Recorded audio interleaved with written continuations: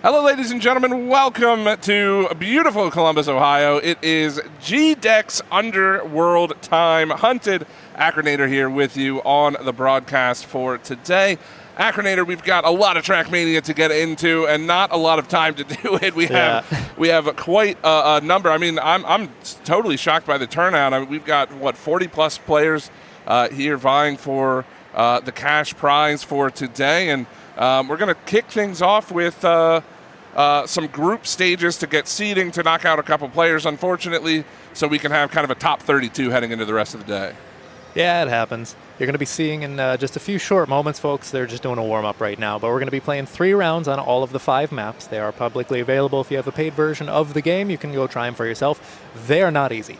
Like, no. You're going to realize this, that the players who are playing it cleanly in these rounds are the ones who are going to move on probably to at least the semifinals, right? You're going to see a lot of crashes. You can see in-game now.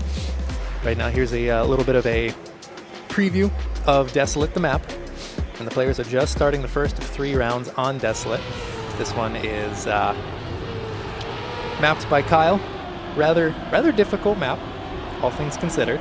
Actually, this is not Desolate. This is M101. Yeah. I was going to say, this does not look like Desolate. This is mapped by Randomize. Mapped by Randomize, yeah. So, Randomize will, I don't believe he's in this group. He is actually playing, but I believe he's in group number 2, or wave number 2, whatever you want to call it. Though Neil, as you can see, leading the charge, I think, between you and I, Acronator, I think Neil probably the favorite for today, or he's definitely has some competition. But got his DG teammate in Nixotica sitting in 4th place during this round. And one of the interesting parts of the map, we're getting right into it here, is a nice 180 ice turn. I don't know who that was that ended up falling through. I've done that a number of times on this map as well. But yeah, pretty good first round here for Neil. Random not too far behind, just about half a tenth. Sitting in 2nd place. We're on screen with Spoders. He doesn't have enough speed for the risky, but he does end up coming through in 5th place. So just to kind of kick it off, Acronator, for anybody who isn't quite aware of what we're doing, you can see the race ranking on the left side, and that's kind of the point totals. You want to reach I think it's 100 for the group stage. You want to reach 100 total points, and you essentially solidify your position right moving to the next round. Sort of, yeah. Right now what we're doing is actually not the group stage per se. This is just the waves, right? Yeah, this is just the waves. We do have a pause coming in. The internet situation here is a little bit funky, but we'll get through it, folks. It gives us a little bit of time to talk about what we're actually going to be seeing here, right? So realistically, these players right now, they're playing 3 rounds on each map. You can see Miggy's suffering a little bit from the internet. Let's hop on board to someone else so you can at least not have a seizure watching. Okay, we're resuming.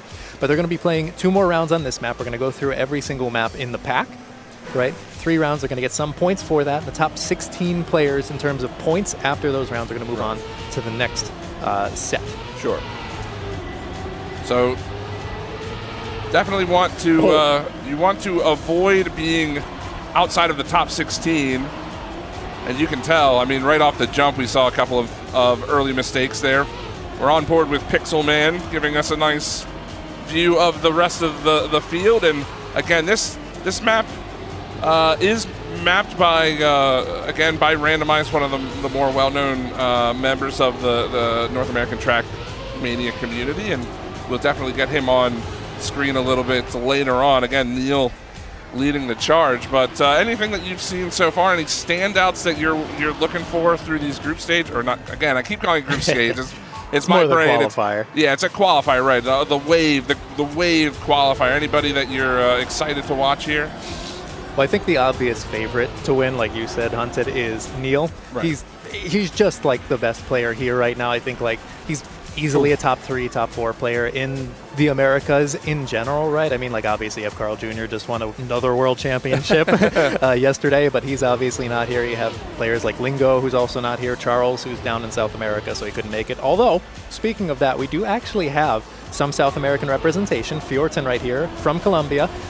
He does go to school in Philly, so it's not like he traveled that far to get here, but still, South American representation. Right. So let's get some cheers in chat for Fjorton. I'm sure we have some folks. We don't see chat right now, but I'm sure we have a lot of the NCSA folks tuning in for this.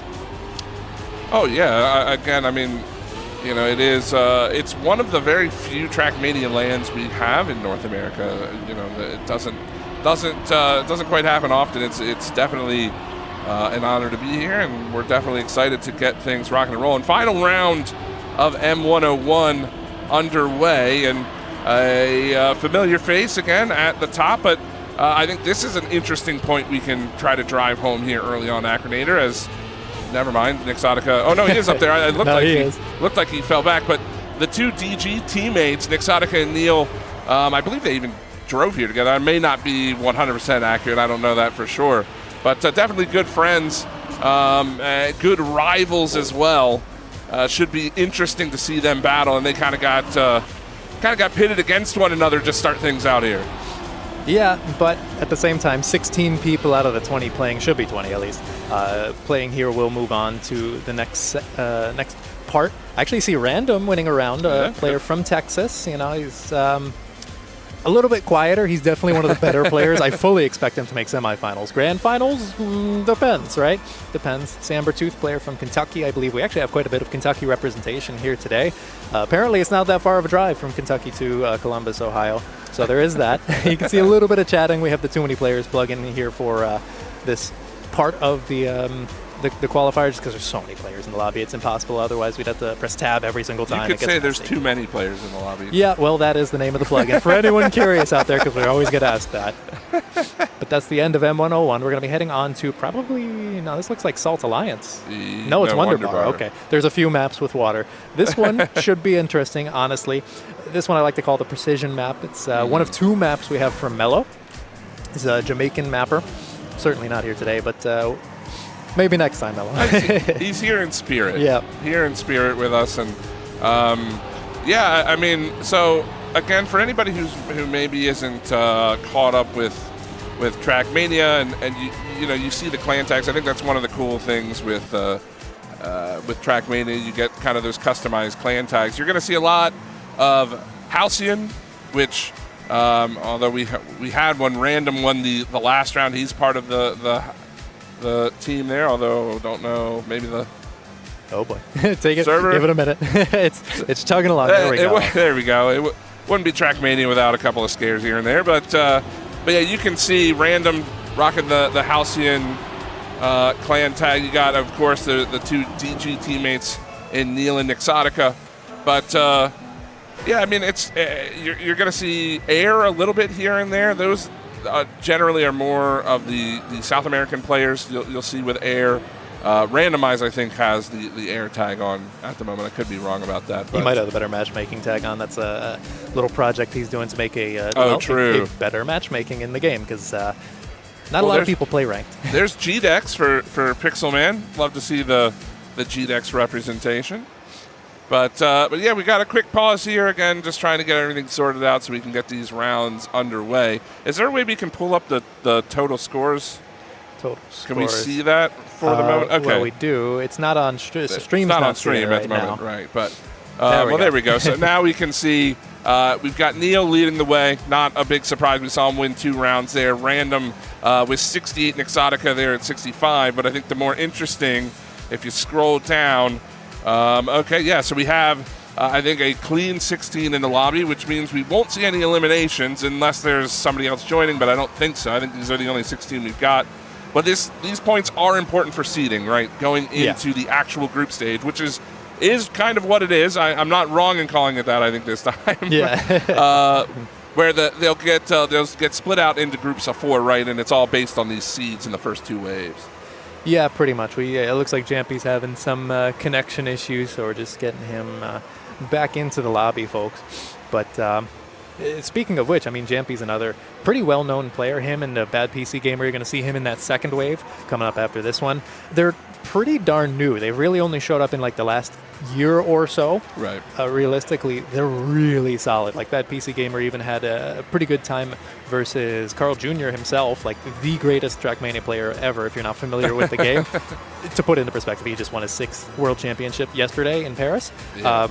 And Bad PC Gamer beat him in a qualifier back in the Pan American, which is like the big, North Central and South American tournament. That's like our premier tournament for this hemisphere of the world. Right. Granted, he didn't beat Carl Jr. at the very end. He ended up winning that tournament as a whole. But I mean, we have a lot of this new generation of players, right, Hunted? Like, even like Fjorton, like Jampy, like Toto, I think is rather new, Sambertooth, you know, and then you have some of the old guard like Nixotica, Neil, Random, have been around for a while. So it's really interesting to see this clash of generations and what they all bring to the table.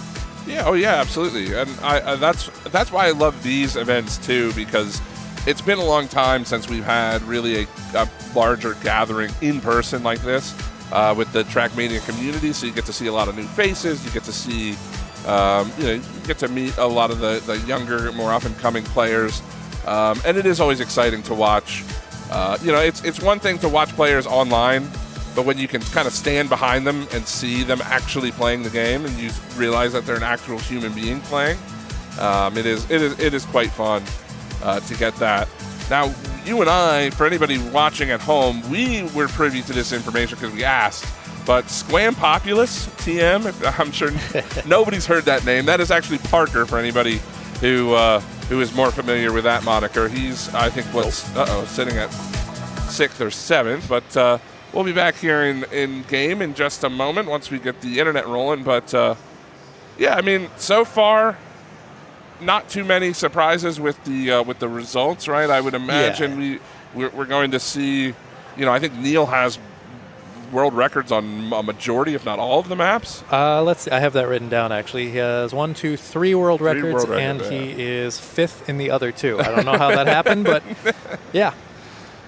Also, so we'll definitely see, I have a feeling, a lot of Neil today, unless there's some catastrophic blow-up in his mental or something like that. Really nice guy, too, by the way. Neil is definitely a great guy to be around, but I'm excited, man. I'm looking forward to getting through these waves so we can really get the 4-man lobbies. That's where I think the real exciting part kind of comes in. Yeah, that's where we're going to see once we can get into the game. Just kind of glancing over at the players. It's nice that we can actually do that this time around. Uh-oh. So we have some technical difficulties, folks. So bear with us. We'll get back to the conversation about Neil and whatnot later on. So bear with us. We'll be right back after this short break.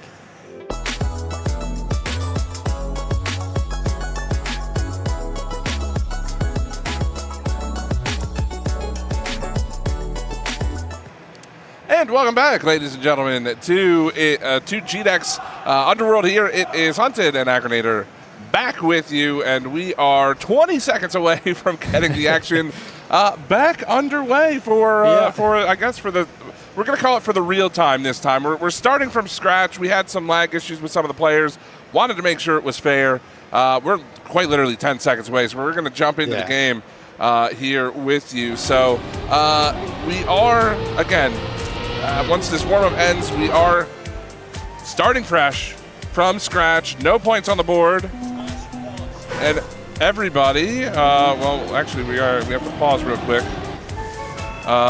But once we get this underway, unfortunately, we have to pause for the moment. So all of that build up to say, let's wait for a moment. Anyway, Acronator, welcome back. Yeah, for the first time. Yeah, right. Welcome to the stream, everybody, for the first time, for the real time.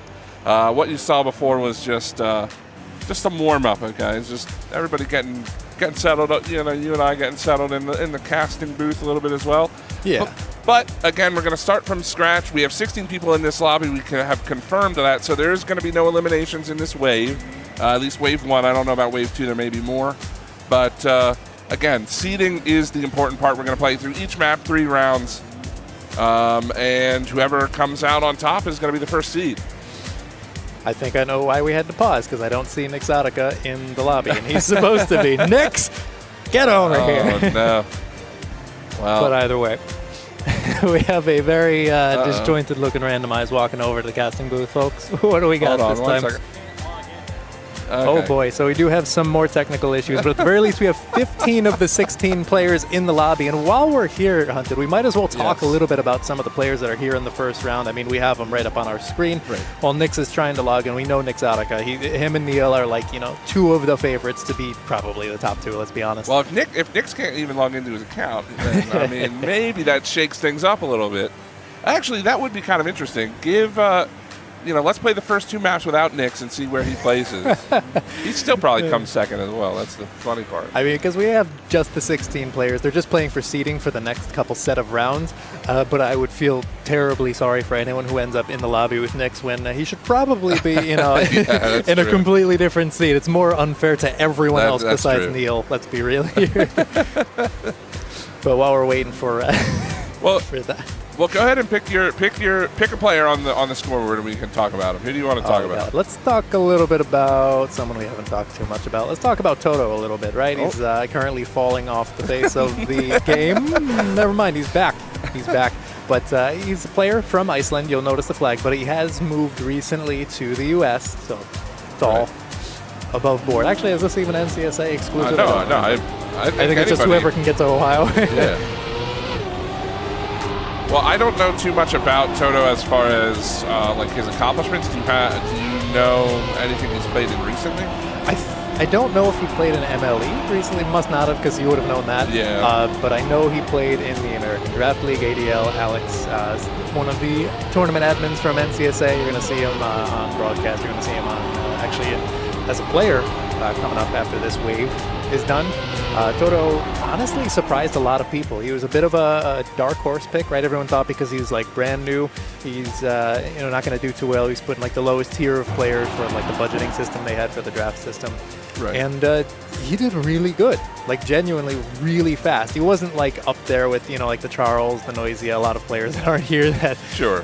But he was reasonably high level, middle of the pack out of 32 players in a lobby, which is pretty darn good, honestly. There were a few times where he'd get top 10s. So he might be a little bit of dark horse pick here as well. I don't know how far he'll get, but I kind of hope to see him move on a little bit further. Yeah, I would love to see. Again, I think there are a number of players here that can make one of those dark horse runs, right? And while we were on that bit of that extended break, we came up with a theory of a name that neither one of us recognized coming into it in Peanuts. But I think you have a theory on who that is.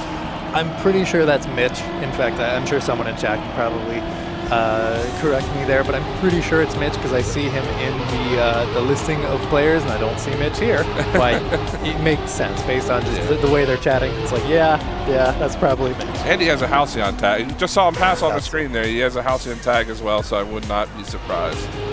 I don't know why he, what significance that name is to him, but so Mitch and Parker both kind of going under pseudonyms should be interesting to see how far the both of them go. We didn't really talk too much about Random, and again, for us it's confusing because we have both Random and Randomize, who are both actually two important people to our conversation today. And no offense to Randomize, but Random maybe a little bit more towards the actually winning the event. It's great that Randomize is not currently listening to the stream. But Random, I mean, even in those first couple of rounds, though they didn't count, he looked pretty solid. He won one of the rounds, beating out Neil. Definitely, I would say a favorite outside of the two T2 boys. Yeah, definitely. He absolutely has potential to make it to Grand Finals. He's made it to, North American Cup Finals. He's made it to, I believe, one Pan American Finals. But he's kind of inconsistent sometimes. There's sometimes where he'll have... So, what is going on now? I've never seen the lobby do that before. That was interesting. Let's just gonna hold tab there real fast. No, we're still good. Okay, it's back. We're running. Spoke too soon. Brief moment it was. Interesting. We're just gonna keep on with the train of thought while the game is slowly dying, folks. But anyways, Random has the potential, but sometimes he's inconsistent, right? There's sometimes where he's really good on certain maps and sometimes where he's not the best on other maps, and it really starts to show when he hits that like semifinal. I fully expect Random to make it to the semifinals. Interesting. Does so that's kind of a question that I have for you, right? I mean, so a lot of the times with Trackmania, we have map pools. I mean, that's obvious, right? But we have map pools. Sometimes they're 10, sometimes they're smaller, like this one is 5. Does that benefit a player like Random who can be inconsistent, or does that potentially hurt his chances? Honestly, I think it could hurt his chances because people with less maps like this, we only have the 5 maps in the pool, I think other people are going to be very trained on those maps, and you have the chance for, especially those higher level players like Neil and Nix, they're just going to be better on like every single map, right? So if you're only strong on certain maps, you're going to come up to a problem where you hit this brick wall of these like top level players of our region, and it's just almost impossible to overcome. No, I agree with you. I mean, it'll be interesting to see how he does throughout the day today. Sorry, we're just trying to get the get the game back up and running. I see them. It looks like the lobby's okay, so maybe it's just our client. So I'm going to try to restart it here so we can get this. I do see them. There's someone in the lobby still on pause, so we're not missing anything. Yeah, we're not missing anything, thankfully. But I think Nix is more in the mud than us. Yeah, looks like we're still good on the internet, although now it looks like we're not getting any Trackmania at all. All right. Okay, no, the internet. Yeah, internet has. Hopefully the stream. Oh nope, we're back on the internet. Back. All right. I have no idea if this is all live to you folks or not. If it should is, be. It's a different computer, which is on a different connection. Who's actually handling the stream? We're just on camera, so we should be okay. You should have seen all of that. You should have been able to hear everything we've said thus far. Hopefully, you know. But we should be back. All right, we're almost there. Let me log back in. Oh no, please. Just quit the game. Try again. We should. Yeah, as long as you connect. Right. Or you play, or whatever they call it nowadays. As long as that shows internet, then we should be good. Should be good. All right. Sorry about this, folks. We are working through all of the early technical. I'd rather this happen during the group stage than, or I keep saying group stage, the initial waves, if you will. I'd rather this happen now than towards the semifinals, grand finals. Yeah. Hopefully as well. Once we can get over this hump of actually getting through the qualifiers, we get less people in the lobbies, and it's less computers to worry about. And, you know, the people warming up can worry about all the internet issues, and we can just move on more smoothly. But it looks like, hopefully, we should be able to get everything back. Okay, so now we're in. Let's go ahead and join up into the lobby. I don't think they've started. I can't tell anymore now. There's a crowd of people watching. I can't blame them. It's one hell of a show, but we're trying to get to the show and actually have it underway. And that's, again, I mentioned this sort of the first go-round. It's crazy how many people there are here. I was not expecting this many people. All right, we're back in the game, but there is so many. Hey, Nixotica's here too, so we're just waiting on people from Randomize. And we will have our 16. But it seems like everyone's in the lobby. Resuming the match. Good. Okay, we don't need to unpause. Randomize did it for us. So we should be good to go. We're actually going to kick it off. Wow. You know, just 50 minutes late. No, we're right on schedule. Was there ever any expectation? Of course. For Trackmania, we're bang on schedule. We're 10 minutes early at this point. Yeah, right. But here we go. As soon as the lobby it takes a minute. This is nothing to worry about. This is normal for Trackmania, folks. That is true. Especially with a lobby of this size as well. So here we go. I believe we are underway. And yeah, this looks like the first round. I don't believe we're in warm-up. I don't think we're restarting the maps. And we're actually on Desolate, folks. For once, we're good to go. And you see a lot of crashes. This map in particular, this is actually Desolate map by KLA26, a Brazilian mapper and player. Very sadistic, dare I say. Kyle, mapping it, he got to a point where he's like, forget it, the players can worry about it. And this in particular right here is one of those things where you just got to full send it. The whole railing is pretty nasty. You can see a couple of the front runners right there, and actually Toto, we mentioned him briefly before as someone who could be a little bit of a dark horse, currently in second place, actually first place, he was. Yeah, he's battling it out with Neil up towards the front. Might actually be able to snipe it away, but there's one section of the map that everyone hates. Right here, that sign is a little bit of a jump scare, but they all survive, at least up towards the front. Is Toto going to be able to snipe out Neil? I don't think so. He has the better inside line, going to have more speed coming up to the finish. Let's hop a little bit further back in the lobby, and you can see we have a reasonable timeout for the finish. Everyone should be able to get points. If you don't, skill issue. That finish by Neil was quite fast. He took a very aggressive line down around the inside. I don't know if that's necessarily. Uh-oh. Yeah. Oh no! Please, I hope Nick Tonica's not having more problems. Hopefully, we can get him situated here. But it does look like. Hold on, we are loading up round number 2. I again apologize for the issues, folks. We want this to be, obviously we want this to be as fair as possible, and that would be pretty unfortunate if Nix isn't able to qualify where he's supposed to. But yeah, he's still on the line there. Jampy actually starts late as well, so he's going to be pretty far behind. I guess we'll just follow the rest of the pack for the time being, and everything will sort itself out. Look, it wouldn't be an esports event, especially not a LAN, if something wasn't on fire. Might as well get it out of the way now, like you said earlier, Hunted.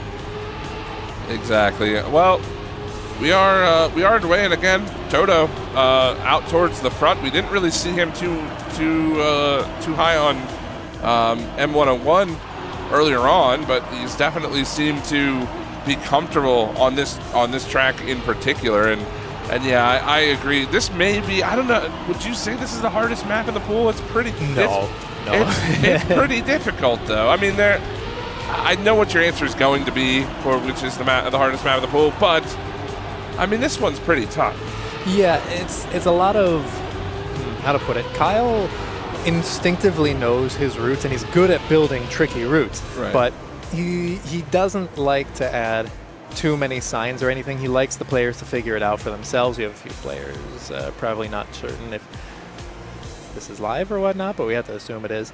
Right, but if you look at the map compared to some of the other maps, right, Kyle doesn't have a ton of signs saying like, oh, turn here. It's like, this is the route, play it, get good at it. That's part of the challenge of the whole map for him, right? So I think that's part of like the challenge. It can be difficult if you have people who are not particularly good at memorizing the maps, who don't just like instinctively know, okay, here's where I drift. But realistically, I think in terms of just the raw routes, ignoring all the superfluous stuff, it's not the hardest. It's probably like dead center in my opinion. Sure. Yeah, fair enough. Fair enough. And we will get our first taste of the rest of the map pool after this final round does conclude. Champy, we saw, had a slow start or some kind of issue in the last round, but he is made his way towards the top. And yeah, I mean, we see, actually, this was a player I wanted to ask you about because I don't know too much about him. We see him sort of right there alongside with Miggy. Do you know much about Viking Joe? Viking Joe, not really. They don't participate in a ton, so I wouldn't be the expert. I think Alex would be probably the person who could tell you a little bit about them. Potentially even Randomize. I'm pretty sure he drove up with Randomize to this event. So right. Not 100% sure though. I think they're a more mid-tier player, not to be disrespectful, but I mean, like, they're, you know. I mean, you literally could not have called that any better. He comes in 8th place in the group of 16 there. So, yeah, okay. So it looks like map number 1 is done. Nixotica was in the running that time. He got some points. He did. He's currently sitting 16th. Second to last. I think we have 17 players. Is Arkenbarger supposed to be playing? I have no idea. He's one of the people running the event from the GDEX side of things, so I'm just going to assume he knows what's going on. Moving on to the next map. This should be Sligaro. Yeah, sure enough. This is Mellow featuring B-Rent. This one is interesting, right? Because it's not the only map that has ice in it, but it is, I would say, the most important ice slide of the map pack. Really the only ice slide. I mean, we were discussing this before we went live here as well, that ice slide, which we're going to see for the first time on broadcast here relatively soon. This is the ice slide is where the world record is sort of made, or it's make or break for a lot of the top 5 to 10 times. Most of the time gain is on that ice slide. Yeah, and in particular, of course, it's not a full ice map, but Bede is known as, you know, a really solid ice player. I'm curious to see. Okay, well, it might take him a little while to get to the ice slide. I was going to say, I want to see his exit speed, because really, when you look at the top 5 records, it's really just the exit speed of that ice slide that it makes the difference, and it is not forgiving, right? You need the angle, and you need it good, otherwise you lose a ton of speed. Right now, you have Mitch trailing behind Jampy up towards the lead. You can see Nixotica actually in the fray of things. He's going for a very inside approach, and that's a really solid line. Fantastic line. Really well done. We'll see if Nix can turn this into a podium position, battling it out with Peanuts and Toto right now. Jampy, a little bit slow. He was leading the way. I didn't quite see what happened to him up front, but now he's going to fall back. Now Nix again. Oh, that's a bit unfortunate. A little bit of caster curse happening there. We'll see where he ends up finishing. But a good battle between Peanuts here and Toto coming to the line. Toto does have enough speed. There you go. That risky can be tough too. If you don't have a specific amount of speed there, you are clipping that lip, and it's kind of 50-50 if you get over it or not. I want to put this into perspective, right? Toto looked like he had a pretty solid run, right? All things considered. 108.5, that is 1.5 seconds slower than the world record. So you can push the hell out of this. And obviously, Neil, I believe. I was going to say no, actually, it's Cackney. Neil's number 5 here. But Cackney, who I believe is in wave number 2, we'll be seeing him later. He has the world record. It's a 107 flat, 107.068. So that's about as far as we know publicly. I don't know how many people have privately trained these maps. I don't know how seriously they've taken this to that extent. There's been a lot of tournaments leading up to this one, so I know a lot of people have had concerns about having enough time to practice. And that's one of the things that Trackmania is very unique when it comes to esports, right? Like I cut my teeth in esports way back in the day, with like Brood War and StarCraft 2 and things like that. And there were maps, right? There were map pools each season, but you generally played the same maps over and over again for a long time. Tournaments usually had the same map pools. Trackmania is completely different. If you're playing one tournament, there's a 99% chance you're never seeing those maps again in any other tournament. Yeah, it's pretty rare. It's also one of the more difficult things about hosting events, because you need all of this preparation to make sure you get mappers. A lot of the times, in this case, a lot of these mappers for this tournament are just friends of and colleagues of the people running it. So you got to train a lot if you're going to be running into a lot of different events that you want to play and be serious in.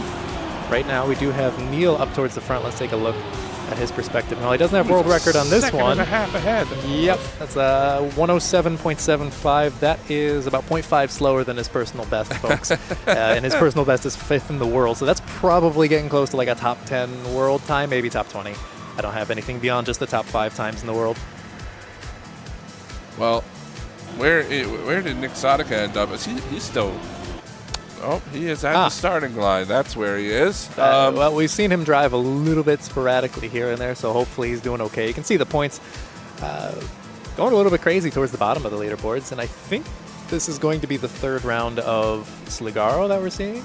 Counting correct, caster math? Now, I could have sworn that the last one was the last round, but I could be wrong. Okay, okay. No, we are It's just the pause in between each one. Yeah, Nix is still on the starting line, so we'll have to deal with that later. He shouldn't get knocked out, I don't think, based on everything. Someone just crashed there, and you can see the whole field pretty close right now. It's going to start to separate as he gets these drifts, where you have the tech players starting to get a little bit further ahead than everyone else. You can see Mr. Piwo Tech himself, Fjordson, our only South American representative, doing pretty good so far. He's been, I'd say, upper half, even like middle of the upper half in terms of the standings. Nice to see. I talked to him about a week ago. He wasn't super confident in himself, but honestly, I think he's one of the dark horses I'm looking at here. So if we were to say, again, because top 16 go into what is essentially a group stage, which will then play into like the quarterfinals and things like that. So if you were to pick 8 players from this lobby that you would expect would make it, let's knock out Neil, Nixotica, and random, say. Who are your other 5? Oh boy, let's see. Toto, based on the way he's playing Jampy, just because he's been too good too often recently. So that's 5. That would be probably Sambertooth. He's pretty solid in all honesty. Fjorton has to be up there in my opinion. And then the last slot is a little bit tricky. I think that one's a bit more competitive. Based on what I'm seeing, it might be Mitch. Honestly, it might be Mitch. Right. Peanuts. Peanuts. Peanuts, a.k.a. who we think is Mitch, but I don't think we've ever had, we haven't confirmed that. Okay, well, we're done. We're done 2 of the starting tracks, right? Oh, this one. Salt Alliance. Yeah, we've got the Salt map upcoming, and you made a funny point too. This is so Nick Exotica did make this map, but that would be a little unfortunate if he's unable to play on his own map. Yeah. But it does feature CD as well. Unfortunately, CD I don't believe could make the journey here. So, but I large known member in the community, the both of them. So. You made the point, and I'll let you back this up. You made the point that it's funny that this map, you can tell which parts were made by Nix and which parts were mapped by CD. Yeah, if you know them, if you know their mapping styles, you will be able to pick it out. I think they have signs placed around, but they're not the easiest to find. Okay. But yeah, it is pretty funny in all honesty. And in the ending, I don't think they've changed it. Now, mind you, I was incapacitated driving here all the way from New England yesterday, so I couldn't see, but I don't think I saw any kind of announcement. We're not going to see it in the warm-up, but the ending, we'll talk about it when we get there. The wall ride underneath the water that you're going to see is not the intended way. It was supposed to be a drift. Really? But yeah, it's supposed to be an underwater drift where you take the reactor and it just yeets you off. Okay, Nix is hopping back in the lobby. Hopefully, things work out there. But yeah, no, that wasn't intended. He is driving. Hey, folks, we got him back in the lobby. Maybe he can get some points. Well, we can keep it on his perspective for his own map, and that's interesting. I hadn't heard that. I suppose it makes sense. It is kind of like it is a little awkward the finish, but I mean, yeah, you can tell he's definitely comfortable. Definitely comfortable. You're good to see him back and driving now, But yeah, this track I think is one of the more unique ones. This specific corner gave me so many problems. Oh yeah, coming down from the plastic, I always would overshoot it and would end up either off the track or into the barrier or something like that. But it does look like the players have this down. So tell me, or go ahead, point out what is the intended route as we come up to the finish here. So as we come up to the finish, what you're going to be seeing is that the players are going to ride against the wall. But I think he's actually doing the unintended way. That is the unintended way. He didn't want you to wall ride, and they were going back and forth constantly in the days leading up to the final call of like, okay, we got to change this. The event's coming up soon. Realistically, you're supposed to drift in that turn and just take the reactor right there. But people found that the little bump there that they bounced off of the wall ride, that's unintended. But people found that it worked. Now, it's inconsistent. There's a chance that it leads to about a 0.3, 0.4 slowdown. Okay. And there's not really any way to avoid the slowdown. It's just pure luck, Russian roulette. So, not in this stage, because the stakes are rather low. But as we get to like the semifinals and the grand finals, it's going to be really interesting to see. Everyone's probably going to go for the wall ride because it is faster. It is faster than the intended way. But it's going to be interesting to see how many people die on that. And we'll see if that decides rounds in the future. Definitely something to keep your eye on. And yeah, I think that's part of the beauty of Trackmania too, right? Is that sometimes these weird sort of strategies that you don't expect kind of make their way through. I mean, this game is well known obviously for its cuts and things of that nature. So. We'll see how that shapes up. We're on board right now with Viking Joe. And again, I think that this group is kind of a great first look at the level of competitor that we have. Everybody seems relatively well versed on the tracks. I was a little worried that there'd be, with you kind of mentioned we've had so many events recently that there just hasn't been a ton of practice time. That was beautiful from Sambertooth. You could see the people immediately in front of Sambertooth going into that section got the slowdown. Yeah. And he has like 20, 30 more speed That's the exact slowdown. I'm really glad we caught that on camera, actually, because it gives everyone watching an idea, like an understanding, because unless you're like really combing through the records, because some people's PBs in the top 10, I don't think in the top 5, but I think like 7th or 8th place, somewhere around there, does get the slowdown in their PB. So it is basically random. The players were theorizing in like last week, I think, that it might have something to do with the entrance speed into the wall ride. Nothing really seems consistent. It's just a crapshoot, honestly. Well, that makes our jobs that much more dramatic and extra fun. So I'm down with that. That's always interesting. We'll see as we head to our final round number 3 of the third map. This again is wave number 1. I believe we do have 17 players in the lobby, so only the top 16 will make it through. We'll have our first elimination post the all 5 of the maps here. But at this point, again, I don't think we've seen anything too terribly surprising. A lot of really great rounds from the expected players, but a couple of some dark horses again with a decent number of points. I've really liked what Toto has done since we've come back from break, right? I mean, he's been in there for pretty much every round. I honestly wasn't expecting him to put up this kind of performance. Like, I expected him to do pretty well, definitely make it to the quarterfinals, but I mean, based on what I'm seeing, he might make it to the semis at least. Yeah, like absolutely. he's very well trained. I'm genuinely impressed because, again, there's been so many tournaments recently that people have been participating in. You had MLE, you had EMC that recently showed up. There's just 1,001 different acronyms that I could list off, but I think people in the community know which tournaments have been around, and a lot of those tournaments are serious. They're try hard. People want to do well in them, so it makes it difficult to find the time to practice all of those maps, make sure you're doing well in those playoffs. As this event is coming up, it gets a bit dicey. But speaking of dicey, we're heading off to Wonderbar. And some players that I have heard speaking, this is one of the trickiest maps, right? This one is what I like to call just raw precision. It's not easy, but if you can stay on the line, it looks smooth. So like if we watch someone like Neil here, he's going to make it look easy, right? But if we go a little bit further back in the standing, I think even in the middle of the pack is going to struggle here. This map is unforgiving as they come. Yeah, again, I mean, this is the second of 2 maps made by Mello. Again, we mentioned him earlier, Jamaican player.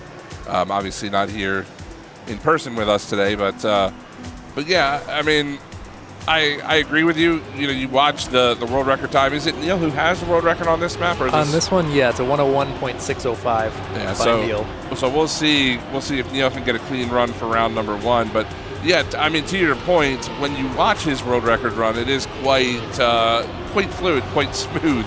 But when you are not nearly as skilled as Neil is, it can be very, very difficult. Yeah, and already he's up in the lead. He's battling it out with Random right now. It definitely seems to be one of his better maps, and quite frankly, this is one of the better maps to be good at, in all honesty, because people are going to fail on this. I mean, like, if we even go a little bit further back in the standing, let's go to Sambertooth, another great player. He's currently in 7th place, 6th place now. But, like, look at the time difference. All those are just tiny little mistakes. Once you get off that line, it's so hard to get back on this line. And this map in particular, this is a really punishing map for anyone who's not just prepared, but also just really good at the game. Right. Let's be honest here. Right. No, absolutely, and we can see actually the gap between Neil and Peanuts. Neil, chill. Wait, a 101.7? That's 0.15 slower than his own world record. That is a hell of a run for just a qualifier. They have families, Neil. Chill. Save it for the grand finals, please. He's got to get the warm up rounds in, man. If you don't, what's the saying? You got to play, or you got to practice how you play, right? Yeah, he's pulling a lingo right now, Canadian player. For those who don't know, he's PB or bust every single time. Right. There is no safing it. It's just ridiculous, and the fact that Neil pulled that out just casually is ridiculous, honestly. But I mean, if anyone's going to be good at this kind of map, it's going to be Neil. Hop on board with Mitch right now. Another player that I'm expecting to make it probably to the semifinals. We'll see, though. I'm interested to see how this battle,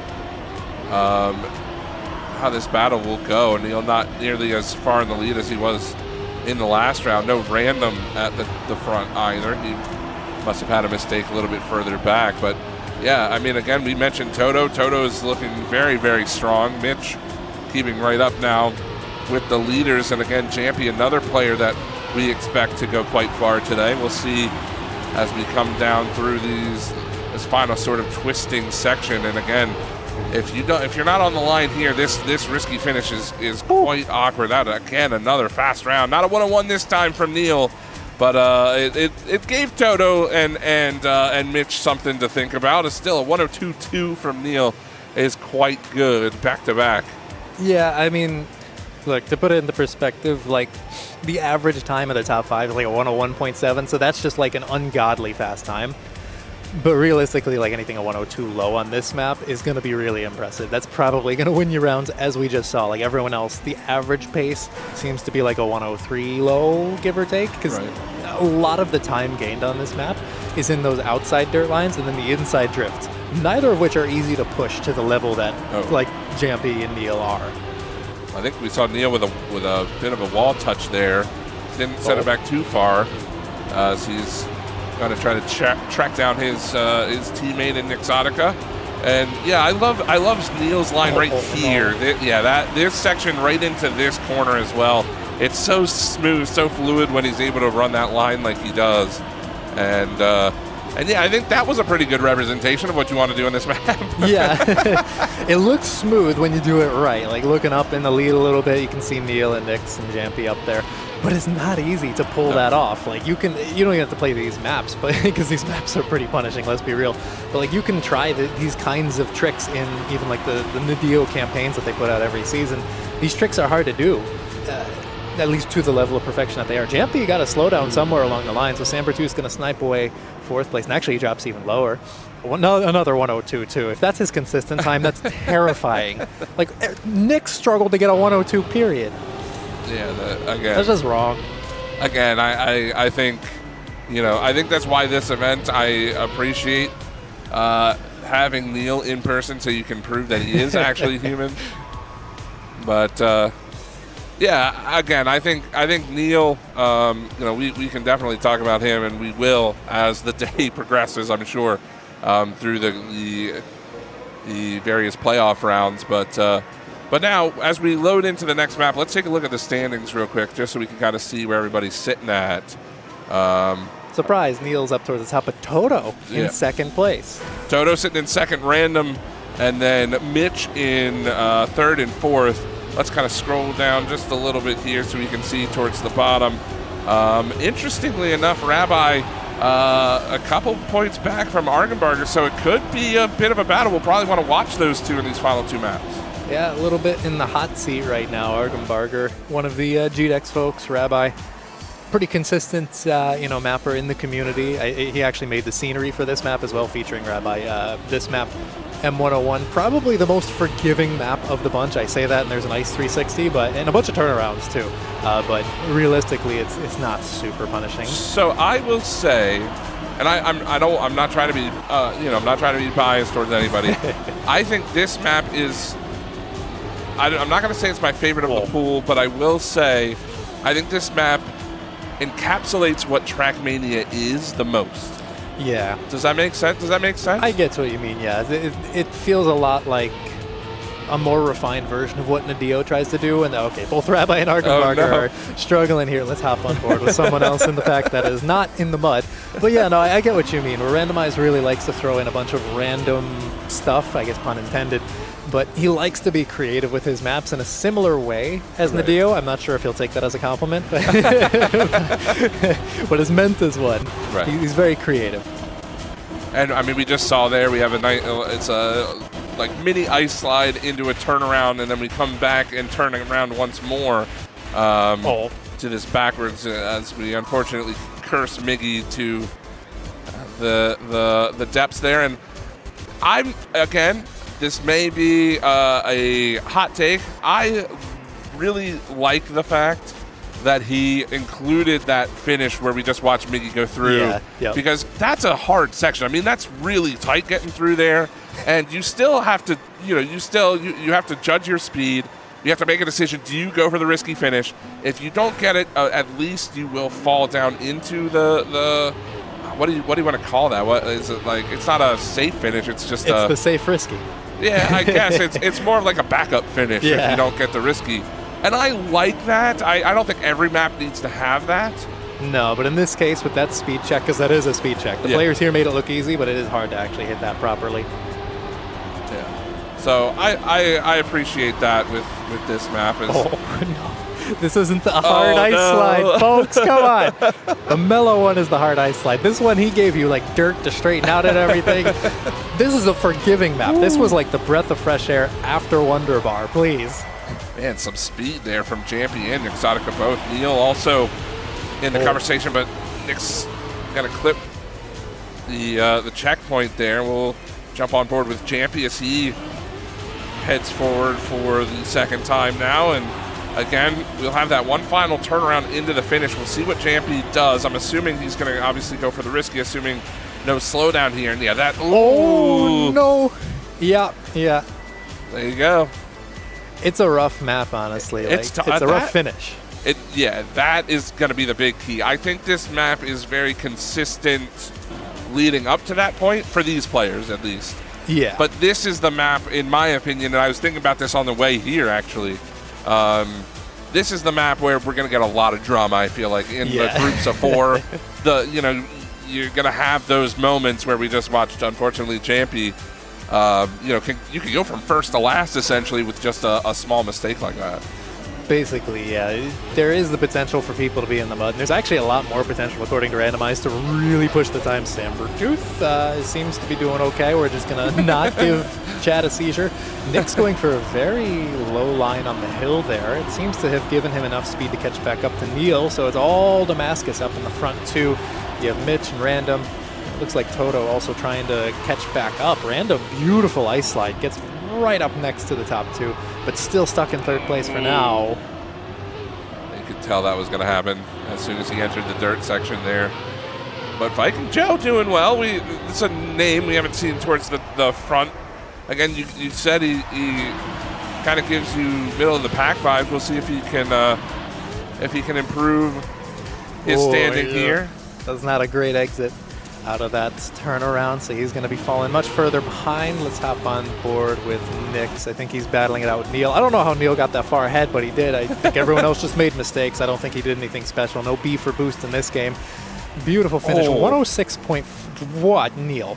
Okay, first off, that is a public PB, by the way, by about 0.2 for Neil. He was 5th in the world. That puts him at he's now 2nd in the world. That was 2nd world record. All right, well, there you go. Who is the... Cackney has the world record, 106.354. So he's got a little ways to go, but that's like 0.05 away from world record in rounds. In the last round, by the way, that is the end of this section, the giant game worth of everyone in the same lobby for this wave. Now we're going to split people up into different matches. We're only going to be following one match. Right. Realistically, I don't know which one specifically. We can take a look and figure out which one we want to follow, I guess. But it's going to be a lot smaller this time around. Yes. So, I mean, we're really just going to be waiting briefly to see what the lobby looks like. Yeah, and that's, again, I think that's a bit more of the intimate sessions, right? It's a little bit easier to tell what's going on. I think when there's 16 players, 17 players in the lobby, it can be a little bit difficult to jump around between folks. But, yeah, so it's not like this is random, right? We did that first playthrough for the seeding, and now we will split the groups into the groups of 4. And then it's the top 2 from each of those groups move on to the next round. Yep. So the groups that we're going to be seeing are going to be fighting for that spot in the quarterfinals, to my knowledge. Or actually, is that the quarterfinals? One sec. I have the bracket up on my phone so I can take a look. No, they are fighting for that quarterfinals spot. So we're going to take a short break here, folks, just to give the people setting up the lobby, mostly Alex and Randomized, to get that all sorted out. So we'll be back in just a few minutes. Don't go anywhere.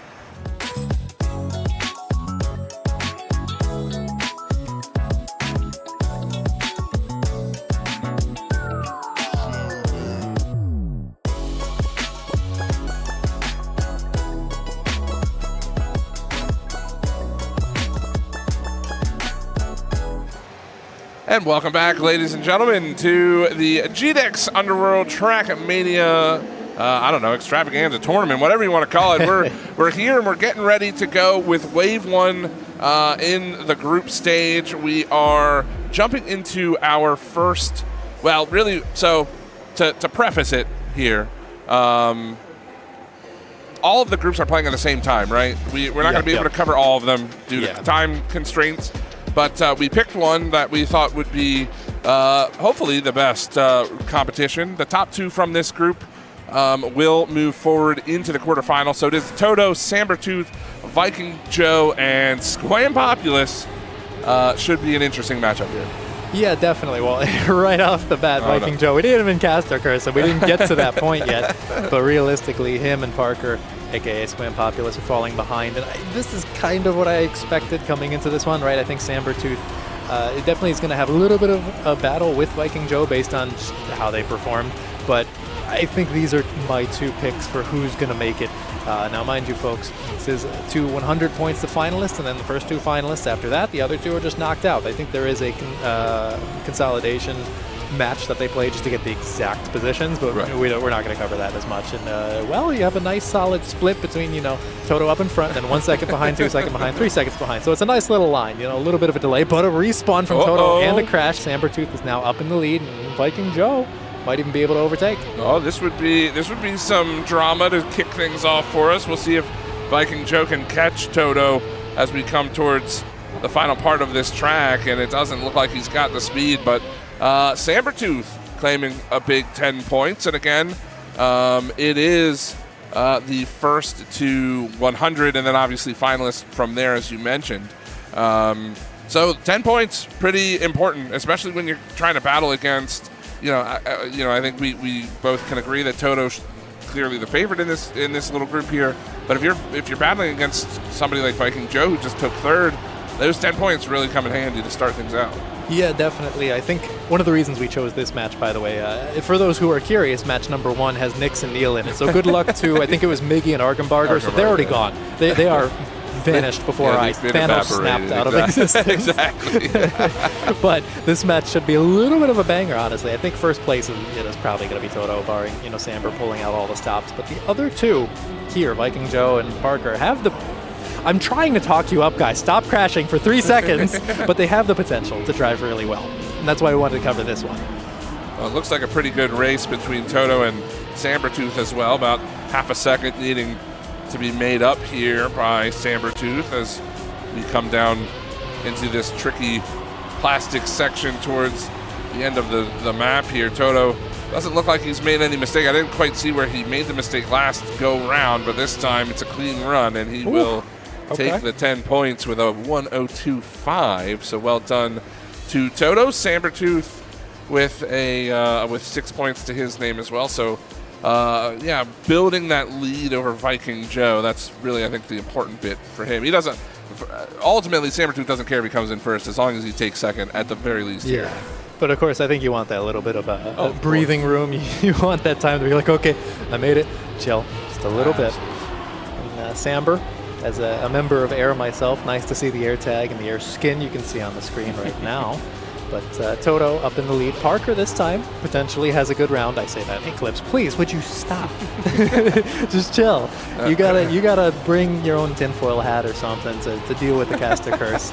I literally brought an extra. I'll show it on stream later, but I have a spare tinfoil hat if anyone needs it. Because I knew this would happen. It is, especially with these rounds as well, always seems to come down to that. Again, Sabertooth trying to chase down Toto once more. This time he's got about a second and a half to make up here. As again, Toto had a mistake in the first round. And there he goes again. So again, a mistake from Toto. Didn't see that too much in the wave itself, and now this gives Sabertooth an opportunity to play it safe, and he's going to take it to the line. Well done from him. And now Toto might even, I'm not entirely sure. No, he will come across in second. Come on. You got to get those points, Parker. You got to get those points. He's so far away. I don't think he's going to make it. Buzzer beater. No, don't go for the safe. We got there. He'll take the 3. Takes the 3. Points. And Sabertooth now, after the first 3 rounds, leading the way here. Yeah, honestly, Samber is one of those players that kind of goes under the radar, but he is like scary good when it comes down to it. And this is one of the maps that you want to be good at, because as we've seen, like Parker and Joe struggling on this map. As I say that, I get a lot of... Oh, God. Don't DNF. You need the points. Take the 3 and run, man. Come on. But either way, like Samber being good on this map is really dangerous for the other players because he's going to get that lead. Right now, Toto's doing really well to battle it out as well. But I mean, Viking Joe, he did really well in the qualifier, right? But he's struggling on this map. And I think this is just a wonder bar moment. This is such a hard map. I was going to say, we may see some different results as we change as we go to the further maps here. But again, another good battle between both Toto and Sambertooth for this top spot. Toto taking a much wider line this time. No clipping the edge. Samber with some good speed. I just don't think he's got the track. Though as I say that, he's going to pass him by and steals another round from Toto. Only 100th separating the two players that time, and Sambertooth continues to build his lead. I want to put this into perspective, folks. That was a great round from Samber. It's like 2 seconds off a world record. Like that's how ridiculous you can push this map. We saw a little bit of it from Neil earlier, where he got like within 0.05 of his own world record or something like that. But you can't expect every single player in here to be Neil, right? Realistically. But now, a little bit of a breather. We're off of Wonderbar. We're on to M101, one of the more forgiving maps of the map pack, probably the most forgiving in my opinion. So we might be seeing some very different splits this time around. Just warm up, so don't worry about crashes quite yet.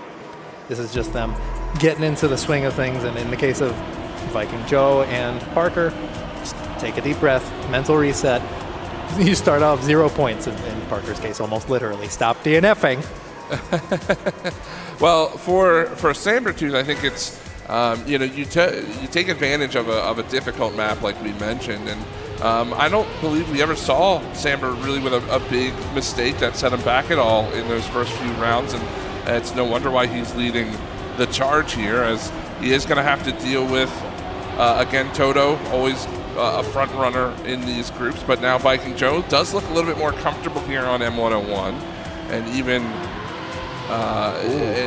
the whole grouping here, as I say that, Samber into the checkpoint. So now it's a race between Viking Joe and Toto. It's currently Viking Joe with the lead as we come to the more interesting section of the track. We're about to get our first taste of the Ice 180 here in this group. Toto. Oh, that's a lot of speed. Yep. Holy, 180 is a lot of speed to top. It randomized earlier before the broadcast and everything told us that like 170 high is pretty good. 180 is just like rocketing away. And you can already see he's gone. As long as he gets a clean finish, which is easier said than done, let's be fair. It's the one really hard part of this.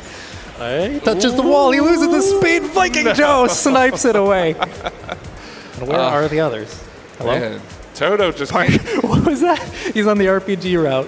Where's Samber? Samber, please. Take the points. Thank you. There you go. So Toto, again, he's been in the conversation for a top spot. I think he's only won one round up to this point. Sitting in a very comfortable second, so nothing to to start panicking over at the moment. But Viking Joe, with that win, definitely a much-needed 10 points to his total. He will start to claw back a little bit. And this is what we wanted to see, right? We want to see this battle between these top three players. And after we're off of Wonderbar, I do think, to your point, things are going to get a little bit tighter now. Yeah, definitely. You can see Toto and Viking Joe actually lose a little bit of speed on the exit of that ice slide, which is kind of impressive because Randomize put the dirt block there to make sure that you don't lose too much speed. But either way, Sambertooth still stuck in third place. He didn't get too much speed out of it. Joe loses a little bit of speed and is slowly losing that second place, but Samber not quite able to capitalize off of it. Looks a little bit slow on the turnaround, but now the battle for second place is a lot closer. Toto's just in his own little world right now. He's just vibing at this point. But Samber, I don't exactly know what happened to Joe. I think he went too far into the booster and he has more speed, but is he going to be able to make up the gap? I'm not really sure. Toto, please. Whoa, Joe. Joe is going the scenic route. There. Okay, so the reason that this reset block is right there is because there was a cut where you could cut into the red booster there, get the reactor just barely and the checkpoint, and then zoop over to the risky finish. But yeah, no, that's been patched, Joe. It didn't get the memo. Well, now the gap closes between Toto and Sabertooth even more. Only 1 point separating the two of them. Samber still with a very narrow lead. And again, it's more of the race to 100 rather than the point differentials between the players right now. Viking Joe definitely needs another good round here. If he could steal away another 10 points, that would definitely put him in the conversation as we move away from this map. Whoa. Pretty good ice slide there from Viking Joe, and we'll see if he can turn this into another win. I don't know what happened to Toto there, but he lost all the speed and is now, you can see, like more than a quarter second behind, actually still losing speed. I don't think he's in trouble of losing third place, but gains a little bit of purchase there, but loses it once again. It's going to be up to this turnaround to get everyone into the game. Joe, a little bit dicey there, got on two wheels briefly, but Samber holding it together. Oh. It's hard to tell what's going on with the rubber banding sometimes, but Samber has a little bit more speed. Hopefully Joe is doing okay internet-wise, and that's just on our end. Joe, that's not the line, that's the wall. And Samber is just going to take a nice clean 10. But Joe gets 6. I don't know where everyone else was, but the mud is somewhere on this track. Well, Toto wasn't too terribly far behind. He was able to salvage the 6 points, or rather the 4 points out of the deal there. So, again, unfortunate for Viking Joe. I think at least I would have said coming into this that his main competition for Viking Joe is to beat out Sabertooth, but it doesn't seem to be shaking out that way. Sabertooth with 55, now the first player to cross that 50 threshold. Toto must have had an early mistake. He will have to play from a distant fourth. So again, it's going to be Viking Joe and Sabertooth. And Viking Joe had a pretty good ice slide here last time around. Does have, decent speed coming out. That's a nice dirt section as well. And Samber's going to start to lose this lead bit by bit here. Oh, Joe's risking it too. You can see he's getting dangerously close to some of these clips, but Samber remains in the lead by about a quarter second. But Joe has some pretty solid finishes when he's not hugging the wall. Not the right kind of map to be doing that. Samber with a, okay, average turnaround. Joe has a lot of speed. I think he gets a faster turnaround. It's hard to really tell. Well, now he's certainly in first place. And look, what is happening back here, folks? Please. I don't know what's going on, but Viking Joe, he could just hug the wall again. No, he decided not to this time around. No. Whoa. No. Whoa, what is happening? What? Samber takes first place. Toto. Joe. What happened? I don't know. Did his tire catch the ledge? Is that what happened? Yeah, That's crazy. This is not deep dip, Joe. You don't need to pull that trick.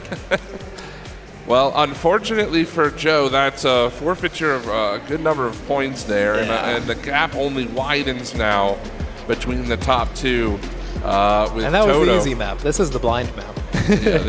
Desolate should be another one of those sort of Wonder Bar type maps where it could be all or nothing for a couple of these players. But Viking Joe, it feels a little bit bad there, right? He snipes that first round from Toto, and things start to look up, gets those big 10 points, and then just a couple of rounds, just a few key mistakes, and now all of a sudden we have kind of two clear favorites. Though with this being finalists, right?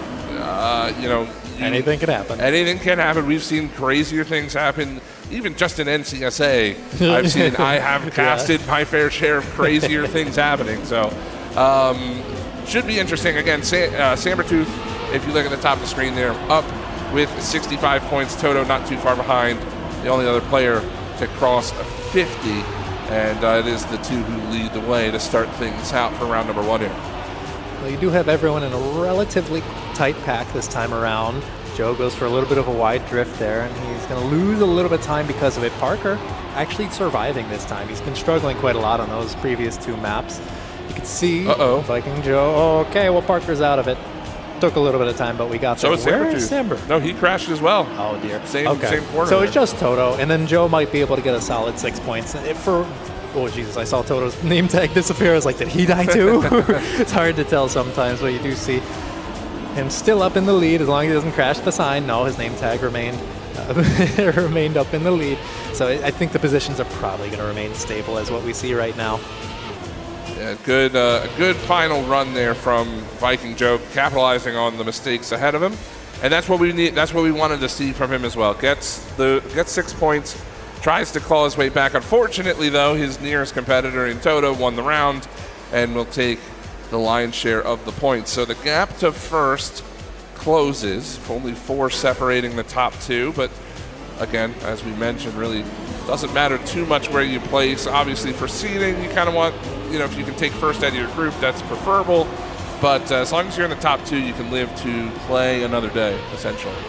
Yeah, and right now, Viking Joe's kind of in that hot seat where they're not in finalists yet. We have a couple more rounds before that really becomes an issue. But it's going to become an issue eventually, right? And he's about 20 points down, a little bit less, from that second place spot. And that's really where you want to be, and that's not the greatest of situations to be in, even though he's already in third place. Yeah, he's going to be battling for fourth right now. Battling to avoid fourth. Okay, well, no, Parker gives him a couple of points. So now, actually, Samber and Viking Joe's battle is a lot more interesting. Toto is in his own universe. Don't worry about him. He's probably going to get first. There's only one thing that he can crash, and it's up here. So, I mean, if it happens, it'll be funny, but also tragic. But Viking Joe is the one to crash. I don't think he's going to be giving up third place to Parker, but I think the positions have now solidified for this round. Yeah, and again, this finish, I wouldn't imagine too many position changes unless it's a very, very tight battle at that finish corner. But ultimately, another 10 points for Toto. We end up tied, so there you go. Toto again, the player we expected to win this group. He's kind of clawed his way back after a bit of a rough start. Viking Joe still not past that 50-point threshold here, so. Now it's 3 more rounds potentially, and we could see our first finalist. So yeah, let's see what happens here. Pretty decent start for the lobby as we're on board with Viking Joe. Only about 4 tenths back. Make that nearly 6 or 7 here as we head around to this corner. Parker, release. Yeah, I don't blame him. That corner is so difficult. I've done that way too many times. Sabertooth clip, so now it's pretty much a race for second with all 3 of the players lined up here. Again, Toto has been pretty consistent with this finish. I would expect him to do so again. Who was that? Viking Joe, I think, with a mistake and a clip from Squam here, as well as now Sabertooth is looking for another second place finish, and this is just going to build the gap even further. So unfortunate there. From Viking Joe, a little bit too far down the inside, and we get closer and closer to that 100-point threshold. I don't think Kyle intended for this to be like the most anticlimactic finish of the map pack. It's not his fault. It's just that the players keep crashing leading up to it. So we're just stuck like, positions are what they are, whatever. Crucially here, I've noticed Sabertooth in the last couple of rounds had to release in the start, and that would put him way down in 4th place. But this time around, he didn't release, and lo and behold, he's up in that 1st place spot. Viking Joe, I stopped talking about you. I don't think that counts as a caster curse anymore. But Toto, surprise, surprise, is up in the lead. The Icelandic representative here. I don't know, he's good. He's good at the video game, folks. Well, he's been very consistent at the start of this track specifically. Unfortunately, there as we see another mistake. So again, it's going to be a race between Toto and Sabertooth. But to Toto's credit, while he struggled early on in this group, he's definitely cleaned things up. Seems to be very comfortable on this map in particular, and looks to take another 10 points to put him on 94, which would essentially mean second or better next round, and he will be our first finalist. So there are the 10 points. Sabertooth following up with the 6.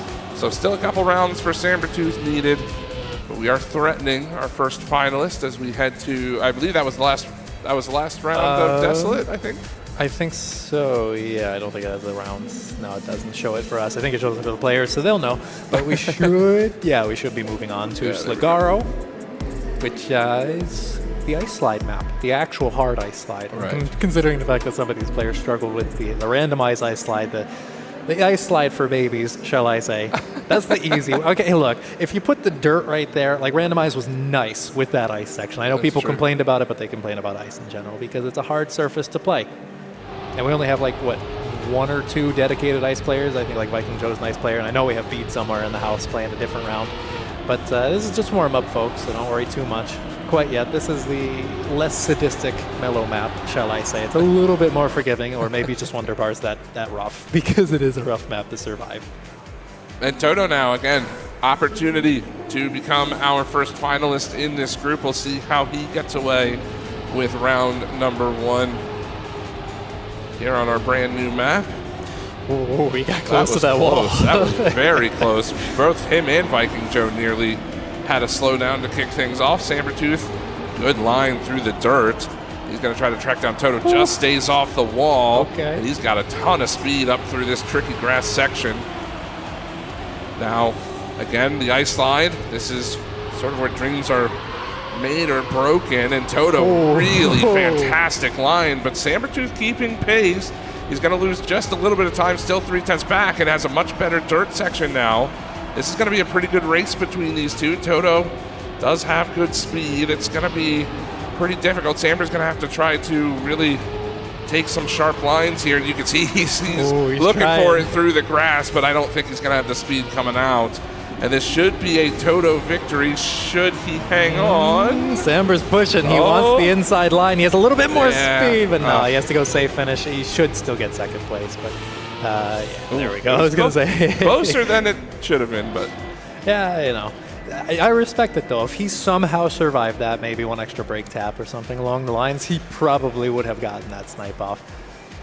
But now, crucially, Toto mathematically could not get the unfortunate 99 points. He got straight to the 100 and then some. So he's now finalist, but the red number on the back of the car is a lot more treacherous than you might believe, folks.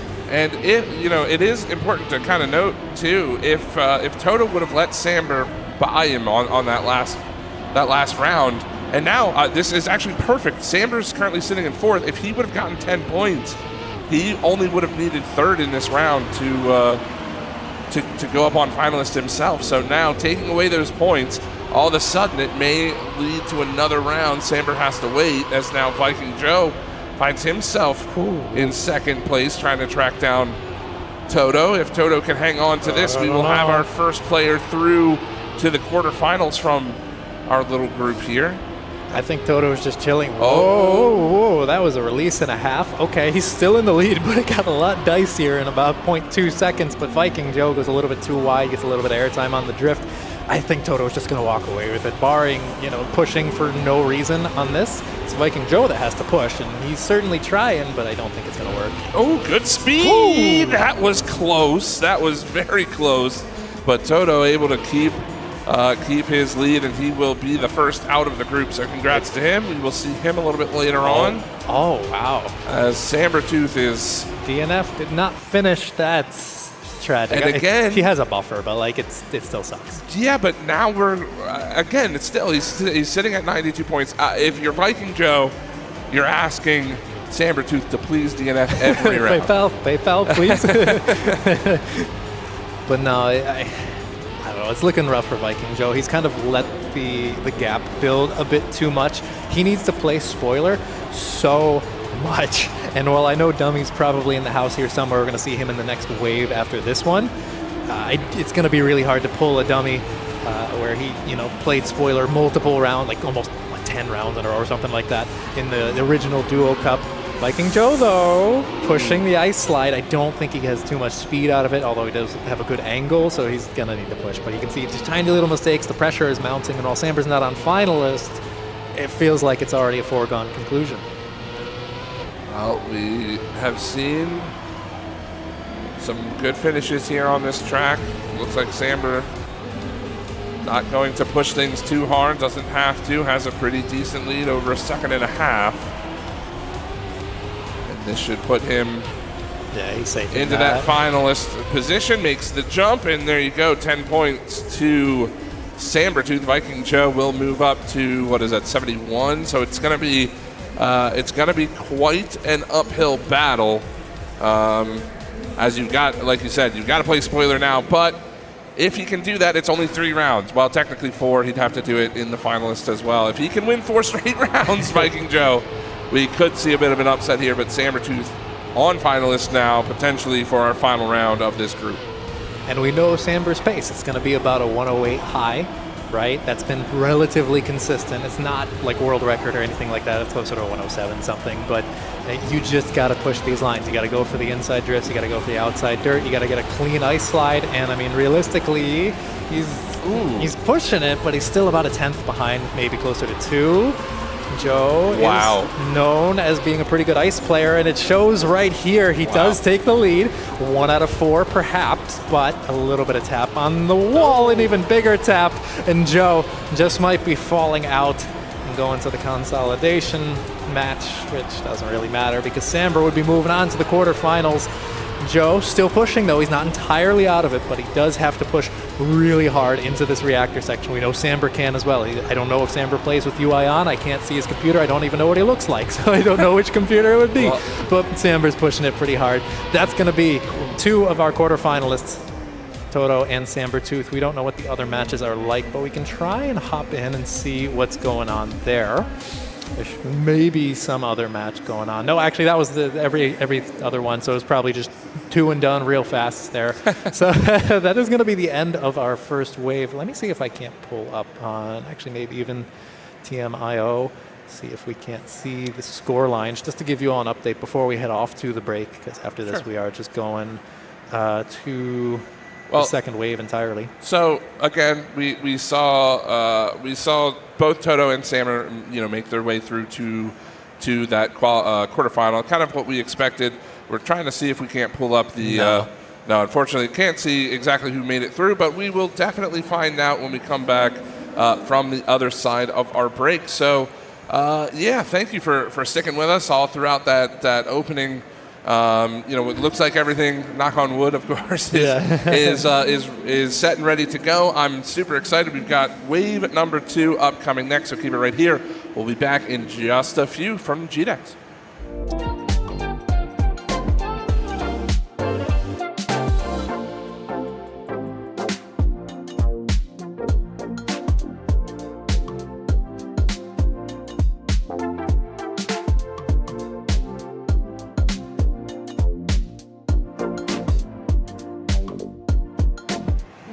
And welcome back, ladies and gentlemen, to the GDEX Underworld Trackmania Wave 2 now here at Acronator. We're getting ready to do. It's, as I say, Acronator and Hunted here with you to bring you another fresh 16 players as we finish up our qualifications for the quarterfinals. So, we've got a whole new set of players to talk about. It feels like we kind of sorted out the first 16.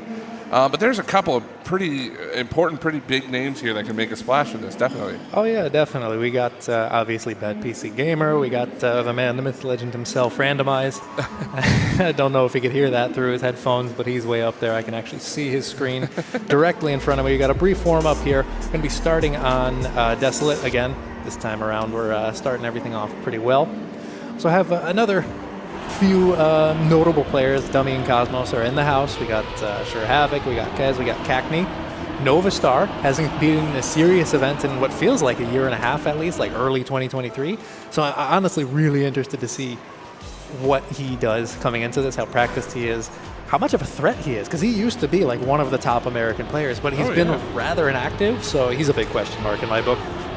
I had the pleasure of casting Nova Star in TMWT back, a few seasons back, and good to see him back and active and here to join us this time around. We'll see as we get our first round going here.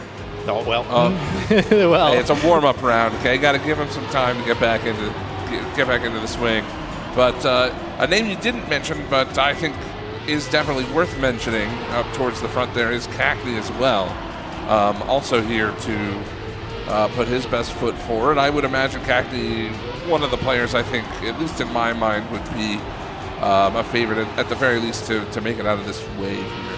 Oh, definitely. I think Cackney is going to be one of those contenders for the grand finals, quite frankly. Like, there's some stiff competition when you get down to that top 4, but he's definitely one of them. Oh, yeah. Right. You can see already wins that round 101.8 on Desolate. That's not the fastest time. World record is by Neil 101.1, but still, a 101 anything is pretty darn fast. I mean, good first round there from the top three, 101.8 for all three of them. So it will be Cackney to take the first points of, or well, I mean, take the maximum points that he could there from the first round. So yeah, again, looking over this list as we head to round number 2 of Desolate. A couple of names that you and I were discussing that might not necessarily be super well known, but should also keep an eye on them. And another name that we haven't had too much of a chance to talk about is Handra as well. I know that he's looking to make a splash here. Yeah, he got, I think, 4th or 5th place in the previous round. Remember, folks, for this one, we're just playing 3 rounds per map, so it's the second of the bunch. And yeah, I think Handra was definitely a semifinals contender at the very least. Well, sitting in 4th at the moment. Again, a pretty good running for the top 3 right now. These 3 players grouping up quite well. It's Dummy this time, though, looking to take down round number 2. Cackney will give him a challenge, but won't get there in time. So 102, pretty much 102 flat there from Dummy. And again, you don't have to be, you don't have to be running world record pace, rounds here, as long as you're relatively consistent. Okay. No, don't DNF. Get the free points and run away with it. Well, that's what I was saying. As long as you're consistent enough that you're able to, you're able to get to the finish in a good amount of time, you can, you want to start farming those points. And again, that's the big difference here, is that we're not playing to a point total. You're just playing a set number of rounds, right? So yeah. Now you do want to be. Well, actually, I think we only have 16 players, so there's no threat of anyone getting knocked out like Rabbi did in the previous round. Tragic, but unfortunately, someone had to go. We had 17 and 16 places, but at the very least, everyone here is just playing for seeding, and you kind of want more middle of the pack so you can avoid facing the top of the pack, which is probably going to be, well, not Hyper Triangle for sure, but hey, he made the mistake. I had to point it out. But the top of the pack is going to probably be like Cackney. Actually, Nova Star up in 2nd place even, battling for 2nd place at the very least, and also like Flimsy Elbows in here. Bit of a lesser known player, doesn't compete in a ton of stuff, but he's fast. Like, he has top 5 times, I think, every single track of this pack. But I mean, speaking of up towards the top, Cackney's he's got like a 0.7 lead. Cosmos also up there, I think. Yeah, pretty standard, kind of expected. Randomized also getting in the top 8 as well. He had a few mistakes there in the first 2 rounds, but pretty solid to close out this map. Yes, we are done with Desolate for the time being. We'll go ahead and move quickly on to the next one. Sligaro, okay, Willow, maybe. No, I don't think that's going to be quite the buzzer beater. Didn't quite have the time there. So, first map done, 4 more to go, and then we'll split off into the groups like we did last time. And yeah, again, we kind of spoke about this map, in the first wave, and it'll be interesting to see with all 16 players in the same lobby how they deal with the obviously the ice slide. But I will say, just when we came into this map the first time, I think we saw, and to be fair, we had all those technical difficulties, so we were kind of jumbled up a little bit, and I think players were settling in. I think this group has had the benefit of coming into this with all of that behind us, right? They've had a little bit of time to settle in themselves. So I wouldn't be surprised if we see some players really trying to push this map to set some pretty decent times here. Do have... Yeah, we're going to have a quick pause. One sec. We just got to... we as spectators have admin perms as well. In an emergency pause, I saw randomized, couldn't load in. I was like, yeah, I saw that coming from a mile away. So you could see quite a few of the players did not load in quite yet. It looks like they're still trying, but everything's good. It's under control right now. I see randomized hopping into what looks like a screen I have never seen before. So that's not the best of situations to be in. I know you can hear me this time, buddy. I see your headphones are off. But in the meantime, you can take a look at the beautiful pre-prepared video that I think randomized set up. They're definitely well put together too. I've enjoyed those every time they've come up. I almost like them more than just like the simple drive-throughs. Oh, right? absolutely. Yeah. Like it can be hype, yeah, but I think at times it's nice to just have something, a little bit of scenery to stare at and be like, pretty. Before we get into the it's craziness. cinematic. That's the word. I definitely appreciate that. And yeah, we'll get this map here underway. But again, do we want to talk about it again? We can talk about we can talk about the differences that we've seen in whether the players take different lines into the ice slide. Seems like some players are more confident, right? I mean, we have a few ice players who made the trip out here today that you could definitely tell they are the most confident of the group. But it seems like a lot of rounds really kind of boil down to if you can have a fast ice slide on this map. Yeah, that's what's going to separate the good players from the great players in this case, right? Like, for the average players, it's just surviving, but the ice slide is really the difference maker here. The people like Cackney and Bad PC Gamer, they're going to be the ones who are going to be getting that clean ice slide. I'm staring at Randomized's screen. He's trying to load in right now. I think actually he's the only player of the lobby that we're missing. Everyone else seems to be in and ready to go. So once he's in, I think we're good. Actually, no, he can unpause himself. He's admin. So he can handle that himself. It's just that, he's typing. He's good. We're good to go. I don't think we need to unpause on our end of things. Yeah. And then we can actually get into Slagaro. Slight hiccup, not as bad as before. No. We've gotten through that part. It's mandatory for any esports tournament, especially if it's in person. Absolutely. Well, we seem to be moments away from starting our second map here. While we're doing so, we can take a quick look just at the leaderboard heading into this one. Cackney leading the way with a pretty respectable 71 points. I think he won two of the first 3 rounds. So not surprised to see that. But here we go, getting map number 2 underway. All 16 players in and working. And again, I think this is a great sort of view we get to see. Just kind of to the point that I was making, so many different lines, whether intentional or unintentional, heading into that ice slide. No. Yeah, I saw him unfortunately with the wall touch there, but Cosmos on board with him at the moment, sitting in a respectable 5th, and you can see even just the top 5, everybody kind of approaching it in a bit of a different way, but that's a great ice slide there from a Bad PC Gamer. Cackney fell a little bit behind, but he's going to fall further behind. Never mind. Let's get off of his POV. Let's hop on board with Dummy, right? He's up there battling it out. It looks like he lost a little bit of purchase there, but he is trying to overtake Cosmos, the dynamic duo here. But it's Hondro and Bad PC Gamer up towards the front, fighting for that first place spot. It doesn't really matter all that much in the grand scheme of things. There's just a few extra points. They're both relatively safe, but Hondro has a lot of speed. He does get the snipe. He didn't finish. He missed the speed check too, but I think he would have sniped him anyways, to be fair. So that was a great round from Hondro. And we see everyone else slowly making their way in. I think Avila should be able to survive. And I'd like to just say that I pointed that out on this map specifically. That risky finish is tough. You have to have a lot of speed around pretty difficult corners, especially coming off of the ice slide and everything like that. So we saw, unfortunately, we saw directly on our screens there one of the first victims to that risky finish. But now we'll go ahead and reset things for round number 2. I haven't seen Alex in the conversation too much towards the top. I wonder how he's doing, sitting in, what is that, 8th at the moment? He's in the pack, that's what I call it. Don't try to assign a number to it. It's going to change within 2 seconds, if that. But realistically, I remember him streaming his practice sessions quite a lot. He did not sound confident in himself, and he's... I don't know, man. There's a lack of confidence here. Yeah, well, it's a nice little pirouette, to be fair. He's not completely unsalvageable. Okay. I got the tinfoil hat if you want it, but I mean...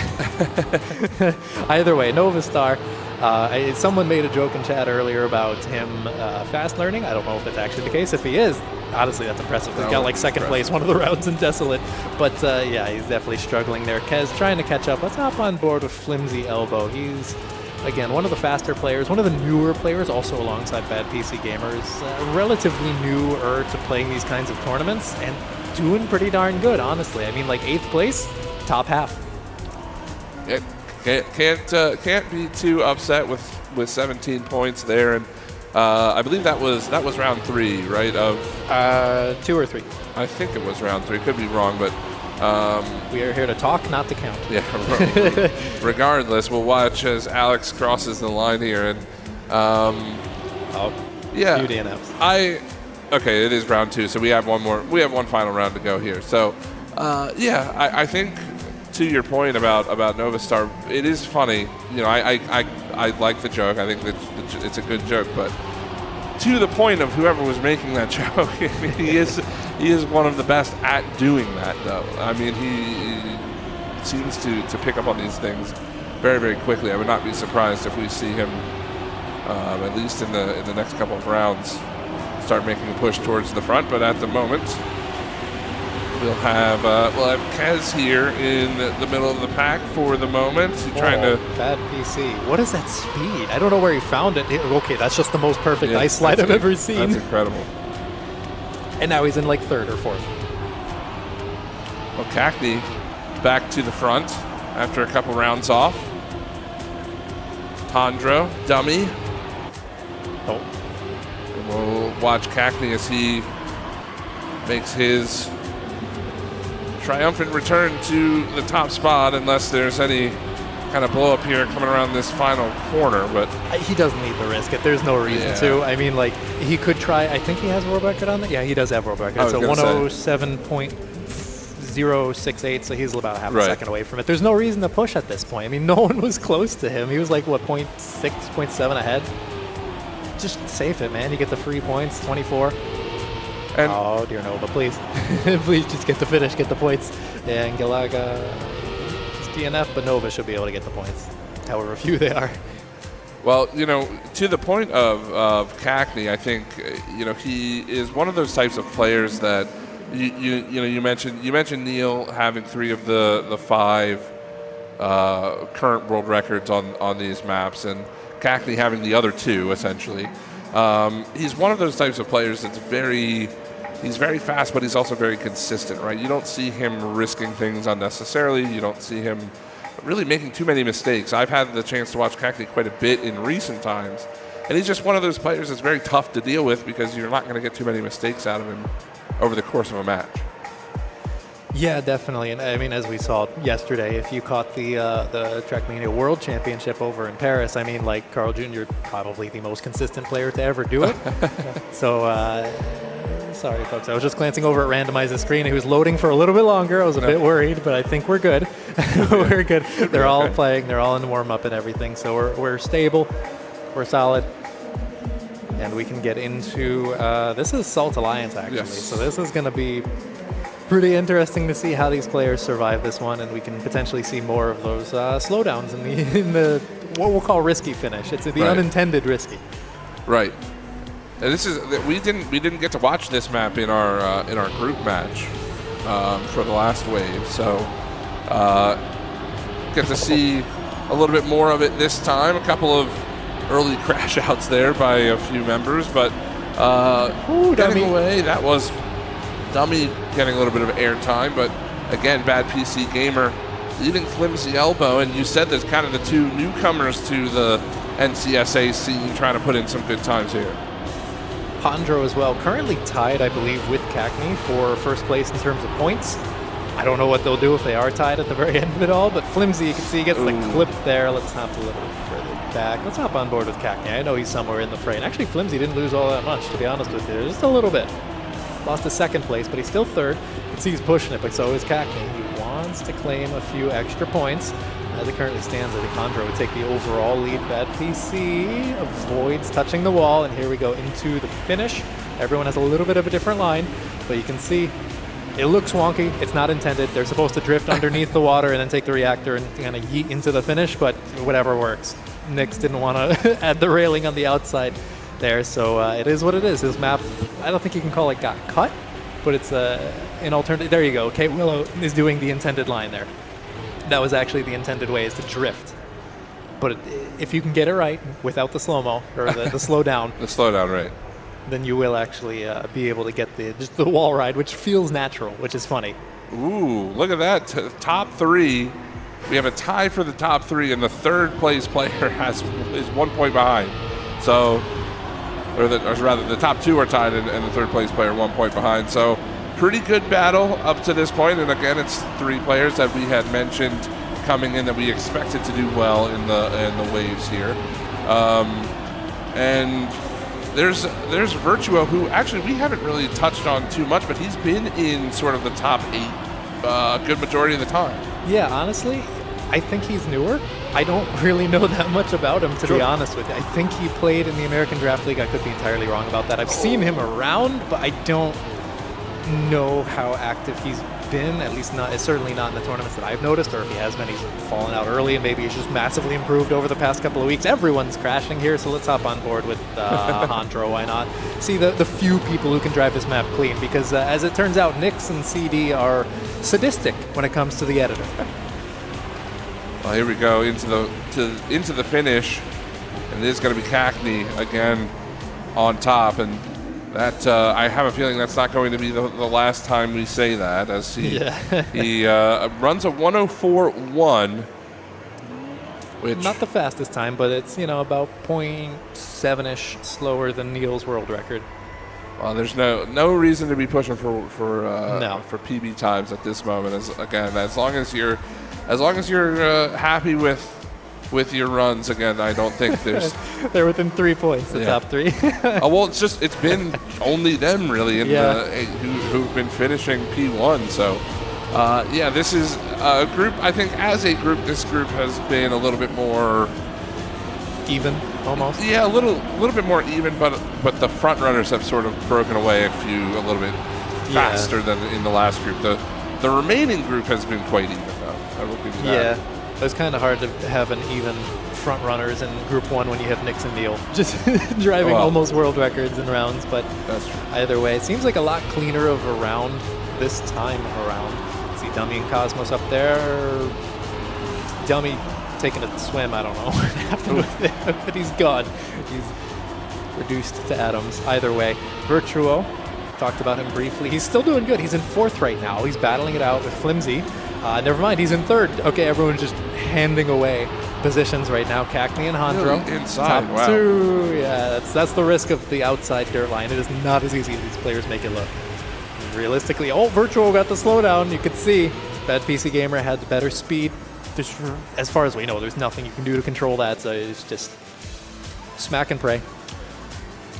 It didn't work out for him that time, but still a respectable 5th place there from Virtuo, and he'll take those 20 points happily. Again, the only implications with a 16-man lobby like this right now is seeding heading into the next part, and it also gives us a good idea of who struggles in different areas, or who, which of these players sort of excels. I'm very interested as we head to Wonder Bar now. Where we start to see some of the gaps form, right? Because we saw that in wave number 1. It was a relatively clean wave for the most part, up through the first 3 maps. You hit Wonder Bar, and then there's gaps between players and things like that. I wonder if we're going to start to see that here as well. I would imagine so. This map is crazy. If you don't believe me, folks, if you have a paid version of Trackmania, you can try this for yourself when you get home. This map, in particular, I think is the hardest one of the entire pack. It is brutal, and it is, how to put it, Mello is a really solid player. He's not just a really good mapper, he's really good at playing, so he knows how to build stuff that's theoretically possible, but you need like the perfect gears, the perfect lines to get it clean. And this is one of those cases where like it is so hard to get this clean. And it's a thing of beauty when it does happen. We saw it a couple times in that last wave, but now brand new 16-man. We already saw somebody into that checkpoint, unfortunately, right off the jump. A majority of the lobby went a little bit wide there on the dirt. And that's just kind of par for the course for this, Everyone's for this map. It's thinned out so much in like 2 seconds. Yeah, and that's what I was kind of alluding to, is that we're going to see something like that a little bit. But you look at the top 5 right now, not a huge surprise. Oh, dummy, no slide. Yeah, no, that's just losing like 10 positions right off the bat. not so much you can do there. But the top 3, again, are so consistent right now. Yeah, it's gonna be scary to play against any of these 3 players. And again, I mean, Virtuo, we said, you know, we don't know too much about him, but I think just from the outset of this wave, I think we could definitely say a player to keep your eye on heading into the next couple of rounds. A respectable 5th, a 104.3 for Virtuo, and for Bad PC Gamer, that was a 102 flat, essentially. That's very close to his PB. His PB is a 101.9. Yeah, so good opening round. Cackney not too far behind for... That is not the line, K. Willow. Yeah. Oh, go, we got a buzzer beater. Okay. There you go. Got the points. That's all that matters. And yeah, I mean, this is a very rough map. But even notably there, I think Randomize got like 6th place in that round. That's a really solid placement, in all honesty. Maybe it's just because he's one of the consistent players. Let's actually hop on board with Mr. NCSA himself. He's looking pretty solid, in all honesty. You know, he and I had a conversation before any of us made the journey out here, as unfortunately... I got the tinfoil hat for you, right over here, just after the round. He and I had a conversation, and you know, he's saying that I think, like most of us, over the course of time, you know, just it's getting worse. Getting a little older, right? You know, trying to make the transition. We may very well have him in you know, on the microphone here in a little while, and I don't blame him. It's that this game is one of the most difficult to stay consistent at, and he's I'm sure happy to be here, but certainly tempered expectations as we're on board with Honda here again, trying to chase down both Cackney and Bad PC Gamer. Another fast time, another 102 flat, this time by Cackney. Yeesh. Yeah, I mean, Cackney also has the 4th best time in the world publicly. It's a 101.8, so I mean, like, 102 low is ridiculous. So 101 is like jump out of your seat crazy level. You know, at least if it happens in you know, a higher risk scenario. Right now, these players don't really have too much to risk other than just avoiding the top few players. You know, the middle of the pack's going to avoid the players like Cackney and Hondro and whatnot, at least for 1 round. But, you know. Early. And that's just, again, kind of goes back to this map being so brutal. It seems like every corner you have that potential risk. As we just saw there, we just saw another corner claiming a victim, and now glimpsed the elbow. Oh, okay, no, it looked like he had clipped there, but he's doing just fine, giving Cackney a bit of a run for the top spot. I'm interested to see how this player plays throughout the rest of the day. Hopefully, we'll see him, you know, dig out a decent finish for himself today. Yeah, well, I know Halcyon has been hyping him up quite a lot. They know how good he is. He just doesn't play in a ton, but he's starting to play in more, and it's starting to show how good he actually is. I mean, these are not pushovers that he's playing against, right? No. I mean, we are missing a few names from the NCSA scene, but not a lot. Like, there's a lot of the best players up here, and he just got 2nd place in a lobby that's pretty darn stacked, dare I say. And with a 102.4, you know, to boot as well, Cackney a little bit slower this time. We'll settle, I think, for his standards for a 102 too. But yeah, again, I believe as we change maps, we go to the final map. If we want to pull up the scoreboard real fast, we can see.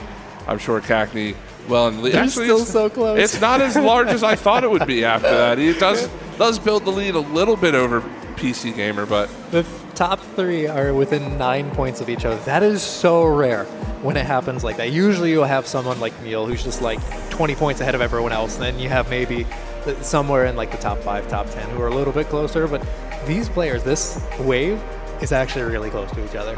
But they get a little bit of a breather now. We're going over to one of the easier maps, M101. It's a lot more forgiving right up until the finish. Then it gets a bit khaki, but you know, gotta have something.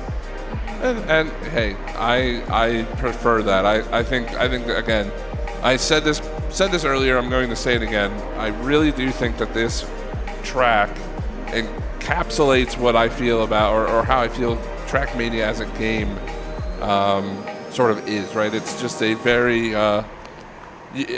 unique map in the design of it. You know, you said Randomize loves to have that sort of creative flair. We see a couple of turnarounds. The only map in the pool that that uses that kind of mechanic, and it reminds me a lot of those, like the World Tour maps or the TMGL maps, where you have the sort of the identities. I think this is the map closest to having an identity of any of our. Oh, definitely. I know Randomize, ever since identities were like a really big thing, he's always said like he thinks they're a bit overblown, that there's a better way to do them where they're more like a gimmick. Right. And this is a good example of how to do that, I think, where you have like the turnaround, one on the ice, and then you have a few turnarounds with the reactors and the boosters, and it feels a lot healthier than just like the the XDD random, oh haha, look, this person was in first and now they're not kind of thing. This is more like there's still skill involved with it. It's not just like hit the identity and pray, Oh, absolutely. But hey, those maps, man, I will say, some of those World Tour maps, at least from my perspective when I was, casting them, not having to play them, definitely an exciting time. But right now we are on board with Randomize on his map here, sitting in 5th at the moment. Wow, that's a ton of speed. He is going to overtake a couple of players. Now in 3rd, okay. And, pushes himself to the podium. Still has Cackney and Hondro to catch up towards.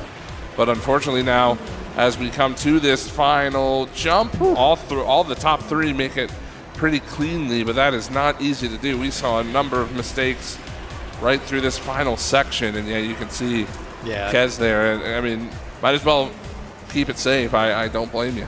No, it's pretty easy to tell if you have the speed or not. I don't remember the exact number. I haven't been paying attention. I think it's like 170, 180 or so. It's about there, yeah. It's a little bit more forgiving than you think. Nova? That is. It would be crazy if there was a finish there, but no. That's not any points for Mr. Nova Star. But I mean, coming into this, this is the last map, remember, folks. So the points are going to be relatively locked in, solidified at this point. You might have a little bit of wiggle room in, like, especially the top 3 because they're so close to each other. But realistically, I think we're going to start to see everything solidify, and we can get a rough idea of who's probably going to face who coming into the qualifying actual matches. Ooh, is that? Someone just utterly died. I think that might have been Cosmos. Okay, well, everyone's just clipping here and there. Let's hop back on board with the mapper. Never mind. Wasn't a caster curse or anything because he did that before we observed him. It's his fault, not ours. Well, again, a good race for top 3. Bad PC Gamer. Cackney had a little bit of a slowdown there. He missed the bumper. I didn't know you could do that. That's so much speed. I don't actually know if that's faster or not, but it looks faster. It looks faster, but I don't know how much time he ended up saving. It's going to be a pretty good race. Oh, never mind. Unfortunately for Flimsy Elbow, we'll have to settle for what looks to be third. Yeah. Goes for the risky. Well done there. So again, Bad PC Gamer. Actually, where is Cackney? Cackney is, I think he just finished. That might change the complexion of the top spots. I'm not entirely sure. We have what, one final round, right? Yes. Yeah. Yep. Well, we're gonna have to see as soon as it updates. Yeah, I think that's pretty close, right? I think he earned 10 points over him. They're gonna bounce around a little bit. So they're so close. They're so close to each other. 7 points separating the top 3. And while it doesn't really matter for them, it does matter for everyone else who's going to have to face them at the end of it all. And that does determine who goes on to the quarterfinals. So, you kind of want an easier matchup, right? If you're facing Cackney and Bad PC, you might as well just call it quits at that point. Like the match in the previous wave that had Neil and Nix in it, which is just the most sadistic possible bracket. Well, we are currently on board with Cackney as he tries to solidify that #1 spot. And again, a pretty good battle for between both he and Bad PC Gamer. I have a feeling, should we continue on long enough with these two, it's going to continue throughout the day. But Cosmos, again, putting himself in a pretty good position. Yeah, I don't know. That's consistent? I guess that's a line. I haven't seen anyone else other than him go for that. I think he ended up having to respawn, unfortunately, but interesting to see. Love the creativity. But again, looks like Cackney should be leading the way to another victory here, and he will solidify that top spot out of the wave. So that is it for us for now. We obviously have the group stage, but we need to get those groups sorted out. Yeah, no, it's going to take a little while for them to populate the rooms and get everyone where they need to be. So We're going to go to a very short break once everyone crosses the finish line here. We don't end until they do, but there you go. Everyone has crossed the finish line to get their points. You can see no ties, thankfully. That would be funny, but also not funny for random or randomize. We do actually have a random in-house as well. For randomize and Alex, they have to sort out the rooms. So yeah, stick with us, folks. We'll be right back after this short break.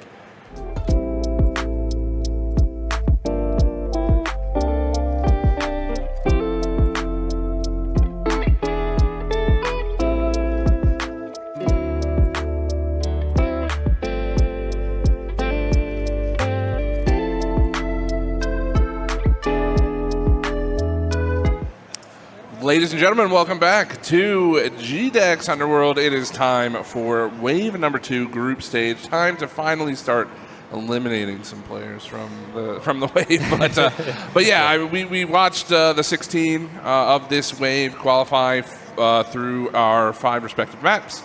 And now we split off into groups. Unfortunately, we can't watch every single group, but we've got what we feel is a pretty interesting one upcoming here with these 4 players. Yeah, definitely. We have Bad PC Gamer, Cosmos, Novastar, and Snowman. And while I think Bad PC and Cosmos are going to be the favorites coming into this, Novastar, again, at one point in time, about a year and a half ago, he was considered one of the best US players. And he's kind of retired since then. It's uncertain as to how much he's practiced coming into this, but he has the chops, right? Oh, absolutely. So I think if anyone can bring it to Cosmos, it's probably going to be him. Someone made the joke, I think it was Alex, that he was fast learning these maps. He plays a lot of fast learn competitions. So if anyone can do it, it's going to be Novastar. But we're getting into it. We're starting off on Salt Alliance. You can see here, actually, we don't need the plugin. Let me just toggle that, get that out of the way, make everything look a little bit prettier. And here we go, first round. Currently, a battle up for the top 3. Bad PC somehow falls behind, but that means Snowman is actually giving everyone a run for their money, which is nice to see, right? You don't want to see complete blowouts. And if you remember, this happened in the last group that we were in, right, where Toto had a mistake early and kind of gave some space to his fellow competitors, though he ended up turning that around towards the end, as now Cosmos with a little bit of a slowdown. Again, Novastar leading the way as Snowman and Cosmos both trying to track him down. Snowman, decent speed. That's a tough angle to take, and now this is going to be a pretty good race to the finish here. As Nova, of course, going to go high. Oh, the dirt line. That's the best. That is. What in the world was that? He ends up keeping it on the track, but again, it looks like Nova should be able to take that one through. Snowman just ahead of Bad PC Gamer. So there you go. Nova with 10 early points. And the first P1 of our little group here, and we'll go for round number 2 now. So, an early mistake from Bad PC. Let's see if that happens again, or he cleans it up in here. Looks clean for now. And I don't want to. Did he just? No, okay, that was someone else. So I thought he clipped, but no, it was just delayed reaction. I have foresight, apparently. But everyone else, again, keeping it clean. I think PC is just pushing it a little bit too hard in these, where if he just plays it consistent, then he could probably get easy second place at least. But right now, seeing a little bit of differentiation. Right now, you can see Novastar falling behind Cosmos. A little bit coming into this section. Snowman must have clipped somewhere along the way, but he's not as far back as Bad PC, who's again looking down the barrel of 3 points. Cosmos will certainly love a good 10-pointer, because that would tie him up with Novastar in these first 2 rounds. Remember, folks, this is a first to 100. Before you get finalists, they need to get first place to close that out. We're just taking the top 2. The other 2 get eliminated, so the fact that Novastar is doing this well this early on, he has a lot of speed. Is he going to be able to overtake? No way. Close though. The equalizer, the great equalizer there was that bounce. That Novastar had the speed to track him down, but yeah, I mean, it's as you mentioned before, it's unintentional, but the players are intentionally using it because it is meant to be faster. That time for Novastar didn't quite work out, so we have a nice tie at 16. And for Bad PC Gamer through the first 2 rounds, he was again one of the best players in the big 16-man lobby, right? Always sort of towards the top 3. Unfortunately for him, back-to-back 3-point rounds. He'll have to battle from the bottom spot of the lobby at the moment, but still a lot of time. Again, it is the first to 100, as you mentioned, Cosmos. with a finalist, as Cosmos, he doesn't drop off too much, only about half a second back, so still within the conversation, but with how these players have been playing on this map, half a second's a lot to make up. Yeah, and keep in mind this is probably the second hardest map behind Wonderbar, so like mistakes are expected here, right? It's gonna there's other easier maps that we're gonna see much cleaner rounds. You can see Bad PC fighting for that second place spot, but actually Novastar says no, I want first instead. Forget second. I don't know where he found that speed. Press B for boost, but it's okay. He's in first place. Snowman really doesn't have that outside dirt line down. And while he does have a little bit of speed coming into the water, is he going to be able to overtake? He does. I don't know how he does, but he does. And he claims a solid 10 points. Nova goes from first to third with that as well. That's a bit of a heartbreaker there for him. And yeah, Snowman putting himself right back into the conversation. There you can see 20, 19, and 18 for our top three. And Bad PC Gamer is not one of the top three, which is not what we expected. He is the favorite coming into this match. Like, he is the top seeded player in this match. He's consistently one of the best players. He's made multiple regional finals. So the fact that he's starting off at like 12 points after 3 rounds is ridiculous to me. But seems to be a little bit cleaner this time around. A little bit of rubber banding, but him and Cosmos are still fighting it out for that first place spot. And seems to be stable. Usually he makes a mistake prior to this point in the map. He is going to lead Cosmos around that dirt U-turn, or the large dirt bend there. About a half second to be made up. As there he goes, he's gonna clip the inside lip. That's tough. And now Cosmos, you said, doesn't necessarily take that wider outside dirt, but it really hasn't hurt him too much, and now looks to capitalize on yet another opportunity given to him. Takes the top spot. I don't think Novastar has the speed to catch up to Bad PC Gamer, so it will be Novastar taking fourth. But now all of a sudden, here we are, Cosmos and Snowman leading the lobby now, as Novastar will drop his lead, and Cosmos just about a third of the way there, a little under a third, and we will head to our next map. Yeah, well, they get really no reprieve because we're off to the hardest map of the pack, if I'm being honest with you. Mellow really cooked with Wonderbar. It's super precise. It's hard to stay on the line. It's even harder if you get off the line.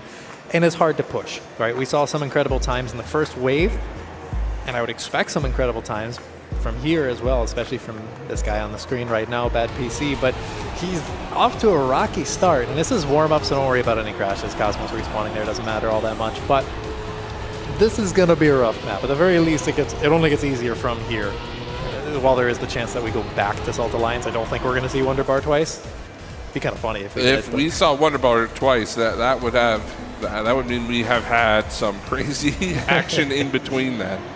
But yeah, here we go. First round of Wonderbar. We'll see. I'd like to watch PC Gamer, see how he handles this, and certainly looks to get off to a hot start with a good couple of corners. He was pretty consistent on this track in the wave stage there. It definitely looks to try to carry that over. And if you can be consistent on this map, that'll take you a long way. Just that in and of itself, I think. Yeah, definitely. Consistency on this map. It's really just about surviving, which is sad to say because at the highest level you do need to push this. And he certainly is pushing it. I mean, look at how far ahead he is. He's not even close to the next person. They're like a second behind, although those second, third, and fourth place players right now are somewhat close to each other. You can see Snowman not too far away from Cosmos. A simple mistake would do it, but I think Bad PC Gamer just locking in this round entirely. Just another quick jump, and that's pretty much it. I mean, it's got the drift, nice and clean. 102.8, that sounds fast, and it's kind of fast. 101 is like the really fast territory, but 102 is good time, like anything 102. Right. I mean, just for context, we saw, who was it? We saw Cackney, I believe, run a couple 102 flats in that group stage. So some time to be made up, but if you're Bad PC Gamer, you don't really care about that too much. All you care about is the 10 points added to your total. And hey, one round win, a couple of tough rounds for Novastar, and Bad PC Gamers right back in at only 2 points behind second place, as Cosmos does have a 35 at the moment, but currently running in second. Novastar in a bit of a distant third for now, but I did notice that Novastar did struggle with this map as Cosmos into the wall, so gives Novastar a position. But yeah, it's almost like a tale of two, players on this map, right? Bad PC Gamer was super consistent, was pretty fast in the wave stage. Novastar had a couple of mistakes that cost him some points. Yeah, and well, you can certainly see Nova not as practiced as you might think of him if you remember him from a couple of years ago, right? Certainly not performing quite up to that level yet. Give him enough time and who knows if he gets comfortable enough on the maps, but right now really just seems like Bad PC's running away with it on this map, and these are much needed round wins for him. He really needs these 10 pointers over and over again. And he's definitely climbing his way back into it, already back into second place. It's a good place to be. And now we're kind of back towards like the top 2 players being the ones we expect to be in the top 2. Yeah, second place is the cutoff, right? So if you're second, you're safe. And for Bad PC Gamer, that's exactly where he finds himself at the moment, though. Nobody over 50 yet. Cosmos, the closest with 41. He'll have a bit of a slowdown to contend with, but is keeping pace with Novastar for second. Actually overtakes, and now Novastar again. That's actually a pretty good line through the grass there from Novastar. Cosmos again. That's the same corner. He did that twice back to back now. He didn't really lose a ton of speed from it, though. I know. The acceleration penalty was like, nah, maybe next time. But, I mean, look at how far ahead Bad PC is. He's not even driving, like, crazy fast times on the map. I think he's just realizing that everyone else is struggling way harder than he is, so he can just kind of safe it, go for those, high 102s, low 103s. It's good enough because everyone else is driving like 105. And we'll see what his final time ends up being. There is a 102.3, so a little bit more shaved off there from PC Gamer. He will add another 10 points to his total. So a couple of differing maps for him. Couple of struggles originally. Then we move to the hard map. He locks in a little bit more. Still sitting in second, as Cosmos does have the point over top of him. But for Snowman and Novastar actually tied right now at 34. And if you're the two of them, at least top 2 needs to be a priority just about every round, and you're really at risk of falling too far behind. Yeah, definitely. If you're Novastar, if you're Snowman right now, you really just need to start finding those 10 pointers. You're going to need round wins again. I think Snowman had a few earlier on. I don't remember if Novastar had any, but you can't let second place at the very least get too far ahead of you. Right now, we do kind of have those 2 groups, first and second, and then third and fourth. Doesn't matter if you're third or fourth, because you're out regardless. Right. So you really just got to get for that second place spot, which right now is Bad PC Gamer. He's gone. He's the second ahead of Cosmos, who's the second ahead of like the next closest person, So it's looking a little bit rough on this map. It is the hardest map of the pack again, in my opinion, but still, you can't let these points get away from you. Well, either way, it is going to be Cosmos across the line, about a second behind PC Gamer. Second behind him is Novastar, and a second behind him is Snowman. So we're coming up to the end of Wonder Bar, and I think when we go to the next map, we'll have, I think, a little bit more of a race on our hands. That seemed like Bad PC Gamer is really, really locked in on that map. That's kind of scary for some of these, even the top competitors, because that map has been difficult for everybody. But it seems like Bad PC Gamers figured it out. Yeah, I think that was just a little bit of a charity for Bad PC Gamers' points. Because realistically, he's in first place. He literally went from last to first in one map. And the only reason he was in last is because we started off on Salt Alliance, it seems. But now, this map and the following 2 are going to be a little bit easier, on the easier side to middle of the pack. So a little bit of breathing room. Hopefully some closer rounds. There's also some shenanigans that can happen here on Desolate. I think the map order has changed from what it used to be, because normally it would go from Wonder Bar to M101. But whatever. If it works, it works. We'll probably see M101 at some point.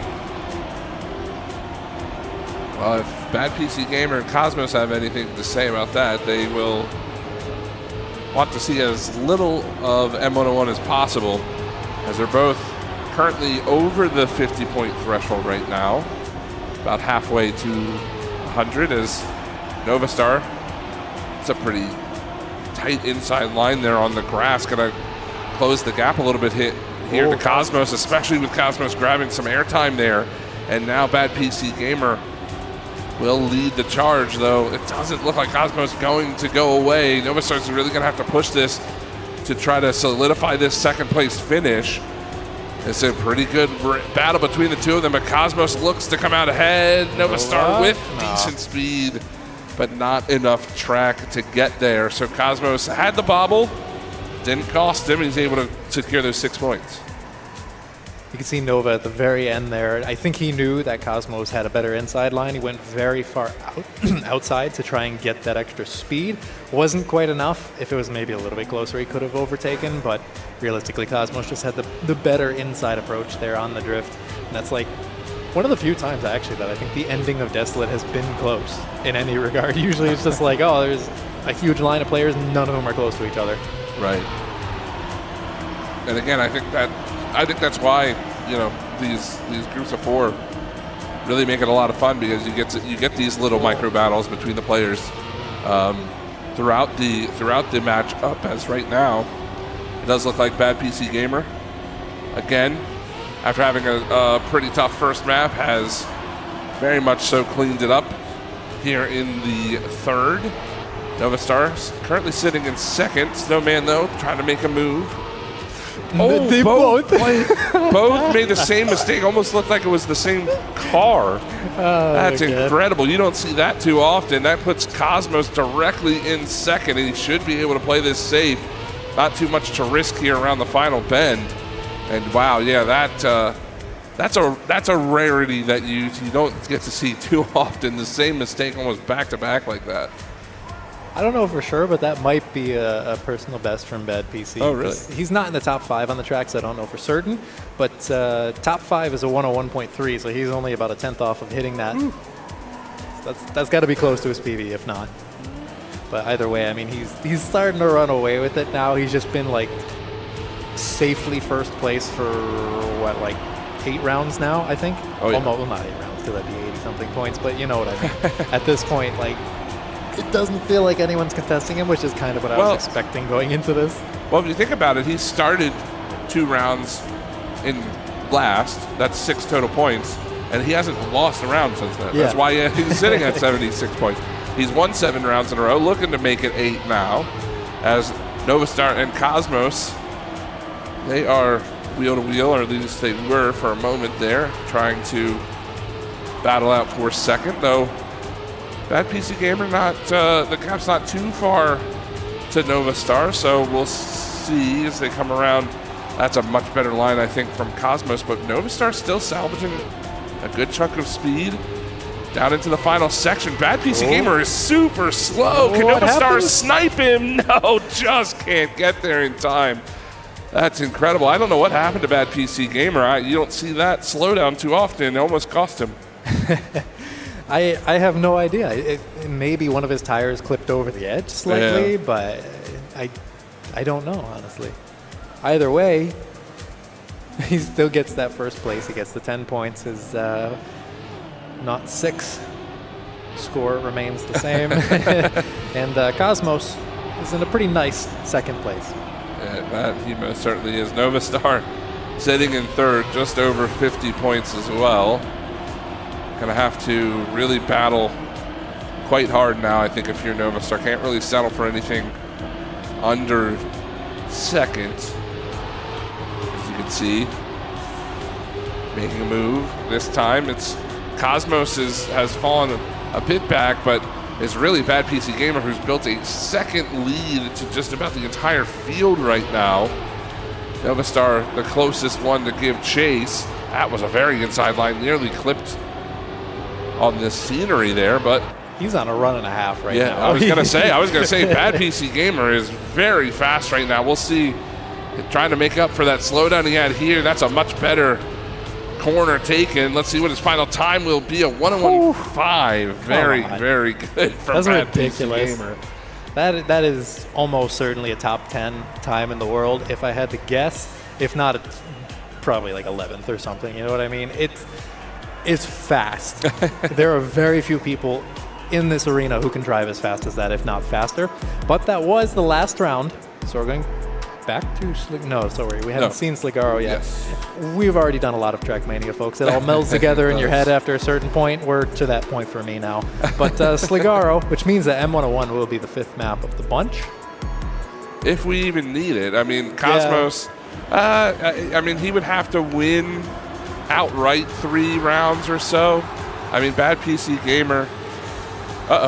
Well, the feed on the arena is dead, but the stream should still be fine. So for now, we're just going to keep going and hope the projector gets fixed.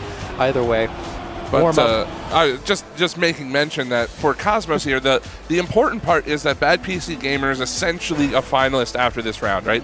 He's sitting at 96 total points. It pretty much doesn't matter. I don't see him dropping to last. If he does, then it's one more round after that. But if you're Cosmos, I think you let Bad PC Gamer win the next 2 rounds. Just let him win. Let Bad PC Gamer take these next 2 rounds. You're in a much better position. You only have to worry about really, Novastar and Snowman moving forward from that, and he can grab a couple more 10-pointers. So we'll see. Is going to give chase to Bad PC Gamer. Ooh, and he's going to pass him. That was a tough ice slide there, as now Snowman might even have an opportunity. No, it doesn't look like he will have the speed to get there. So can Cosmos hang on to the lead? That's the big question. I don't think Bad PC Gamer really cares too much. He's finalist whether he gets first or second next round regardless. I don't know. He's pushing. He's going for it, I think.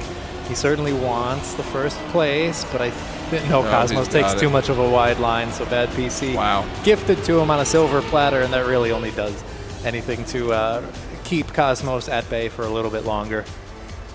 I know folks in the arena where they're trying to get it up, but at the very least the stream is good. That does not help you, but either way, the game is still live. That would be catastrophic otherwise. But Bad PC Gamer, now finalist, Cosmos on 78. So Bad PC has quite a buffer, honestly. Yeah, Novastar with 60. So, I mean, you talk about a buffer for Bad PC. I think for Cosmos, I think that's the conversation that needs to be had. Novastar is not too far behind, and Snowman only 5 points behind him as well. So if Bad PC Gamer wins another round, we will have our first out of the group. Cosmos is giving chase. Everybody kind of starting decently well, but about almost about a second from first to fourth. However, Bad PC Gamer and Cosmos both. A little bit of a weird slide there from Cosmos. So Bad PC is just left alone, which, I mean, like you said, Haunted, this might be what Cosmos wants. Just get Bad PC out of there, and you can start taking the 10-pointers and get out of here faster than trying to delay the inevitable. Bad PC is going to go to the quarterfinals as far as he's concerned. Well, if he can just hang on to this lead for a few more corners, he will certainly punch his ticket there, as these corners can be tricky. But for Bad PC Gamer, it's been very consistent after that. After a rough start, he definitely pulled himself together, grabbed a lot of points very, very quickly, and well-deserved first out of the group for him. Cosmos will take those 6 points. Puts him on, 84 now? So 2 round wins, and he's there. Really, a round win in a second will be enough, and now it's kind of all eyes on Novastar and Snowman to try to delay that as much as possible. Yeah, pretty much. Well, if he ain't first or last, and for Bad PC Gamer, he was both, but he got out of here well enough, so it's really just a battle right now between Novastar and Cosmos. Cosmos gets a little bit extra speed from the better dirt line. He gets very close to touching the wall there, but he doesn't, and that's crucial. We're not coming up into the what I feel like is the quintessential uphill grass reactor left turn. It feels like every comp map or every competitive tournament needs to have one of those. Right now, Novastar gets a beautiful ice slide. Fantastic. Cosmos, okay, he's out of it right now. He's seconds behind, so it's really all Novastar, and Cosmos is going to have to just deal with the 6-pointer I don't think Novastar is going to be making any catastrophic mistakes, but at the very least, that does put Cosmos on a nice even 90. So he can just get one round win and immediately be finalist. We'll see, assuming there is a DNF from Snowman. I was going to say, I don't know what quite happened, but he was falling back considerably quickly there. Novastar, no problems across the line, will take that top spot. Cosmos will grab 6 points. And to your point now, a round win away from finalist. Though, Novastar, a little bit of life, 74 to 90. Only needs to do it a couple more times. If Novastar can win this round, right, if he can put himself up to 84 points, you deny Cosmos the finalist until at least another round. That would be huge and gives him, honestly, a really good opportunity to try to take this one away. Definitely, but he's going to have to win, what, like 3-4 rounds in a row, basically. For Cosmos, I don't think he's really too worried about having to win this round to get finalist, because realistically, it was going to take him 2 rounds to hit finalist anyways from 86, or 84, I mean. So right now, he's, never mind, he's in the mud. Yep. So it's going to be Novastar once again. Getting a round win, basically. Well, where's Snowman? Okay, no, it's going to be Novastar with a round win, basically handed to him on a silver platter. Everyone else is pushing too much, and I can't blame Cosmos. He knew he needed the win here to force the finalist situation, but it's getting kind of dicey. Nova's catching up. Well, I'm telling you, man, this is ideal situation from Novastar right now, and I don't know what's happening behind. It looks like Snowman again struggling a little bit on this map, so I don't think Cosmos is in danger of losing out his second place position. He's Nova's not safe. even going to risk it. That's how much those points mean to Novastar. So he will take that, move up to 84, as now Cosmos across the line will take his 6. Snowman, I'm assuming, will not be finishing, and I think he's a little bit out of the running now at this point. But it's a race between Novastar and Cosmos. If you're Novastar, you know Cosmos essentially is getting finalist after this round, right? He's 4 points away. If he doesn't finish, is the only way he's not getting finalist. Novastar can't get finalist, so it's essentially, if you're Novastar, win back-to-back rounds, and well, really, it's win 3 back-to-back rounds, and you're in. Yeah, easier said than done, but I mean, we've seen crazier things, let's be honest here. The NCSA, the America's Trackmania community is a little bit unhinged. let's be real here. We've seen some crazy stuff over even just the past year. So there is a lot of potential for upsets here. I wouldn't really even be considered an upset. It just feels like a good match between 2 players that are maybe similar caliber, given Novastar's handicap of been somewhat retired as of late. But, I mean, this time for real, Cosmos just needs to finish, really, to get finalists. But he does want to deny points from Novastar. That is going to be way more important than him getting finalists, because he's going to get it regardless. Right, yeah, exactly. If you can win this, well, ultimately, I think it doesn't, if you think about it, it doesn't really matter. If Novastar gets 6 points or 10 points here, he's still 1 round away. So it ultimately, no matter what happens between these two, unless Snowman makes an appearance in the top 2, which is possible. I mean, he's about a second back to Novastar at the moment. And I don't know how comfortable Cosmos is on this map, but hey, even if you are comfortable here, you know, the nerves can get to you in a situation like this, as we see. Oh, that's not a lot of speed from Novastar, so I don't think he's going to be overtaking anytime soon. I think Cosmos' lead is just going to continue to grow. Don't forget the finish. We've seen this finish create a little bit of drama already, and now here we go. Cosmos, that was clean. Beautifully done. Novastar will take second. So there we go. Cosmos, our second finalist. Novastar will have 90 points. So essentially, again, Novastar's got to win back-to-back rounds. Pretty much, yeah. It's not the tallest of tasks, but it is a lot of pressure, right? Because Cosmos is right there, right on the door of guaranteeing his spot in the quarterfinals. And he's hungry. We know he's fast on this map. He can absolutely pull out all the stops, but the red number on the back of the car does funny things to people's heads. Let's be real. So with a little bit of airtime there, he's trailing behind, even fighting for just second place, but there you go there. The inside drift gets a little bit of purchase. Novastar does not want to give it up.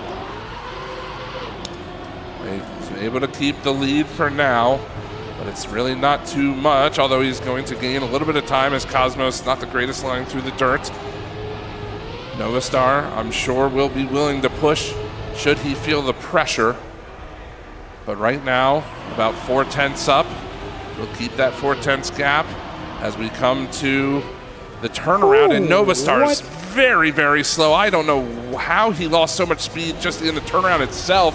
That's going to give Cosmos a beautiful lead. And now all he has to do is make it through the finish, and he will move on from this group. Here comes the key moment for Cosmos, and he's missed it. It's going to be Novastar. Oh my word, that was close. Novastar will push himself to the finalists. Cosmos, doesn't really matter where he finishes now. Snowman does get 6 points out of the deal. And now double finalist to see who makes it out of the group. Snowman can play spoiler, but it feels like this is going to be the last round. It almost has to be. If Snowman starts playing spoiler, that would be incredible. It would be hilarious for everyone besides Nova and Cosmos. So please do it, but I'm not biting on that. Realistically, it's just going to be up to Cosmos, and Snowman DNF'd. I don't know what happened. I don't know if he crashed or whatever, but he's just like, all right, well, it's last their round. Show. Oh, no, that's it. One of the perks of having an audience, you can see and hear everyone's reactions, but Cosmos is just chilling. Nova, crucially, did not DNF, so okay. It's kind of over. Done. I mean, it's over.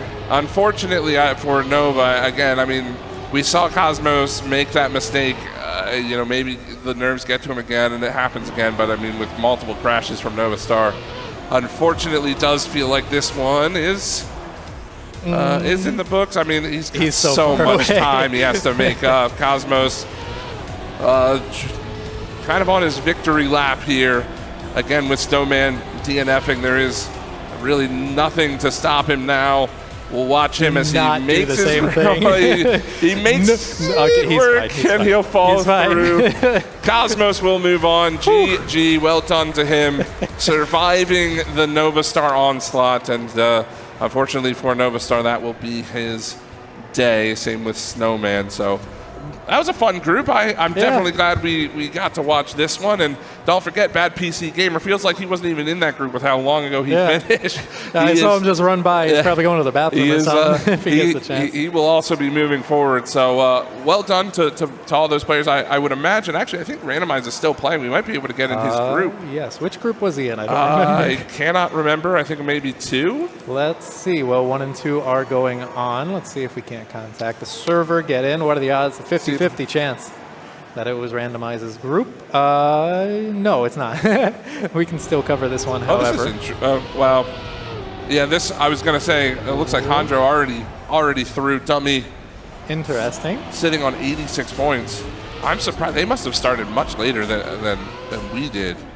Maybe, With how long our lobby took, I'm surprised that they're still going, that we even have 2 still going here. It does look like dummy. He's got a massive lead right now over both of his competitors, and it's going to put him up to 96 points, assuming he crosses the finish line. So I don't know. Do you want to check? Do you want to back out of this? I mean, this one looks wrapped up. Dummy's like the favorite for this one as well, so Randomize has to be in room number 1. I remember Randomize, my pick for being like the second place in his match. And it looks... Oh, no. Did we miss? Oh no. He falls out as well. Hyper Triangle. A little bit of an upset there because Randomize was the second highest seed. We just barely missed it. But that does mean consolation prize for Randomize that he can hop on the broadcast and actually cast a little bit sooner than he might have expected. Maybe we'll get the angry cast for the quarterfinals. I'm sure he has plenty to rant about, but that's really all she wrote. I mean, the other match was just Dummy kind of locking it in. So that's pretty much it. We're going to go to a short break, folks. And then when we're back, we're going to have the quarterfinals in earnest. So don't go anywhere. We'll be right back in just a few minutes.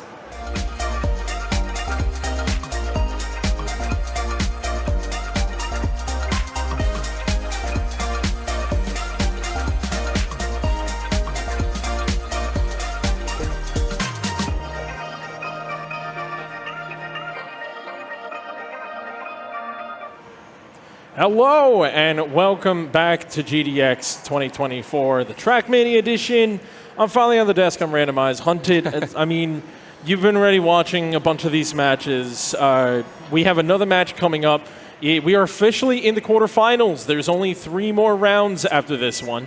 And the quarterfinals, we are going to be jumping into the match with a Bad PC Gamer, Virtuo, Nixotica, and Toto. Yes, this is a crazy lobby. For quarterfinals, this is wild. Yeah, no, this is probably going to be a good introduction to basically what we're going to expect for literally the rest of this tournament. And it's going to be a bit of a doozy. So we're just going to be getting these guys started up. And, I mean, out of everybody here, who are you expecting? Well, I mean, Bad PC Gamer, he started rough in his qualifying, or not the wave, but the whatever you want to call it after that, the qualification round afterwards. Yeah, something like that. He started a little bit rough, but instantly, second map turned it on. I would say if I had to bet, I would say Bad PC Gamer makes it out of here, which is crazy because Nixotica's in the lobby. Yeah, I don't know. I think it's going to be a battle between Toto and Nixotica for second. Personally, maybe it might not fall that way, but that's in my mind how I'm kind of going through it. Yeah, I mean, I'm kind of more. I'm leaning towards Nixotica is going to be the one that's going to walk away with this one, and Bad PC Gamer, Virtual, Toto are going to be the ones that are going to be battling it out. But we are going to be starting off in the quarterfinals on M101, featuring Rabbi, made by myself, and of course. I decided to make a map that requires you to do things that you are not used to doing, and Toto, that's something you're used to doing, which is turning on a dirt, and unfortunately makes a mistake, and we see a second mistake as they both fly out, so now it's going to be Virtuo versus Nixotica as we are getting into the wonkiest part of the entire map. Constantly have to be able to balance, get a little bit of grip to get the low jump, and Nixotica doing a really good job jumping up in front, showing no mercy for anyone behind him. Virtuo sticking a little bit, 0.2, 0.3 behind as we get into the reason why the map is called M101, as you're going to be spinning around counterclockwise like the Galaxy, and it's not going to be looking good for him, so it looks like Nixotica is going to pretty much be running away with this round. Yeah, well done. Good early start. Maybe Nix heard me talking about that. Wanted to prove a little bit of a point. And we've seen a lot of drama happen on that final point. Actually, Bad PC almost beating out Virtuo there and couldn't quite get there. But yeah, a good 10 points. And I believe, correct me if I'm wrong, I believe for this round we are going to. Okay, there it is on the screen, 120. I always forget that's there. So yeah, we're going to 120 instead of 100. So a little bit more you have to play for, and a little bit longer matches, but good quick start for Nix, and a couple of uncharacteristic mistakes from both Toto and Bad PC Gamer, and we'll see. I think that's PC, unfortunately, going to have to fall behind a little bit here. Yeah, and I'm really curious to see what the teammates from Wall Inspectors are going to be doing. I mean, we got Toto and we got PC Gamer. The two of them have more than likely been training together, so they probably know what to expect out of each other's paces, as Nixotica unfortunately makes a mistake. So I wouldn't be surprised if Toto and PC Gamer are able to pull off some relatively same paces, or everyone can just check to see if it's still a wall. The Wall Inspectors are living up to the name, and unfortunately Toto is going to be falling behind. That's going to allow Nix to jump up into third place, and he's not too far out of this battle as Virtual is also falling behind. I don't know how we've gotten to this point. All of a sudden, Bad PC Gamer is sitting at the top spot. Nick's going to try to track him down, making up the 10s right now, and that's a pretty good turn, but it's just not going to be enough. Bad PC Gamer clutches it out, grabs the 10 points. Nix will have to settle for 6, and we will have Nick still in the lead. But yeah, I don't know. Interesting first couple of rounds. I'm surprised we saw mistakes as early as we did on this map. That most players were relatively consistent in the waves at the beginning. It's really the end of the map that's a little bit more brutal. Players clipping on that final turnaround section. You know what? It's definitely one of the trickiest parts of the map, and it's what's the hardest part about the map is deciding to make the final push, because in reality, you would think as soon as you touch that red booster at the end, you just want to snap back and go. But in reality, the farther you go into that red booster, the more speed you're going to get out of it. So it's how much time can I really risk to just get a little bit more speed and make that final push. It's not a long backwards ending, so it can be relatively tricky, and I'm not sure if any of the players really sat there and calculated. People actually were more concerned about cutting my map instead of learning how to, get like the best time without cutting on my map. So, it's their fault, not mine, And they're paying for it now. Toto actually overtaking Nyx there, and Virtuo right in the hunt as well. This is going to be a pretty good finish. Bad PC Gamer leading the charge for the moment. Still, though, Toto trying to hold off Nyxotica, and it looks like he should. Oh, Nyx into the wall as well. He's going to have to settle for 3 points, and that's really going to start shaking things up here. Virtuo with 4. And that should propel Bad PC Gamer into the lead now. 24-19 are the 1 and 2 place players. And again, this is kind of what I said. I'm surprised, actually. I am quite surprised that Toto is struggling as much as he is early out of the gates. And I mean, for you played in Wave 2, so I don't expect you to really know much about what happened other than how you were playing, right? Yeah. But you got a chance to watch Toto. I know you didn't cast Toto, but you got a chance to watch him. He had quite a good wave. Yeah, no, he was an insanely good wave for Toto. He was, I mean, I don't want to count Toto out. Toto is a great player, but it's one of those things I'm really curious to see how he's going to be able to play when the pressure starts to kick in. This is a lot of people's first lands. You have the people you're competing against either in front of you, next to you, or behind you. They're all right there, and you also know that we're watching here live. They can hear, maybe they can hear our voices, but it's that intensity moment that can really start kicking in. I mean, Toto is falling a little bit behind here. Exotica and PC Gamer are actually the ones battling up in front. Ooh, PC Gamer goes for the wall bang touch, but I need enough speed. That's the first time I've seen that. I can't believe that worked. Well, technically, the rule was you just have to drive that part backwards. So and we have no rule about wall banging. So PC Gamer pulling out some hidden strats that no one saw. Did he do that? Was that on purpose? Or? Probably. That's crazy. Well done. He takes the top spot. Yeah, no, it's a good. Ooh, what is going on? You hear that? There's like an engine going on. I don't know what that is. Hopefully that's not from us. I don't know where that's coming from, but hopefully looks like we're going to be taking off into space. Oh no, there's a live band. I forgot. Oh, okay. Maybe we can get them to be the background music for us. Well, instead of the Trackmania music continuously looping, we'll get the live band. But anyway, I mean, you did say that it's going to be a little bit loud. I mean, especially between the two of us, I think we might be able to outshine the band a little bit with how loud we can get. Maybe I'll sing for them. If I hear the song, I'll sing over here. Everyone in the audience, everyone hear and stream everything, I'll sing for them so they can hear the music and everything. But I'm pretty sure the 4 players that are playing right now do not want to be hearing my singing. And a little bit of a mistake coming out of Toto, and that's going to be putting a PC Gamer in second place, chasing Nyxotica.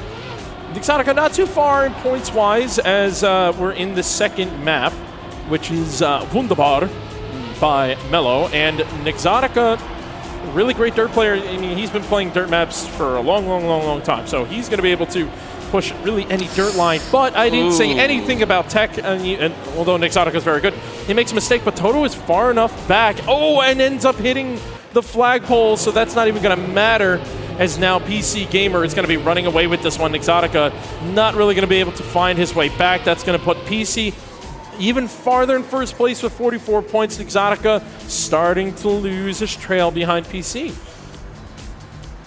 You called it. Okay. You just gave me a look. It's not over. I just want everybody to remember, okay? I was criticized for my choices, and here we are. I didn't criticize you. I just had a different opinion. Maybe a little biased, but Well, Bad PC Gamer sitting at 44 points right now. Nyx, I mean, he isn't. It's not an impossible hill to climb, right? He is sitting at only 31. Not terribly far behind. So that's a bit of I think that was Bad PC Gamer. So now This is a race between Nyx and Toto, and if you're Toto, I think you're pushing this 100%, right? You need these 10 points. If you can push past Nyx, I think, never mind, unfortunately into the wall. So, yeah, Toto's struggling, very bizarre. I don't know, maybe the nerves getting to him a little bit. And you know what's funny? There's a name we haven't really been mentioning, that's Virtuo, and Virtuo is currently sitting in third place. No, He's actually, we were talking about how like Toto is going to be taking on these people and everything. Virtuo is up in the score right now. He's currently 2 points. He's just been cruising. Everyone else has been making mistakes, and Virtuo is just walking by. You know, this is the tortoise and the hare style of gameplay right now. It's working out. He's got good consistency. He's not pushing for insanely good times, but it's just enough to be able to keep him in this race right now, because with that second place, he's going to get 6 points. He's going to get even farther from Toto that only got 3. Nyx will also be able to start making some pressure onto PC Gamer, who fell into third place. So 10 points compared to 4 points. That's going to put Nyx right back in the battle. Yeah, well done. And I agree with you. I don't think we meant to leave Virtuo out of the conversation. I think it was, you know, when you come into this with how those waves went, you know, I think you have some clear favorites, but Virtuo, as you said, has just been sort of a silent benefactor of some of the mistakes that's happened across the board here. So, still has a ways to go. Nyxotica kind of, you know, increasing the gap to himself in third, which is Virtuo, as now Toto trying to grab some points. I think he went into the wall there as well, and unfortunately it's just been mistake after mistake for him.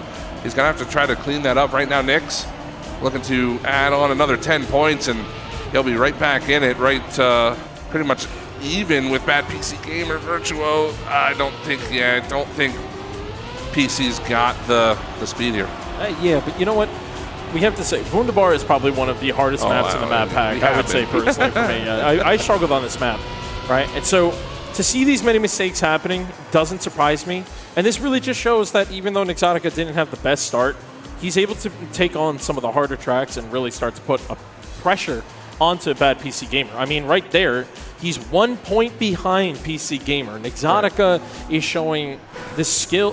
He's been around for such a long time in the Trackmania scene. PC Gamer has been around, but not as much. I mean, Nyxotica was in Trackmania Challengers. He was with teammates with Neil, and they were the best team in NCSA during the 2v2s in TMWT 2023. So Nyx doesn't surprise me where he's being able to make these kind of pushes and be able to, sure, bad beginning, okay, no problem, bounce back, and he's showing what he can do. And Nyxotica also is one of the mappers for this, so we haven't even seen him play on his own map yet. So you're saying he has an unfair advantage? Well, I would say that because I have a map in this, and I got eliminated on my own that's map. True. That's why I'm here in this chair. I did see that. That's a bit of a heartbreaker. We can talk about that in a moment. As Nyx, I don't want to. Nyx leading bad PC, and PC had a decent bit of speed. Actually, Nyx, he should be fine through this final corner, and trying to grab another 10 points. This finish has been relatively consistent, not nearly as bad as some of the others have been, but again for Toto, I mean, collecting the 3 after the 3, I mean, it feels like this has slipped away from him very quickly, and the fact that we only played to 120, it's not like we're going to 200 or anything like that, so it's essentially as we move to the next map, as we go to Salt Alliance here, you got to. I mean, it has to be pretty much night and day for Toto if he wants any part of the top 2. Yeah, I mean, in reality, I think again that was probably the hardest map. Maybe Toto just decided, you know what, I'm gonna play the coin flip. I'm gonna hope that basically Wunderbar will not be the 5th map or the 1st map, so that he doesn't have to worry about it, and just get good at every other map. Like in reality, I mean, some players do that. They straight out say, nope, that is going to be your worst map. At this point, it's a coin flip. Just pray that does not come back. And luckily, Wunderbar is the 2nd map in the 5-map rotation, so there's a very good chance we will not see it again. So this could be where Toto starts to bounce back. Well, let's see. We'll keep it on his perspective here as we open up Salt Alliance round number 1. Again, Nyxotica battling after a bit of a slow start for him, and bad PC Gamer just trying to hang on to that lead. He's found himself now in 2nd place, both in the match and in this round, as, again, Toto, don't know if he necessarily has the pace. That could be part of the problem, as I mean, again, when you've got a lobby of both Nyx and Bad PC, it is going to be quite difficult. Nice move around the dirt section there from Bad PC. Now Nyx. Really inside. He clipped that earlier. He keeps off of it this time, and now will it turn into some points? I don't quite know. Bad PC, that's a pretty decent dirt line. It's going to come down to the bounce here. Oh, never mind. Nyx, and unfortunately, starts to slide. He didn't. A lot of players tend to opt to bump into that wall as they go into the water to just get the quick align, like. Right. Yeah, because you take the chance that if you come at it at a really weird line, you could either hit the wall and then bounce, or you just bounce before you even get in the water. Sure. So Nyx, being one of the mappers, because this isn't one of those like for example, M101. I made the map. Rabbi made everything you see, the beautiful scenery. Rabbi just killed it with the scenery, right? So like, it would be more expecting for me to know the route over Rabbi, whereas here, Nyx and CD, they actually split this route 50-50. They kept going back and forth. You'll start to notice their names as they drive, at least at the beginning. So I'm not 100% sure who did the end there. Oh, but at least Nyx knows the line. No matter who did it, Nyx will blame CD for that one, I'm sure. 100%. I mean, I would. That's the beautiful part. Like sometimes I can blame Rabbi for me failing on my map, even though it was my route. Rabbi did absolutely nothing wrong. CD's not even here, so I mean, why? That's even better. Yeah. CD's not even. I don't even think he's watching. He's busy. He's got family stuff, So you know what, CD? If Nyx fails and he loses, it's your fault. Well, there you go. Well, it's gonna be a great VOD for him to come back to. I don't know if Nyx has too many. Has too many designs on losing this one. A much better line this time. It's going to be a pretty good race. Virtuo has some speed. Does he catch him? Oh, he does. Bad PC will take the 10 points. Virtuo up to second. Nyx will have to settle for 4, and the gap's going to widen a bit more here between the top two.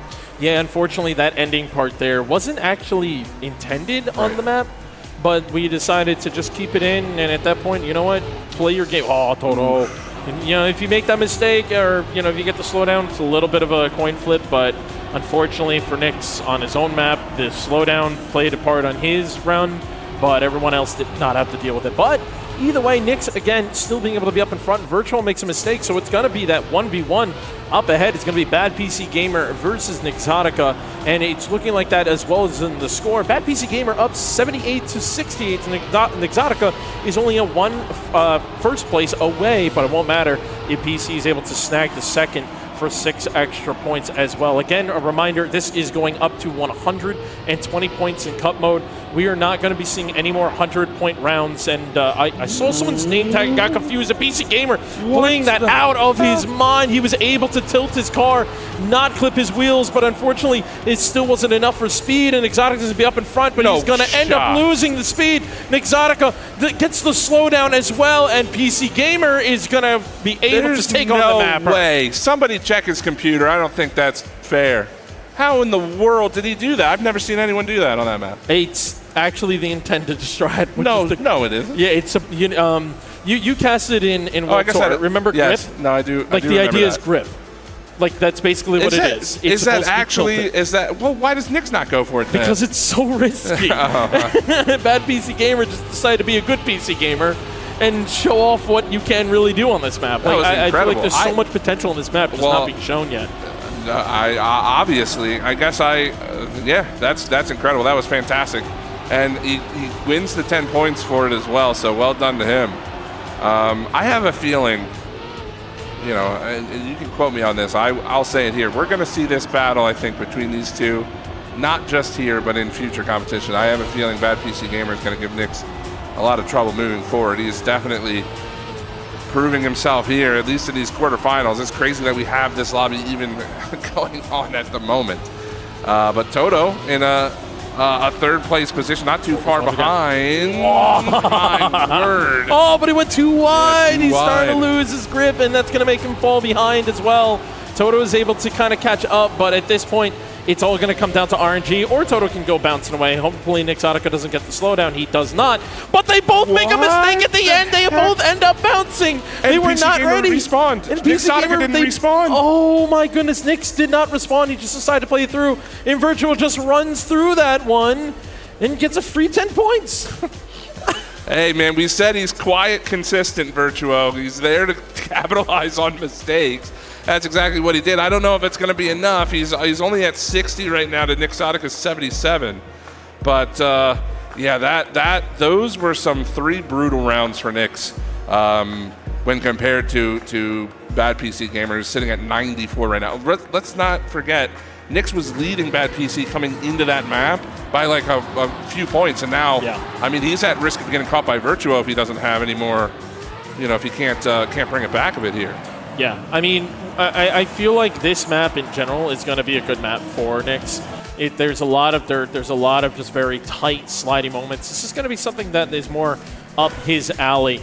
But, I mean, I didn't really get to see much of how Virtuo or Bad PC Gamer. I know Bad PC Gamer is just a good gamer. I'm expecting him to do really well. But I'm not 100% sure how the rest of the room is going to be like. And this is the fourth map in rotation. So it's we're getting close to the finish line. Usually by the 5th map, we'll have our first finalist and potentially our first place winner as well. But looking like a much closer round with at least more people involved this time. Toto and Exotica kind of just passing back and forth in that 2nd place. Bad PC Gamer leading the party. Virtuo, unfortunately, falling a little bit behind. That lag was scary. It looked like PC did crash, but he's fine. Toto ends up not having the best plastic line, so that's going to allow Nix to be pushing up onto PC, and it's going to come down to this final drift, whether or not either of them are going to risk and go for this inside line and try to get as much speed out of this. Nah, it's looking pretty good for PC, and that's going to be PC's round. That's going to put him at 104. He's potentially 2 rounds away from hitting finalists. It's well done, well driven there by Bad PC, and yeah, again, Nix are going to have to settle for 6 points, but the gap. I think for Nix right now, I don't think you necessarily really care about catching Bad PC Gamer. You really only care about finishing ahead of Virtuo. The gap is 20 points, right? I mean, if, let's say, Bad PC, ascends to the next round in the next few rounds here, 20 points is still only two finishes or 3 finishes for Virtuo. So if you're Nix, obviously you're wanting to grab as many 10-pointers as possible, but as long as you're finishing above Virtuo, I think you can call those rounds successful. Yeah, again, Virtuo, I would say pace-wise, is nowhere close to what Nix and Bad PC Gamer could do. But when it comes to consistency, he understands, hey, listen, like, I'm just not going to make a mistake, as I say that in the caster curse kicks in. Buddy. Thanks, Virtuo. Thank you for doing that to me.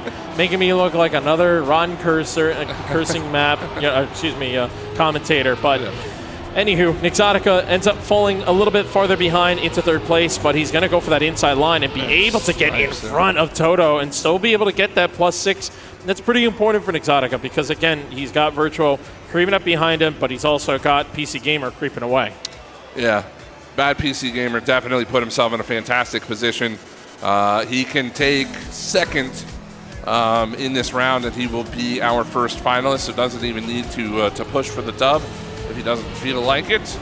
But yeah, I'm again, man. I don't know. I don't know if it's nerves for Toto or maybe getting a little bit exposed in this lobby.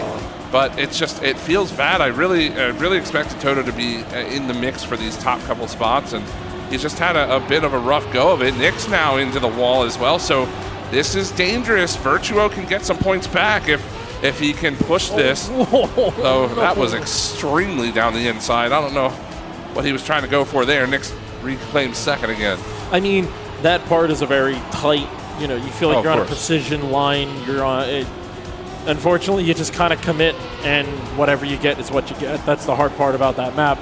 And unfortunately, did not work out for Virtuo. So Nixotica get back up in 2nd place. At this point, if I was Nix, I would just be complacent with the fact that PC is more than likely going to finish this one out. He's going to win. PC Gamer, I did get to talk to him. He feels confident. He really does feel like he's going to be able to take on pretty much this entire tournament. And he's showing that exact thing. Absolutely. I mean, that's why I picked him. He looked that good to me in like I said, he struggled early in the qualifier. He had like a pretty bad match. I think he had 2 or 3 4th place finishes, just early mistakes, right? And then instantly, I think he went on a run of maybe 8, 9, 10 rounds of just P1s, looked super solid. It was all of Wonder Bar he did that on, and it's just, I feel I'm not surprised that he says he's feeling confident. He's playing like it right now. He will have to battle from the back of the pack, but the pack is quite clumped together. Anybody's race at this moment, and now, yeah, if you're Nyx, I don't think you're caring about Bad PC Gamer pretty much at all. You don't really care where he is, what he's doing. All you're worried about is your two other opponents here. Yeah, you have to be pretty much, at this point, he's so far ahead, you got to be looking over your shoulder and just making sure, all right, is he still back there? Good. And unfortunately, PC Gamer just made a mistake and then tried to bounce back and then just made it worse. So he ends up DNFing. He's going to end up handing a few extra points, so at least Virtual could be getting that +4. And that is exactly the person Nyx does not want to get that extra points. But with a first place, that is 10 points. That puts him at a 105. Virtual is only going to be at 74. Yeah. So Nyxotica is now about 2 rounds away from getting finalists. He could potentially get, I mean, it's not going to matter too much because after this is the semifinals. It's a pure single elimination tournament, but it's like, it'd be nice to be the higher, air quote, higher seed going in, versing 2 players that were second place in their match. Whereas if you are the second place, you're more than likely going to verse someone hard. And Nyx already took on Neil. There's a chance they could see each other again in a later match, and one of the DG players could end up eliminating the other DG player. I mean, that's what's happening right now with Wall Inspectors, unfortunately. Right. Yeah, and I don't think Nyx will lose too much sleep over coming in second in the quarterfinals compared to first. I don't think he will care too much about that. But you know, I don't want to write anybody off. Again, Virtuo has been struggling just a little bit in the last couple of maps, but again, he's sitting at 74 points. Toto at 62. And now, really the interesting part is how long does Bad PC Gamer stick in this lobby? Because if that continues to happen, who was that? That was Nyx, I think. So Nyx is going to fall back. Now, this is where it's, if Bad PC Gamer wasn't in this lobby, this is so much better for Virtual, right? It's so many more points that he can get. But now, since Bad PC Gamer's still here, he's going to end up, unfortunately, dropping a couple points, unless there's a mistake or something. So, is the strategy to kind of back off and just let him say, get out of my lobby, I don't want you here anymore? Yeah, right. I mean, that's exactly what I did when I was playing. I had Cackney in my game. I already knew Cackney was going to win, so my whole goal was to constantly try to be as close as possible to that second, third position. And then as soon as he's out, that's when you just kind of go out the gate as hard as you can, because you go from getting a +6, +4, or plus, you know, like to a +10. Like, you start getting that much extra needed points. That so at this point, Virtual is looking like he could pretty much, I mean, he got up into second place. Toto ends up making a little bit of a mistake, and it looks like this may not work for him. Oh, yeah, no, he's not going to be able to make that one. Nyxotica's so far back. I don't even think Nyxotica's be able to maybe finish this one. Oh, he's there. Hello. Okay, he made it. That's important. At least he gets those 3 points. That's going to put him up into the 108. It's not the dreaded 9 point in the end, but it's still, you know, I'd say that's like the semi-awkward. Like 9 points is like the awkward number. Yeah. 8 is like that semi-awkward. It's like, okay. You know it's even more awkward than 9 points? What? 99 points. Yes.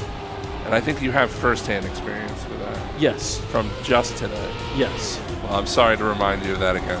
There's a reason why, but you're still here in the caster booth, not even playing the game. That is 100% true, and I will be the first one to say that. We are so mean to each other, but trust me, everyone, we love each other. Hunter and I have just known each other for years. This is normal banter. I promise there's no heat going on back here. I'm totally not about to, you know, just strangle this man. But Nyxotica is up in front, followed by Virtuo, and a good lead, a 0.5 lead for Nyxotica. I mean, at this point, Nyx has made some mistakes, but it's, I don't want to say it's free from this point on in the map, but it's kind of free. Yeah, well, yeah, I mean, Virtua just got to push, right? I mean, there's no room for, if you make mistakes, you know, it is what it is, right? You've got to essentially try to run PB every round now if you're Virtuo.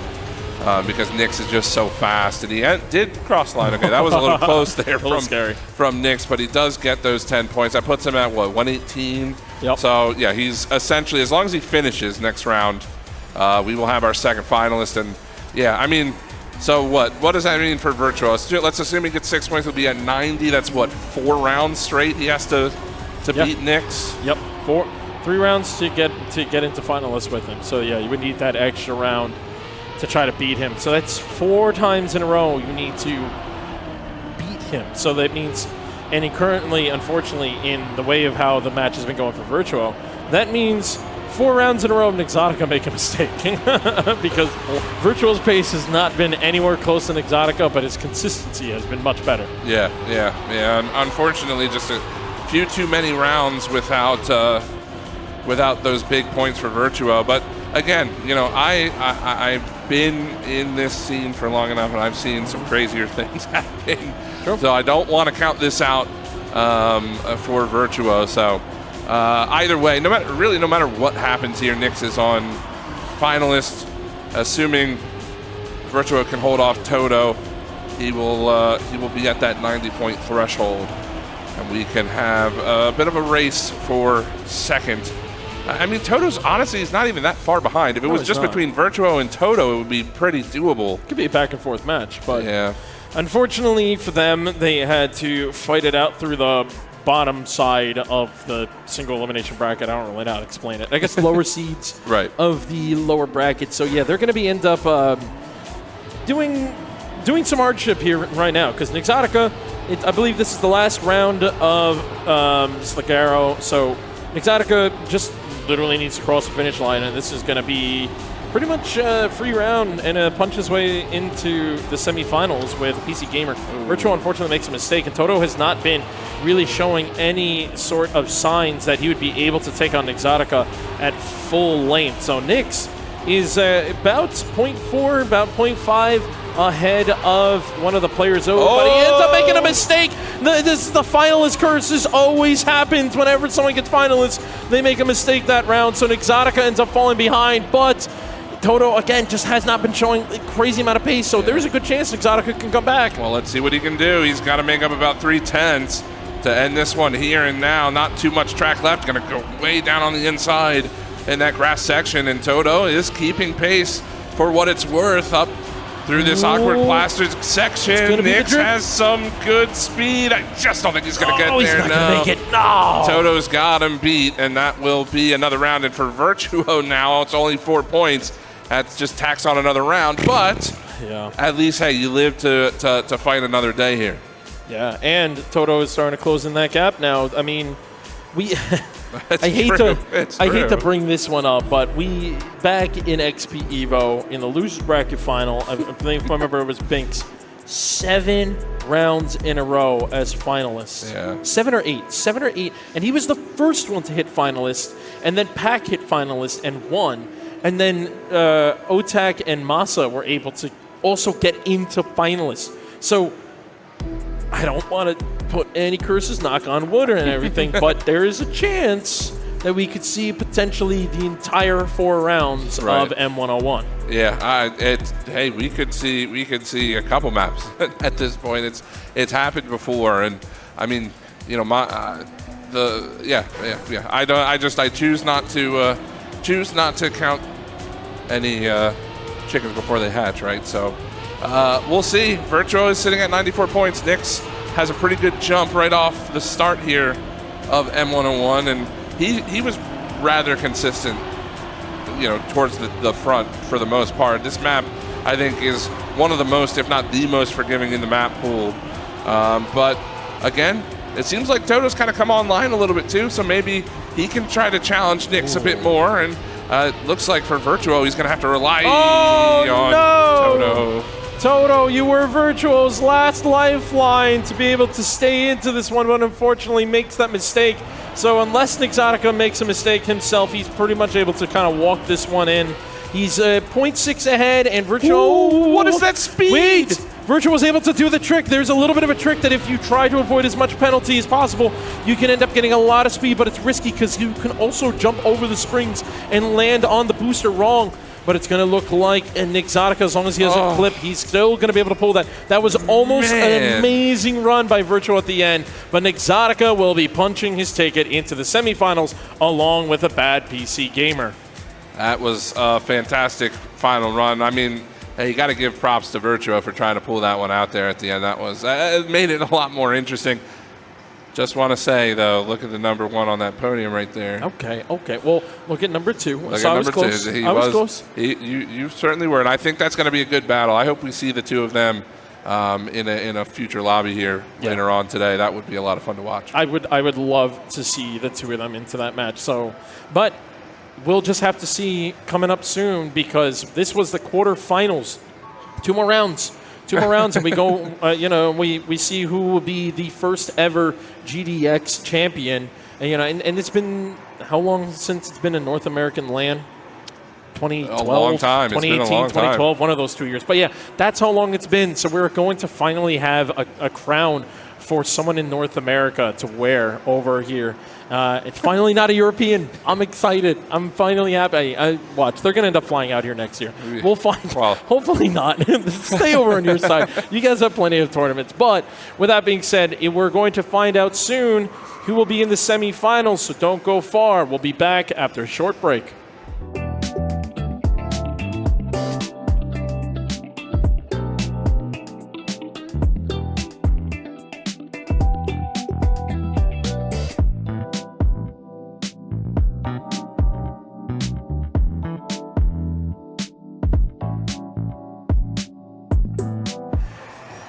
All right, it's been a bit of a time, but we're here. We are finally getting things underway. A lot of complications happen, but it doesn't matter. The players are still focused, they're still locked in, and they're ready to go and finally play a game. Yep. And well, folks, we lost a lot of energy here in the long wait to deal with all the technical complications. So let's hear it for the players on the stage, right? We got. Can we get some noise out here? There we go. I know you guys may not be able to hear it at home, but we got some noise going on out there. So we are going to be getting things underway. Sorry, I have to start the game from down here. So excuse me. Yeah, there we go. Thank you. Let's check out the first map, which is going to be Wunderbar by Melee+Ultimate. And we're going to be starting things off the first semifinal of 2. And there's going to be a name in this match that may confuse you. And it says Alex, but I promise you it's Jampy. Alex did not PayPal his way into the semifinals, I swear to God. No, unfortunately, Jampy tried to log in too many times, and Nadio locked him out of his account, so he's borrowing Alex's. So bear with us while Alex very well may make the grand finals. But, of course, he has to make his way through Dummy, and he has to make his way through the entirety of Damascus that is present. So, easier said than done. Quite interesting to see Alex's car. I'm not going to lie. This is going to be a bit of a trip one, but yes, just a reminder, that is Jampy. So if any time there's a mistake that happens, we can blame Alex, and if any time anything happens good, we can say it's Jampy. But finally we got things underway, and it's looking really good for Exotica up in front, starting off right away, second ahead of everyone. I may have jump scared everyone to start this match, but unfortunately, we just got to get things underway.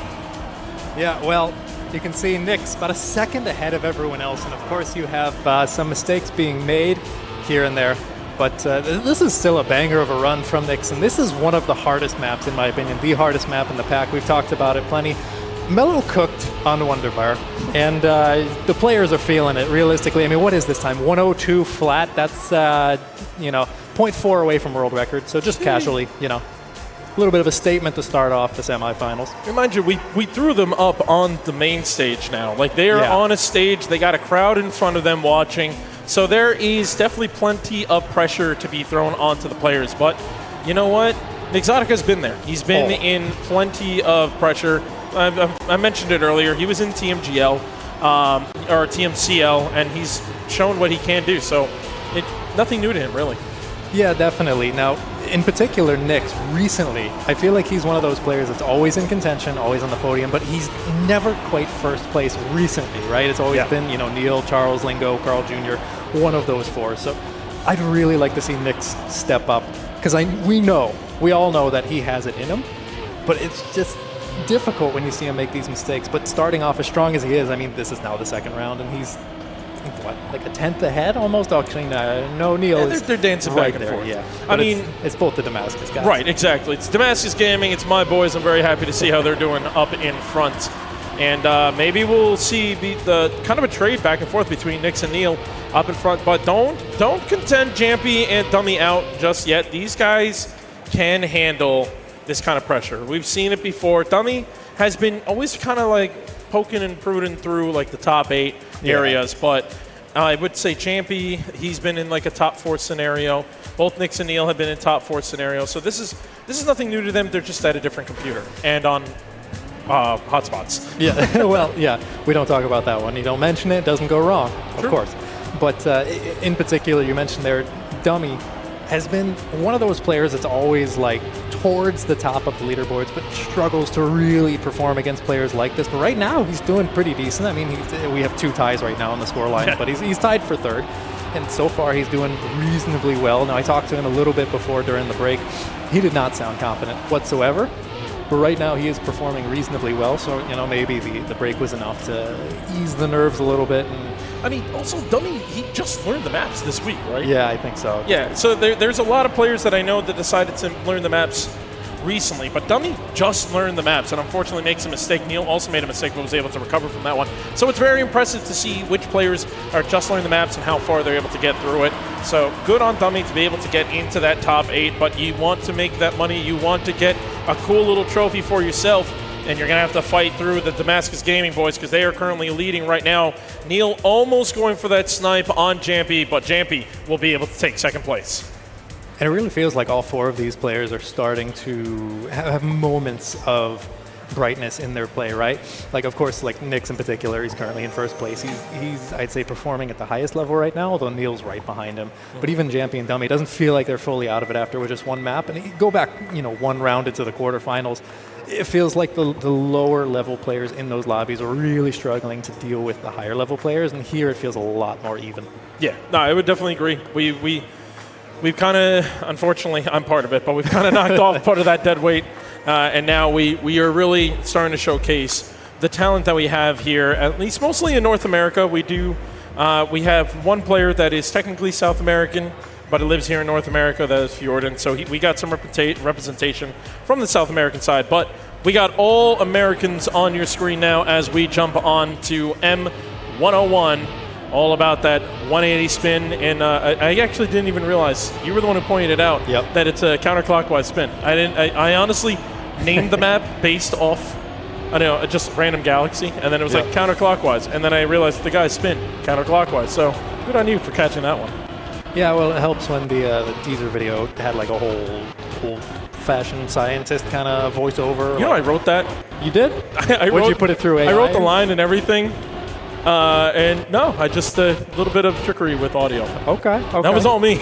That's impressive, actually. You're pretty good at voiceovers. Thank you. But yeah, like when the voiceover, I was like, oh, hey, actually they do, and I mostly watched that just to make sure, because if they were spinning clockwise, I was going to rag you for it. But no, you did good there. Now, Neil currently in the lead by a solid amount, a couple seconds. Everyone just seems to be in the mud right now. Dummy currently in 3rd place. Jampy a little ways behind Neil. And then Nix, I don't know what happened to him. He's just dead. He's gone. He can go for the 3 points. Good enough. Yeah, unfortunately, we seem to see a little bit of mistakes out of everyone. To be expected, this is one of the more wonky maps. Some weird things you have to do, unfortunately. But the players are able to make it work. They're able to make it to the finish line. And that's the most important thing. You don't want a DNF. Yeah. I mean, we've seen it even in XP Evo. We saw it in the World Championships that happened yesterday, where players had just like 1 round on that whiskey map that could have been the finalist round that they needed. So it's really important to just always be able to try to collect those points. And Exotica currently trailing right behind Neil by 1 point, and Dummy and Jampy are fighting it out in 3rd place, but it's only the top 2 that will be moving on to the grand final. Did someone just respawn? No, okay, that was just a trick of the light there. Still have the Damascus boys up in the front. Jampy and Dummy trailing just a little bit behind. And I think that was a clip. Dummy. Yeah, so he's going to lose quite a bit of time there. Crucially, I don't think he had to respawn, though, so he shouldn't be too far behind. But Neil and Nix, it feels like they're just trading blows left and right every other round. One of them's in the lead, barring the last round where there were a few mistakes we don't being count made. that one. that one doesn't exist. Ignore the points. But, whoa, okay, Jampy has a huge amount of speed, but not quite enough to overtake Neil, who took a little bit of took over Nixotica. Yeah, Nix went too far into the booster, so he loses quite a bit of speed. He's trying to gain it back right now, but I don't know if there's enough space. Where is Nix going? I'm guessing Nix, we weren't able to catch him on the camera. Where did Nix go? Hello, please? Aggranator even turned around to check to see if he was still at the computer for a second there. But yeah, I don't know if he went to, I don't know if maybe he clipped something, because honestly, that's the one checkpoint that's the hardest thing to get when you clip something and you don't have the speed. Unfortunately, it's the one safe checkpoint that I made where you actually have to hold a break and do kind of some wonky gameplay just to hit that checkpoint, or just go back a checkpoint and just get more speed.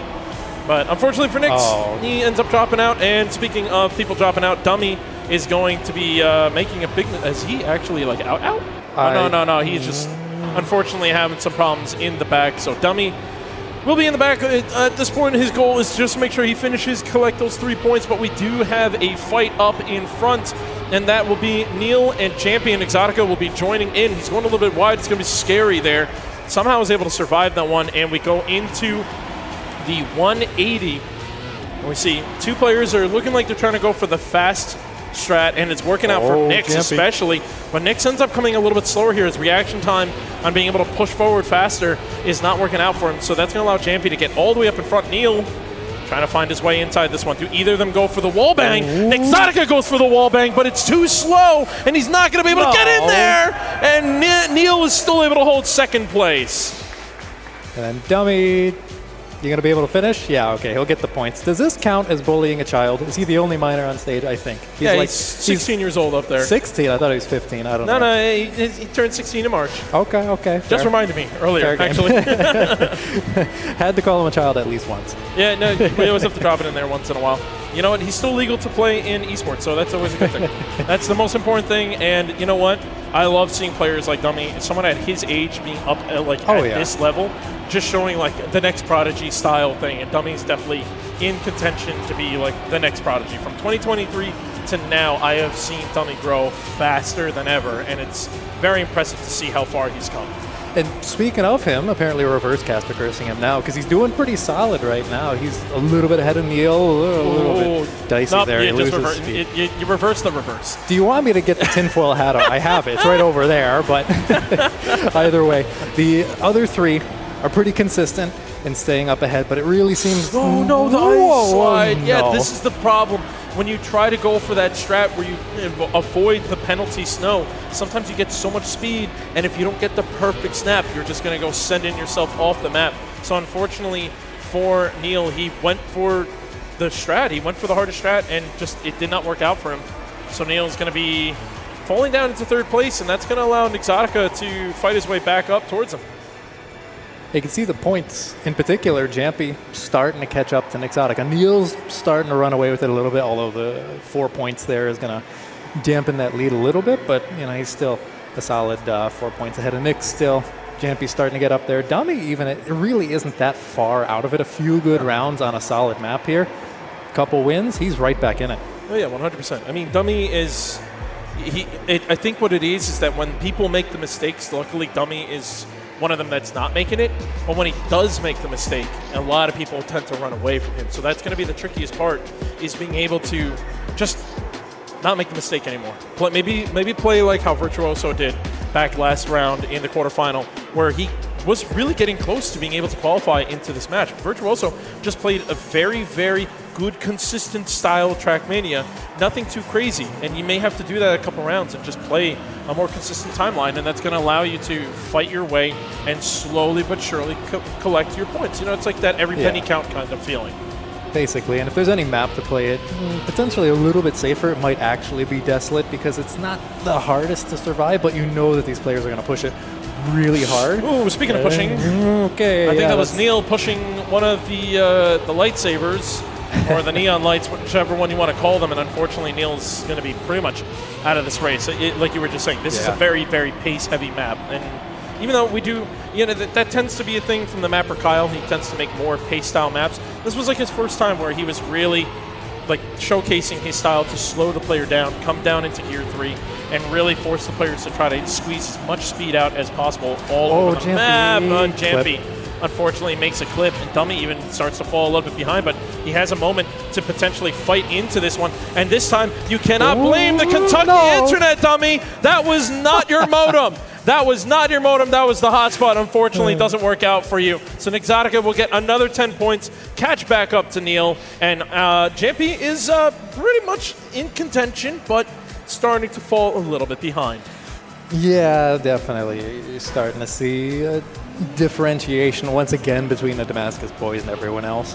But there's still hope, especially for Jampy. Again, especially for him, like one good round and he's right back in it.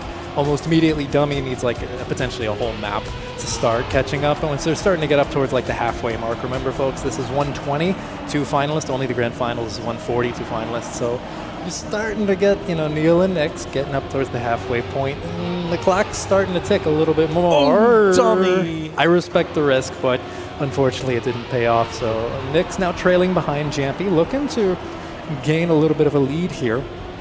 But Neil certainly doesn't want to let him go. Was that a landing bug? No, I don't know. I think he clipped his back wheel, but you know what? It ends up working out for him anyway. Yes, he fell back, but it's like he fell into Nix's arms, and he's like, I got you, buddy. I got you, teammate. Damascus Gaming working together to stay in this race together, but Jampy is just running away with this one. Hopefully he doesn't clip anything, and it's looking like it's going to be a good round for him. It's going to be 10 points. It's going to get him up to 48 points, but he's still not caught up to Nix and Neil yet. Not quite, no, but he's, I'd say like half a round away. He doesn't quite need a win, maybe a few second places, and he's going to start overtaking at least one of them. And realistically here, you only need second place in this match. Of course, first place would be nice, but you're getting to the grand finals anyway, so seeding doesn't really matter at this point. Yeah, so as we're coming up to the final bits, rounds for Desolate, this is going to be a really good time for these players to really start collecting some points, because I believe we have Salt Alliance, if I remember correctly, is going to be the next map, actually. So it's going to be scary for anyone that's not an Exotica, because that is his map. But ironically, even though that's his map, I've seen a lot of mistakes coming out of Exotica. Yeah. So it seems to be a map of curse, because I got eliminated on my own map. Exotica had some weird things on his own maps. So maybe this will be the time for him to get a good push, really try to get up there and extend his lead. I mean, he's only 1 point ahead of Neil. And look at it, it's the Damascus boys that are in the back. There's third and fourth. Neil going for the most insane inside line. Nix ends up clipping the sign a tiny bit.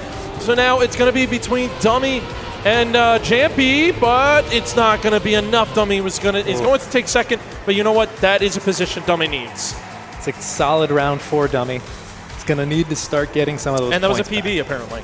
That was a PB. Oh, yeah. Okay. He is a chatter, folks, and you can see the in-game chat. Oh, I didn't even realize. I thought Jampy had 57. He has 67 right now. Yeah, he's right up. Running up. He's starting to run up this. Starting to run up the leaderboard, and it's looking really good for him. And the DG guys are currently now battling it for second place. This could be a very scary moment if Nix and Neil, this is like one of the crazy parts is like coming from teams and organizations. Do you really want to take your own teammate out? No, but you may have to, unfortunately. Yeah. Especially in solo tournaments like this. We're not in 2v2 anymore, although hopefully it comes back in some regard. I think everyone wants that. But currently Jampy and not so much Dummy anymore. Still kind of in it, more so than Neil for the time being, but it's mostly Nix. Coming up onto Jampy, looking for an opportunity to snipe it away, but I don't think Jampy's really faltering at any point in time quite yet. Line looks stable. No reason to panic in his regard, as long as you don't touch the sign, and he didn't even get close to the sign. Going up into it, and I think the positions are probably going to remain similar here. Maybe a little bit of a snipe for third place, but I think Neil's a little bit too far away. Yeah, so a rather boring end of the round there. Boring. Great pace, those Nix. But yeah, no, that was a great pace by Jampy for sure. I mean, that's one of the things that's great about Jampy. He is such a good pace player. So any map that kind of it pushes more towards that kind of style, it's going to be perfect for Jampy. But now we go into Salt Alliance, where it's not so much pace. There's some weird, wonky lines you have to be focusing on, and you can clip on a lot of different things. You see in the map preview right here, there's some crazy, wonky, wavy moments. Like this should have been called waves or something, because the amount of times your car is sideways on something that slides you around. Yeah, I mean, what do you think is going to happen when you take two of the most unhinged mappers that North America has to offer and put them together on the same map? Imagine if I was on this map. Oh, God. Unfortunately, we were not on camera for that one, but there was a big smile as Acronator was saying that. And as soon as I said what I said, Acronator actually lost that smile. I'm getting PTSD, and I barely play. But anyways, I wanted to ask you, Randomize, as someone who does map a lot, do you tend to practice your own map less because you played it so much when you were mapping it? Because I feel like that might be what happened with Nyx in this, because he does make a lot of weird mistakes that players don't normally make in here, right? Yeah. He's clipping in weird places. Do you think that might be some of it? That might be part of it. Honestly, you stop looking at your map. You haven't seen it in a while. I know for me personally, like you said, I definitely do practice my map less. This tournament was like the first time I think I actually played my map a little bit more, just because I was like, you know what, I'm going to a LAN. I don't want to get embarrassed on my map, even though I kind of did. And I really just want to be like in the top 5 area. And unfortunately, it didn't work out for me, but it's looking like it's starting to work out for Nyx. Yeah, his teammate Neil is the one that's going to be up in front, but hopefully we don't see a slowdown. Nyx has been like the only person I've seen on stream that continuously gets slowdowns. Oh my. Has to do a little dance before he claims his points, but it's fine. Everyone else had crashed behind him, so but Nyx had the best points. Man, should have DNF'd. Oh well, that's fine. Still nice. And yeah, no, I mean, Champy ends up in last place, and Nyx and Neil both coming right back up behind him. 76-75 compared to Champy's 80. Unfortunately, Dummy, this always seems to happen. Champy makes a mistake. But it's like we always see Dummy get to this point. He's always in that top 8 area. And he's better than like almost all of NCSA, but like the last 8 or 10 people, Dummy tends to struggle against them. Yep. And unfortunately, we're seeing it again, even here in Ohio LAN. It's one of those moments where can we see Dummy just kind of shake it off and push? I mean, there's a lot of pressure. 16-year-old kid on a main stage. That's a lot of pressure, you know? We have a decent-sized audience here. There's dozens of people cheering him on and staring at him and waiting for him to do something, either crash or, get first place. I don't know how much the stream can hear it, but the crowd does give reactions every time someone crashes or snipes, or in, Nixotic's case, just breakdance a little bit before crossing the finish line. Now, you notice there, Nyx actually has a slightly different approach into the dirt. No one else really does it. Everyone does what you'd call, Nyx. Okay. Whew, a little bit weird there from him, a little bit of too much wet tires, but he takes this very long meandering approach into the dirt. I don't know if it's faster, but he's like the only one who does it. Yeah, no, he definitely takes a different line. Okay, I got a little worried. I was listening to you. I got worried that Champy was not about to not get any points. Yeah. But he made it, but Neil is able to jump over. But yeah, you're correct. There is a completely separate line that both Nixotic and CD believe. They wanted to create like a dirt drift, air quote, where you actually tap the drift. And everyone goes, no, outside dirt's the best. You just do a quick release. And blah, blah, blah, blah, blah. I don't know. Neil tried coaching me on it. I didn't understand. There's a reason why I'm here casting with you and not in the semifinals. Jampy is not having a good time on this map. I don't know what's going on with him. But Dummy's getting back into the fight. So this could be, yes, it's a 4 to 3 points, but you know what? Right now, Dummy needs those points. Yeah, he definitely needs to start climbing back up because everyone else has almost double the points of him. And it's getting kind of dicey for him at this point, right? Like, it's not impossible. We've seen him try to do what feels impossible back in like the original Duo Cup. We mentioned it previously. But he always... Whoa! Nyx, are you insane? He goes so completely for the two-wheeler. It is definitely one of the fastest lines to pull it off. We saw it earlier, but I didn't realize how much you can go over. That was awesome. We got the slowdown. After all of that, he just loses everything. Nyx, it's your own map. Oh, my God. GR from Nyx, yeah. Fair round. Golf clap for that one. Golf clap for him. But Neil got the reverse nice, and he's at 96 points. Nyx and Jampy, almost said Alex, and I know he'd be very happy if I said his name. But Nyx and Alex battling it out, 85-89. But, I mean, we still need to see someone get finalists first and then complete it. But it's going to be easier said than done in this match, let's be honest with you. Especially these top three. And even Dummy, to an extent, has had his moments where he's been able to deny them. Yeah. And now at finalists, onto that, the pressure, I don't know what's going to happen at that point. I genuinely was going into this thinking maybe it's just the Damascus boys taking it away, but I think it's going to be closer than that. I mean, Jampy has definitely shown like a thing or two and taking his swings at the DG boys. Unfortunately, Neil makes a little bit of a mistake. I'm not really sure what happened. It looks like he might have clipped one of his wheels. And now Dummy's starting to show off the two-wheel style there, and it's working out really nicely. Exotica in front on his own map, hopefully does not get the slowdown. He has a little bit more speed. Hold right. Don't touch anything. There you go. No, good. You're good. All right. Nyx is up in front. He didn't get cursed by his own map, and that's going to give him that 10 points and start to push a little bit onto Jampy. I think that is going to be enough to allow Nyx to jump over Jampy, but just barely. Just barely, and there's still a little ways to go, right? Neil needs 2 round wins in order to get finalist. Everyone else needs about 3. Dummy needs a lot more than that. I've lost track, and we're loading into the next one. There we go, points. 58, so he needs like, what, 7 round wins in a row? I mean, you can do it, but I want to see it. Dummy has done some crazy comebacks. You mentioned the original Duo Cup when Dummy unfortunately disconnected. And came back and continuously denied people over and over. I think for what was it? It was like 10 rounds. 10 rounds, yeah, and 10 rounds. He got finalists and then lost on the finalist. And then choked on the final. The cast the curse, the finalist first. All the curses, unfortunately for him. Yeah, he just was not able to bounce back from that. But so it's not like we haven't seen Dummy do something like that. It's definitely possible for him.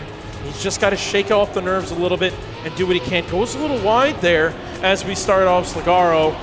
And this map is, I would say, probably a lot more tame compared to Melo's other map. Outside dirt. I don't know how Jampy didn't touch the outside dirt there. Unfortunately, Exotica is going to make a little bit of a mistake, but it works out for him. Jampy took a wide line. I still don't understand how Jampy's not touching anything. You know what? I think what it is, he's so used to driving the big Lightning McQueen car, so he just knows how to push him. Unfortunately, what happened to Damascus? They're in shambles. Well, maybe not so much in shambles. Yeah, no, they're not. They're fine. I don't know what happened to Jampy? He just lost his speed, like gone instantly. Yeah, unfortunately for Neil, he ends up sliding thanks to the ice tires on the road. Yeah, it tends to do that. But yeah, no, Nyx and Dummy were able to fight their way back up, and Dummy is currently battling his way all the way into first place. And Exotica is going to try to go for that inside line, but it's going to work out for Dummy. He's going to take first place. Is this going to be the comeback era? Will Dummy be able to do it in front of all of NCSA? We got the Kentucky crowd behind us, actually right in front of Dummy too. We can hear him cheering on. And sometimes, you know, the crowd can add a little bit extra pressure, but sometimes it just hypes you up more and gets you in that zone a hell of a lot faster.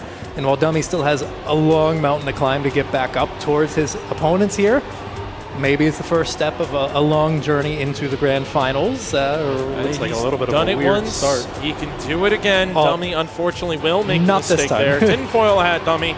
You definitely should have brought one, especially to a LAN. But unfortunately, Nyx makes a mistake. So now we have Neil versus Jampy up in front. Exotica definitely needs Neil to fight out. What is Neil's line? Yeah, Neil goes for a very wide outside line. And then he comes sliding in on the inside because that allows him to get a good ice SD. And it will actually get him so much speed that he can push away. And that's going to be a big mistake, and that's going to allow Exotica back up in front. Neil and Exotica currently first and second, 103, 101. And Jampy down to 96. And it's not the mistake you want to see coming out of Jampy, unfortunately, if you are rooting on for him, because right now, Neil and Exotica are just a few more rounds away from locking themselves into finalists and looking to punch their tickets into the grand finals. Yeah, he knows what he's doing. Calculated. Not even close. Just take a deep breath and Dummy. Okay, there he is. Yeah, Dummy's in. He's about to swap to the POV, but we're good. So, what was that, like a low 108? World record on this map is low 107, so you're still about 1.3 seconds away from world record, but you don't necessarily need to. I mean, like, please do. It'd be really hype, but I want to see it happen. Neil did it. Can't play your trap card yet, man. You got to save it for the grand finals. Yeah, unfortunately, looks like we saw him. Everyone is clipping corners. Dummy is out, and it looks like Neil and it looks like Jampy made a mistake. This is a moment for an Exotica to be able to get up in front. He made a mistake there last round in the dirt, and it looks like he did not get the most speed out of that one. So now it looks like Jampy and Neil are fighting their way back up. Neil is looking for at least 7 points. So he has to get first place if he wants to lock in that finals. Ooh, Exotica is looking to try to do. I told you, it's great, right? Look at that, Ice SDs. You know, and Neil surprisingly has learned how to somewhat SD. It's still not perfect, but he, you know what? I'm proud of him. This entire time he didn't know how to play. I was speaking of Neil, and unfortunately he ends up crashing. And it wasn't even like a little tap. He was just completely out of that one. So this is going to be an opportunity for both Exotica and Jampy to come back into this fight, because I wouldn't be surprised if Neil falls all the way behind. Exotica has been kind of scary. Oh, no. There was a bigger mistake. Well, Neil, he's back in the race. If he makes a mistake again, that's going to allow Neil to get in. No, he does not. Oh, Neil now did not get in there. Dummy can actually fight for third place. He had a terrible... Oh, he almost missed it. It ends up working out. Everyone just making mistakes left and right towards the end there, but just somehow that works out. And Exotica now just has to finish a round, and he is finalist. Neil has to at least get third place, and he is finalist. Jampy just has to win. He's not finalist yet, unfortunately, Jampy. You still got at least another 2 rounds to go. Yeah, it's getting a little bit I don't harrowing. want to talk about Dummy yet. No, he's got to win 5 rounds back-to-back. But Jampy is more or less out, unless we have more tomfoolery in the top 3 right now. Dummy just trailing slightly behind Damascus, but not out of it. But Nick certainly is. Dummy might be able to go for a better line. What was Neil's line? That was inside his helmet. If the paint was thicker on his tires, he would have bonked that pole. More than likely. Dummy. But Dummy, this is one of the most awkward dirt lines ever. Unfortunately, it's very tricky to keep all that speed. He's fine. He's still second. And he's still able to hold that second. But yeah, like the problem is that it's a custom block that helps you take a half bank to a flat, and so you kind of bounce on it in a very awkward way. So unfortunately, Dummy was kind of penalized by it. But let's jump into the back. Exotica is actually the farthest back, and Jampy looking like he's going to try to go. Oh, he's going safe. No. He gets it. Jampy ends up going safe, and that is going to hurt him. No. Even though it's just a 1-point difference, Jampy needs those points. He needs as many as he can. Crucially, look at Jampy's points. 109. If he wins, he gets the dreaded 19, the 119. Oh, double finalist on a new map. And guess which map it is? Woo! DG boys are going to hate me. But yes, here we are. Oh, no, that's right. It's Wunderbar first. Right. Yep. It's Wunderbar. Production. The map order changes up. We're screwing with the producer at this point. He's like, I don't know. Just drive. I got to give a little round of applause for our production. They have been keeping up with us. Gabe, thank you so much for all the love and support you've been giving us. He's been working hard back here, as well as the rest of the production crew, trying to help us and everything. So we're doing as much as we can, but don't worry about Nick's driving off the track. It was warm up. Nothing's on fire yet, aside from the internet. But we don't talk about that. It's about to go on fire. Everything's about to go on fire. Here we go. Double finalist round. Dang it, Jampy, who unfortunately locked himself out of his account, which is why he is currently playing on Alex's account. Jampy now has to play upset for multiple rounds, not just 1, but at least 2 rounds to get into that finalist and then be able to take first place to get into that grand final position. Exotica and Neil both just looking to finish 1 round for themselves, and this is a very tech-dependent map, so that's going to be really good for Neil, who's a great tech player, but Jampy also a great player, and it doesn't look like it's going to happen. It's going to be a battle between the DG boys. Who is going to be the first one to go through? And Exotica and Neil, pushing. They're going through this really tough, wavy part in the plastic. It's working out pretty well. Get the SD. Neil goes a little bit too inside. He's pushing I don't know if he's going to get the speed. He's going to try to go inside. He's going to look for the push. No, but Exotica stays a little bit more inside, and Nyx is able to do it. Nick Exotica is the first player to move to the grand finals. 101.9, by the way. That is that has to be a new PB for Nyx. That's just about top 5, if not top 6 world. So quite the time to make a statement. Nyx has guaranteed he's going to walk away with some prize money. Yep. So, exactly. You punch yourself in the grand finals. You are able to get some money out of this one. That works out. It's nice. Oh, but a big mistake out of the player who really needed the most. That's going to be Jampy, who's going to, unfortunately, tag a wall at the beginning, but he's not too far out of this one. He's not out of the fight yet. Neil has been very good at pushing as much as he can, but we have seen multiple tournaments in the past, unfortunately, Another clip. that will happen. We have seen Neil make mistakes as finals, and he's right there. But Neil just needs to keep composure, be able to walk this one in. He has so much space now, almost like 0.4, 0.5 difference, and like 0.420, nice. But Neil, at this point, it's a walk in the park. Just make sure you're driving your lines clean. Dummy makes another mistake, and so it's going to be over a second. Neil has just a home run advantage at this point. He just literally walk it in, and he'll be punching himself into the grand finals as well. We'll have both Damascus gamers. As long as Neil doesn't miss, he gets it. Congratulations, Nixotica and Neil. You two will be moving to the grand final. Dummy and Champy. Unfortunately, this is the end of the road for you, but congratulations for making it to the top 8. Genuinely great game all around. Even from Dummy, he had his moments. He can walk away proud. And realistically, I think this is going to be a seminal moment, I think, in Dummy's journey to improve, because now he has that LAN experience against some of the best players just like in our region, in this hemisphere, right? I even said it when I was on camera earlier with Speaking on camera. Yeah. You just get our names now. Yeah. You don't get anything else. We're not. You can use your see it. imagination as to what we look like. Don't worry about it, though. But realistically, we're only missing a couple of like the top players from the Americas, right? You think of like Lingo, you think of Carl Jr., obviously. You think of who else? We go like, South America. Yeah, we're missing Charles. But realistically, we have like everyone else here. So this is a really stacked tournament in terms of NCSA representation. Oh, 100%. So honestly, good on them. We got two of the 4 slots for the grand finals. We have one more match to find out the next 2 into the grand finals. And with that, we're going to have to go a break and find out who will be our next 2 for the grand finals. So don't go too far, folks. We'll see you in just a bit.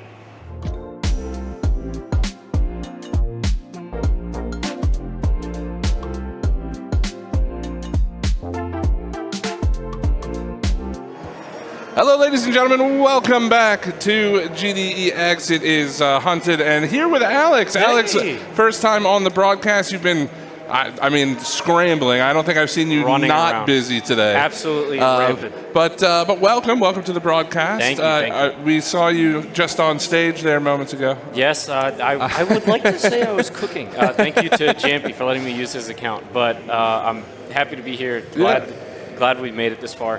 And shout out to production for staying with us. Oh yeah, absolutely. They deserve all the credit in the world. It's been a hectic day to say the least.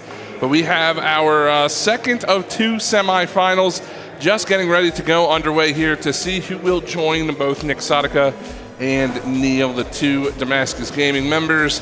In that grand finals, we've got Cackney, a bad PC gamer, Flimsy Elbow, and Yandro here for the final 4, essentially, in these semifinals. And we're going to kick things off here on Wonder Bar. Might as well throw them in the deep end to get things going. But yeah, what do you expect? Who have you seen today that you would expect to have a good round here? A good round right now, or overall? Overall, yeah, good match. I would say, I mean, all these guys have trained really well. I mean, Cackney isn't one to train as much as the other guys. It's just because he's just so good at, like, he's one of those guys. It's like if you put him in a school and you give him a test, he'll show up, not study, and still pass, and with flying colors. It's unbelievable. I've never seen anything like it. Well, it looks like we have a good race going here for the first round here of Wonder Bar. Bad PC Gamer, who did extremely well in his qualifying round, just snipes the position away. He's going to get Yandro. It by .047, just over Handro. Flimsy Elbow following with Cackney in the rear. So 10 points goes to a bad PC Gamer to kick things off. And when I had Randomize up here with me, we were talking about PC Gamer and what he's been able to do coming into this. And he's absolutely proven why he's #1 in these semifinals, but why he should be a favorite to move to the grand finals as well. I couldn't agree more. I'd also like to give him a personal shout out myself, because he's the only Canadian that has made the trip over. There is some people who've traveled further from the U.S., but to come from across the country border and show up here in Ohio for the GDEX LAN, a massive shout out to him for the commitment. I couldn't be happier to see more than just the U.S. show up here today. Oh, absolutely. It's fantastic to have everybody here for another event for one of the few Trackmania LANs we get here in North America. And right now, Cackney, after a bit of a slow start, looking to capitalize on some good positioning here, although he is going to get overtaken as soon as we swap over to Yandro there. So Cackney now trying to battle back, and again, Wonderbar has been one of those maps where it kind of comes down to who can be most consistent. And ooh, Yandro, he didn't cross the line. That's going to count for Cackney. He crossed the line, but it was at the very end of the finish line. Cackney and PC Gamer are able to take advantage, 10 and 6 points to them respectively. Wow, so that's 2 finishes back-to-back where first he gets sniped. He gets sniped by a bad PC Gamer, and then runs into the finish, can't get the points. And that's a tough start. I mean, that's 2 back-to-back rounds where you feel like you should have 20 points, but he's stuck at 10 now. Yeah, I know Hondro personally. He's had these mental issues from before where, like, once he starts tilting, sometimes he can't stop. But I believe in him. This is his time to shine. He's going to make a name for himself and hopefully get himself to the grand finals. Well, he's again battling towards the front of the pack. He had 2 good runs up to this point. Unfortunately now for Cackney, he's going to have to respawn. So from the back, he will battle. And now it's a 2-man race. The 2 Halcyon members at the front of the field. Flimsy Elbow at the front, followed by Hondro. PC Gamer just over half a second behind Hondro. They're going to take this all the way into the reactor, down through the plastic, and up into this tricky section here. I wouldn't call it PF, but it's still a good drift, and it's more about who gets it on the inside here. Hondro, if he was maybe a 0.1 closer to Flimsy, he could have sniped him there because Flimsy went wide to the right, but Flimsy's going to get it done and get his 10 points for this round. Yeah, good work there from Flimsy. He's going to move up the standings there, and this is interesting. We saw in the last semi, we saw sort of Neil and Nixotica kind of break away a little bit early. It kind of got brought back a little bit towards the later half. Now we're seeing, I mean, obviously the players are within 4 points of each other. The gap is essentially nil, and it feels like it's still anybody's game. Yeah, nothing separates them. 4 points between first and last. 2 people tied at 16 each. Going through to the next section, we have Cackney at the back. We have a crash from one of the Halcyon members. Hondro's up at the front.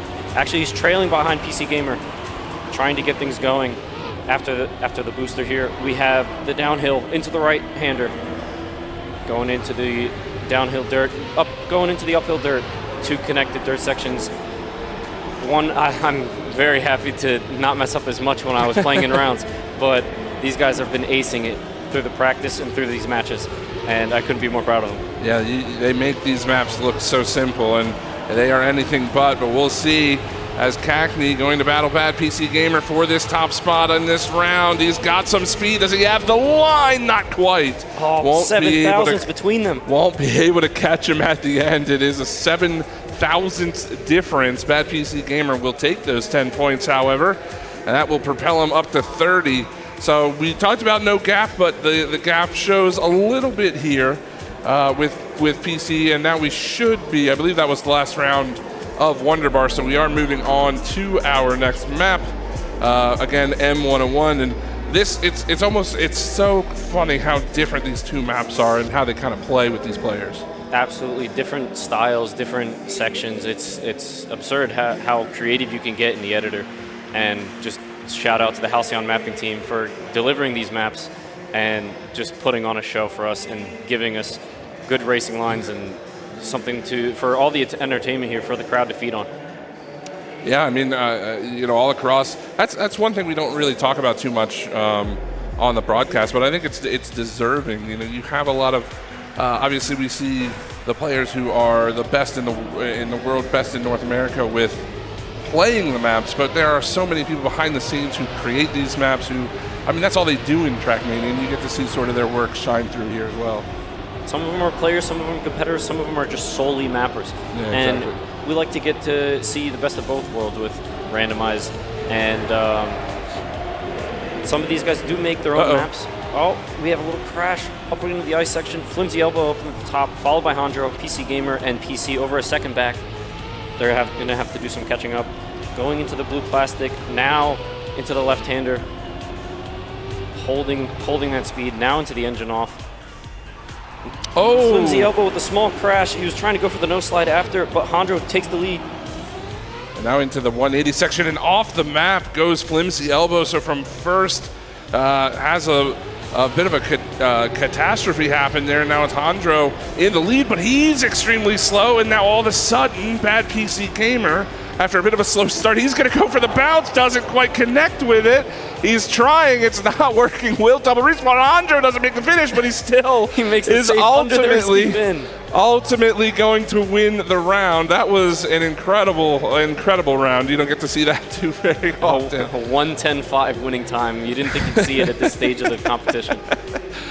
Well, it's unfortunate for Bad PC Gamer. He was trying to go for that bounce. I don't know how much he's practiced that. I haven't seen him do it until then. But ultimately, again, the scores. I mean, look at the point totals as we head into this next round. They're still so very close. Small clip out of Flimsy Elbow, yes, but the points are very close, but it's still anyone's game here. We'll see. Hondro now trying to battle, and again, this map has been one of those where we have seen a lot of very close finishes, right? A lot of consistency out of the players. Cackney, unfortunately, there a little bit too wide in the dirt. He will have to play catch up as now Bad PC Gamer trying to track down Hondro. Can he find the speed? It really ultimately comes down to these turnaround sections and how they play them. We'll see which lines these two competitors decide to take. Hondro had a little bit more speed going into that section, but PC Gamer is able to take advantage in the wood. And they're gonna swap spots essentially here. Bad PC Gamer, he did try the bounce last time. He goes for it again. This time it's much more successful, and he will cross the line in the top spot yet again. So even with the bounce there, it looked like he changed his line up a little bit, was able to recover from what had happened last round, gets those 10 points, and it pushes him that much further in the lead.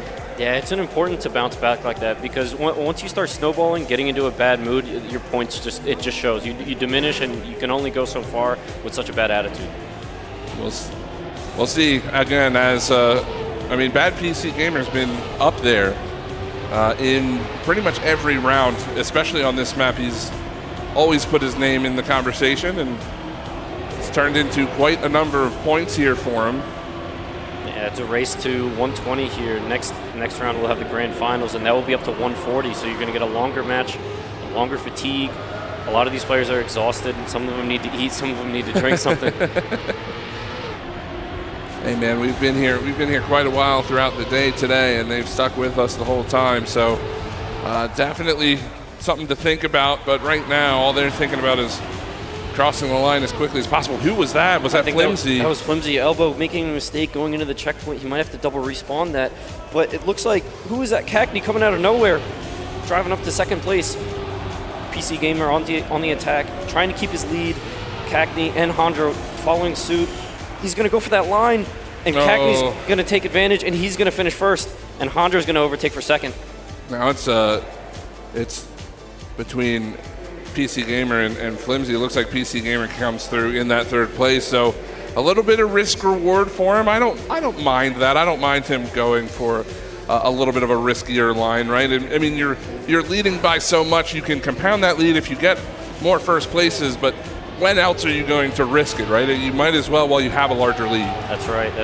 And it's crazy because even though he's not doing so well in this match, but with 31 points, he has a lot to catch up. I know specifically on this map, the line that we saw PC take, Flimsy Elbow told me he's consistent at doing that. So I think he's gonna wait. If the map rotation comes back here, we're gonna see him go risking and trying to take that line, take advantage. He knows how to do it. I've seen him do it.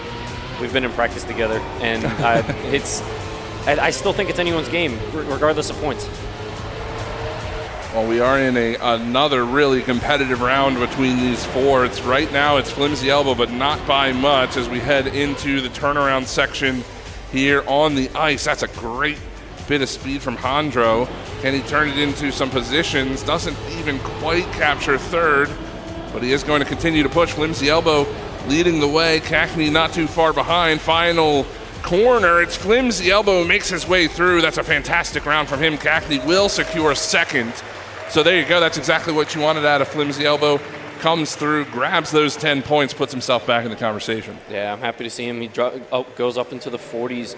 PC Gamer up into 51. Still only 10 points between these guys. There's nothing here. Like everyone, it's like, I'm going to say it over and over. It's anyone's game here.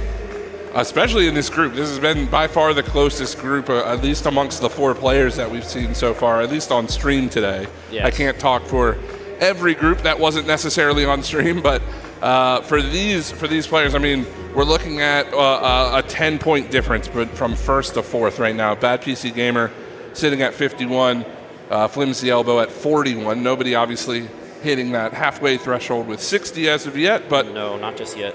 But we are going to start our third map. We're headed over to Desolate, and now I wonder what we're going to see. Again, Flimsy Elbow seemed like he was building confidence as that last map went on. Does he continue that here? I mean, I hope these guys can go through without any crashes, without any mistakes. We want to see good racing lines. Going up into the uphill, no one's going to touch the outside. Hondra's going to take the lead just barely. Not only a 10 between them. I believe one touched in the corner, but they are all still together. 0.1 between all 4 of them. Going into those strong left-hander, and then down and up into the grass. Wow, it's still so very close. Hondro, we don't know who to spectate. I know, so Hondro falling back just a little bit here, but he's still in the conversation, only about half a second back. And I believe that was PC Gamer maybe with a bit of a mistake there. Or rather, sorry, Cackney with a bit of a mistake. It's now between Flimsy Elbow and Bad PC Gamer up at the front. Who's going to take the more aggressive line? It looks like it's going to be... Flimsy's going to get the snipe by 40 thousandths of a second. With the speed, he took a wider line, had more speed, ultimately snipes that one away, and that's 2 back-to-back. Exactly what we were saying, building that confidence, and now, all of a sudden, extremely back in the conversation, at least for top 2. Flimsy Elbow is now only 1 point behind Cackney. Hondro unfortunately drops down to 47 points. It's going to put him into 4th place. Bad PC Gamer sitting up pretty. Still only 10 points between these guys. Yeah, this is been a fantastic first half of this group. It really feels like that we haven't had any standouts. Every player has had their fair share of big rounds. Cackney's been a little quiet, in my opinion. I thought, he's been always sort of up there in his group, but hasn't had too many big finishes. We'll see if he can turn that around here. Is sitting at 52 points, currently in second place here, but only by that 1 point. Again, all 4 members having another good run here. Flimsy Elbow once more leading the charge, but he's got a lot of pressure on his tail. PC Gamer, Hondro, Cackney, everybody coming down to this final corner. Who's it gonna be? It looks like it's gonna be PC Gamer just taking that one. What a fantastic round. 2.5 tenths, separating the entire lobby. Unbelievable. The Canadian extends his lead over Cackney, Flimsy Elbow, and Hondro. That 10 points is massive for a lobby like this. Oh, yeah. That 10 points is... it's quite literally a round or 2 extra breathing room for later on for him. You're going to need it because once you're on finalist, the pressure's on more than it was before. And we've seen all these players here, whether they're on stream or not, they've fumbled under the pressure due to being on finalist. And it's a sad sight to see. Like, you really want to see, like, once you lock in, you're like, oh, I'm on finalist. This next round's mine. And sometimes it just doesn't happen like that. I would love to see a quad finalist, so why not? It would make this LAN much better than it was before. Well, we've got a beautiful situation building in front of our eyes right now. Flimsy Elbow currently sitting in 3rd. He's trying to catch on to both Cackney and Bad PC Gamer. Cackney, just a bit too wide. He's going to have to respawn, and now PC Gamer could extend his lead even further. Whoops, that is exactly what he's going to do. As now Cackney will cross the line, unfortunately taking that 4th place position. But, Cackney putting his name out there. He's in the hunt for these top spots. Unfortunate he makes that mistake. But that's what you like to see from him, right? You like to see him trying to push that pace a little bit more. Yeah, the points gap's gotten a little bigger since the 10 points ago earlier, but it's... like, no one's out of it. I would like Flimsy Elbow is making his way for like first, second, third. It's better than third, fourth, third. Can't complain with what he's gotten so far. PC Gamer just absolutely being elite right now. Hondro's following suit with trying to go as much inside as possible. He's going to gain a little bit of speed on Flimsy Elbow, but Cagney's up in the front, absolutely cooking the rest of these guys. He's trying to get his points back, maybe get back up to the 60s and the 70s. And again, we have four members only separated by half a tenth or so, as Hondro keeping pace, but right now it's Cagney. PC Gamer with a bit of an error. He'll have to fall back. And now Cagney with a massive lead. Hondro's going to step into second place as well, and now Cagney can kind of just play it safe down towards the final corner. He does still kind of cut it close. He bleeds off a lot of speed, but ultimately takes that first position. So that's a big 10 points for Cagney, as Yandro also getting 6 points there as well. That's important for him. So again, the points are starting to compress once more. Still, Bad PC Gamer obviously in the best spot, sitting at 80 points. But I mean, it's a toss-up for second at this point. Yeah, I mean, we've seen the pressure collapse on these guys. PC Gamer, he's probably at this point in time he'll get finalist first, but it's still up in the air. Hondro, Flimsy, and Cagney, all in the 60s now, but it's anyone's game. Everybody beyond the halfway marker there, which you don't see too often. You don't see everybody sort of together crossing the 60 barrier when we play in these 120 rounds. But yeah, everybody halfway there. Obviously, Bad PC looking the best out of everyone so far. But we start our first round here on Salt Alliance, and we'll see what they can do. Salt Alliance from Exotica, who's already into the grand final as a mapper and as a player. And shout out CD as well for doing some scenery and part of the route as well. Yeah, this has been a fun map to watch all day long so far, as Flimsy Elbow really the only player here to challenge PC Gamer, and doing quite a good job of it now, trying to come down on that inside line. Not enough speed though. Ends up leading a little bit to Bad PC, and we don't see anybody going for the big, flashy, risky strat there. We would love to see more of it. We saw one extreme example of it, the extreme two-wheel, which did gain speed, but in the next section wasn't so well for, I believe it was an Exotica at the time. Oh. And Flimsy Elbow's going to crash into that barrier, but he's going to respawn, and the others are far back enough where it doesn't matter, and he'll still take 6 points to his name. Yeah, that round was a bit of a spread out affair. Had a couple of really early mistakes from a few of the players, and ultimately that one's a bit of a cruiser there for Bad PC Gamer. Puts him on 90 points, now really separating himself from the rest of the field. About 3 rounds worth of points for him there. Got a triple clip out of everyone in the start, but Flimsy, he's up by about 2 seconds right now. Now, I mean, if you're Flimsy in this situation, what do you? Are you excited about this, or are you a little nervous? It depends what he's doing with the current settings. Some people like to play interface off; they don't know that they're in the lead. Sure. And in this tournament specifically, the plugin of DOSR Plus is available, and you can use it if you'd like. And what DOSR Plus does is you're able to hide the number on your car, so you don't know what place you're in. So on top of not being able to see where you are in the splits because your interface is off, you don't get to see your number either, so you can just pure focus, pure Zen mode, and just lock in. Well, it certainly seems like Flimsy is doing just that, trying to keep this gap. He's built about 1.5 seconds to both of the chasing members, and it looks like it should.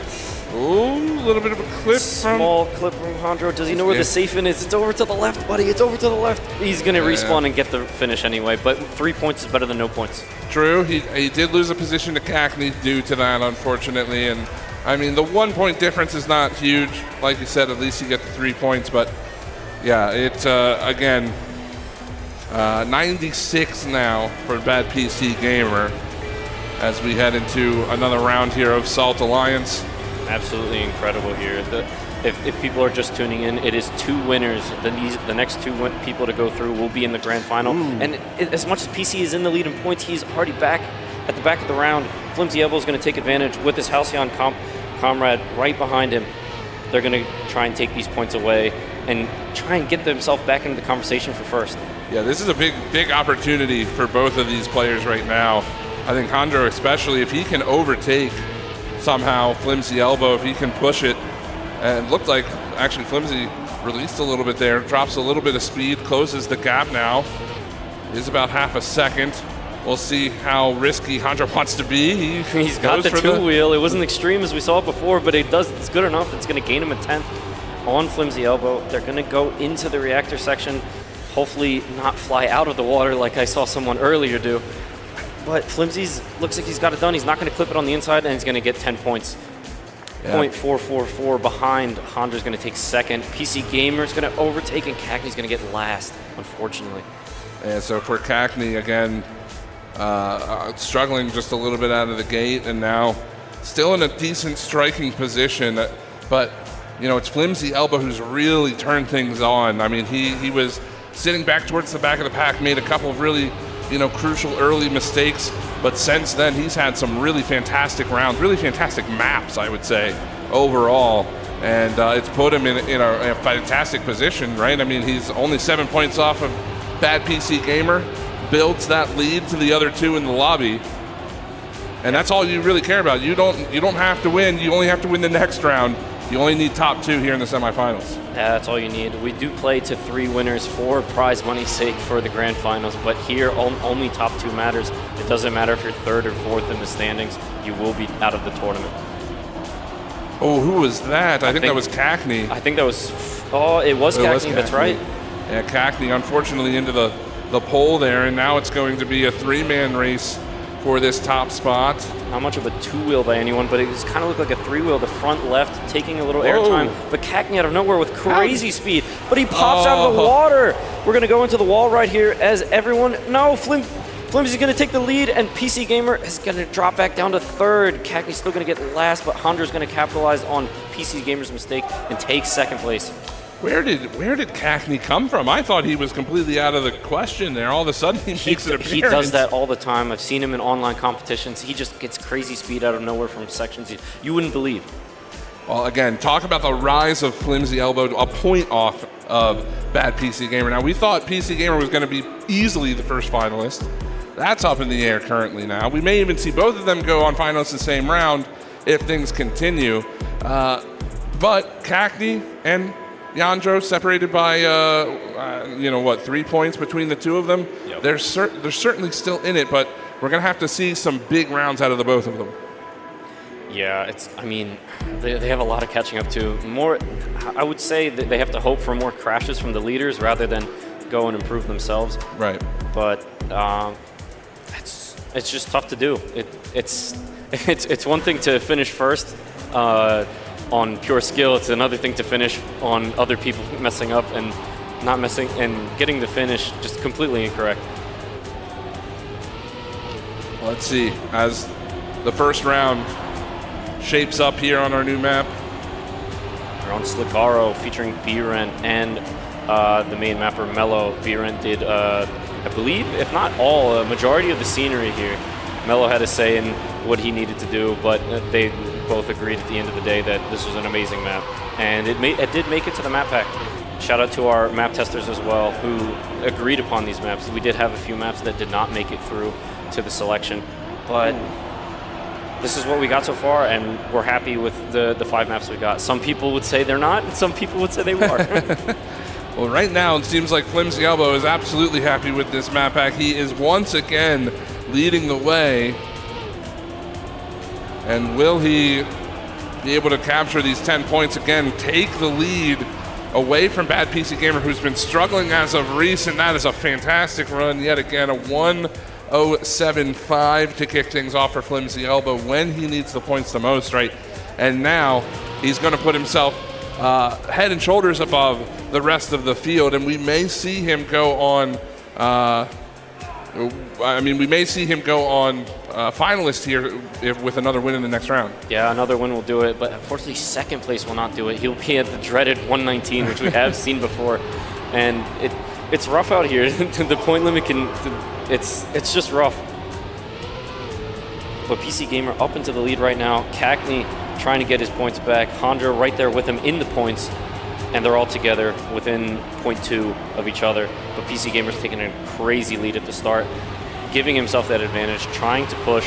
He's at 117. A round will put him to 117. He's at 107 now, apologies. And then after that, the following round, he just needs to finish. He doesn't need to get first. He doesn't need to get second. He just needs to finish. Well, he falls back a little bit there. It's going to be Cackney, then Hondro. Flimsy is trying to make a move. Cackney into the wall, unfortunately, and now Flimsy Elbow all of a sudden. He's got a line to first. He's going to have to battle pretty hard with his Halcyon brother here, and it doesn't look like he quite has the line. But we have just a little bit of track left. We're really going to try to dig down on the inside. It's all into this last drift here as Hondro goes in and up, and they both make the risky fin, but Hondro's going to get there first and get 10 points to his name. Yeah, that's important. And maybe to the annoyance of his teammate, does keep him off finalist for yet another round. So you buy yourself a little bit of time. You buy the rest of the lobby, essentially, a little bit of time. And with a bad PC Gamer victory here in this next round, we could see a double finalist for our opening finalist here. So let's see what happens. Bad PC Gamer had a pretty good round cooking in the last one, had a mistake, ends up dropping back. He's going to try to fix that now. Yeah, and unfortunately, the double final doesn't only put pressure on the two that are finalists, but it puts pressure on the other two because they have to catch up. They have to win rounds, or the two people that are left that are not on finalists have to hope that the other that is not on finalist does well and wins the round and denies them. Oh. PC Gamer, all he needs is 10 points, but that's not the way to do it. It looks like he's just struggling right now. Unfortunately, he had such a great middle section of this competition, and right now just can't seem to quite put it together. But the inverse of that, Flimsy Elbow, is now again pushing for another victory, trying to steal as many points away from Cackney and Hondro as possible. However, both players trying to make a move. I don't know how he didn't clip. He's going to overtake as well. It's going to be Cackney at the line. And Hondro's going to overtake for second. That's good points for him. On a tenth between all three of these players, the American's going to beat out the Canadian for first place. That was very, very close. Another great round between them. And now we have our first finalist, and we have all the rest of the lobby, the remaining three players, over 100 points. This is definitely shaping up to be a fantastic finish. And Bad PC Gamer, unfortunately, just like what we saw Flimsy Elbow, not automatically qualified with a second place finish here. Absolutely not. PC Gamer's going to have to deny him not once but twice here if he wants to get first. But all you need is second overall in this match. You don't need to get first. But pressure's on. If you can get it done and over with, that's what you like to see as a player. Oh, Flimsy Elbow out of contention here in his first finalist round. A lot of really important points up for grabs right here now, though. It's going to be Cackney leading Hondro. Bad PC Gamer is there to try to put himself on finalist should he overtake the other two competitors, but Cackney really seems to have locked this round down. We're coming to the final section. Let's see if he can keep the lead over top of Hondro. It's going to be pretty close. He has a good, decent chunk of speed. He's going to try to go down on the inside line, just not going to be able to get there. Cackney with 10. He just needs one more round win, and he's also up to finalist. It's incredible. We could honestly see a triple finalist should the right things happen at the right times. We may even see a quad finalist. That would be don't do that to me. Incredible. But I mean, just look at the scoreboard. We have if two of the players win the round that isn't already a finalist, they will automatically become one. We have one on finalist and one who is 2 rounds away from finalist.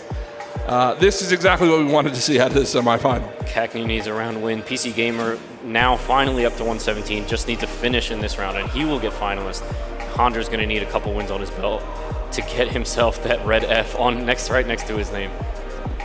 All right. Well, here we go, folks. We are moments away from, of course, Wonder Bar, where we started. Why not make a return to what is most definitely the most difficult map here in the map pool, or at least it's been the most difficult throughout the bracket. The players have struggled the most here, and now, I mean, the pressure is on, absolutely.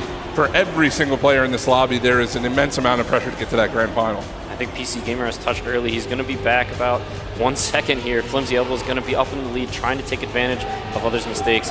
Andro and Cackney. Cackney, a former Halcyon member, now a member of EVO, but he's going to try and follow his old teammate. As he go into the checkpoint, who's going to get more booster here? Cackney's going to have more speed than Handro and overtake for second.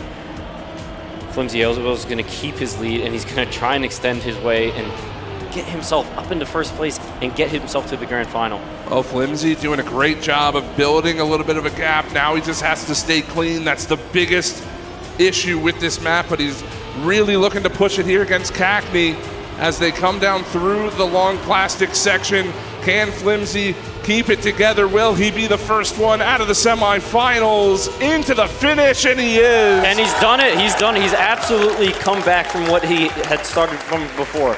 It's unbelievable to see a crazy comeback like that. Fantastic job. Congratulations to Flimsy Elbow for meeting Neil and Exotica in the grand finals. But we still have a game here. PC Gamer is now on to finalists. Cackney just needs to finish now. As there's 3 players left, the lowest amount of points you can get is 4. Cackney just needs to finish, but he's going to need a first or second to deny PC Gamer.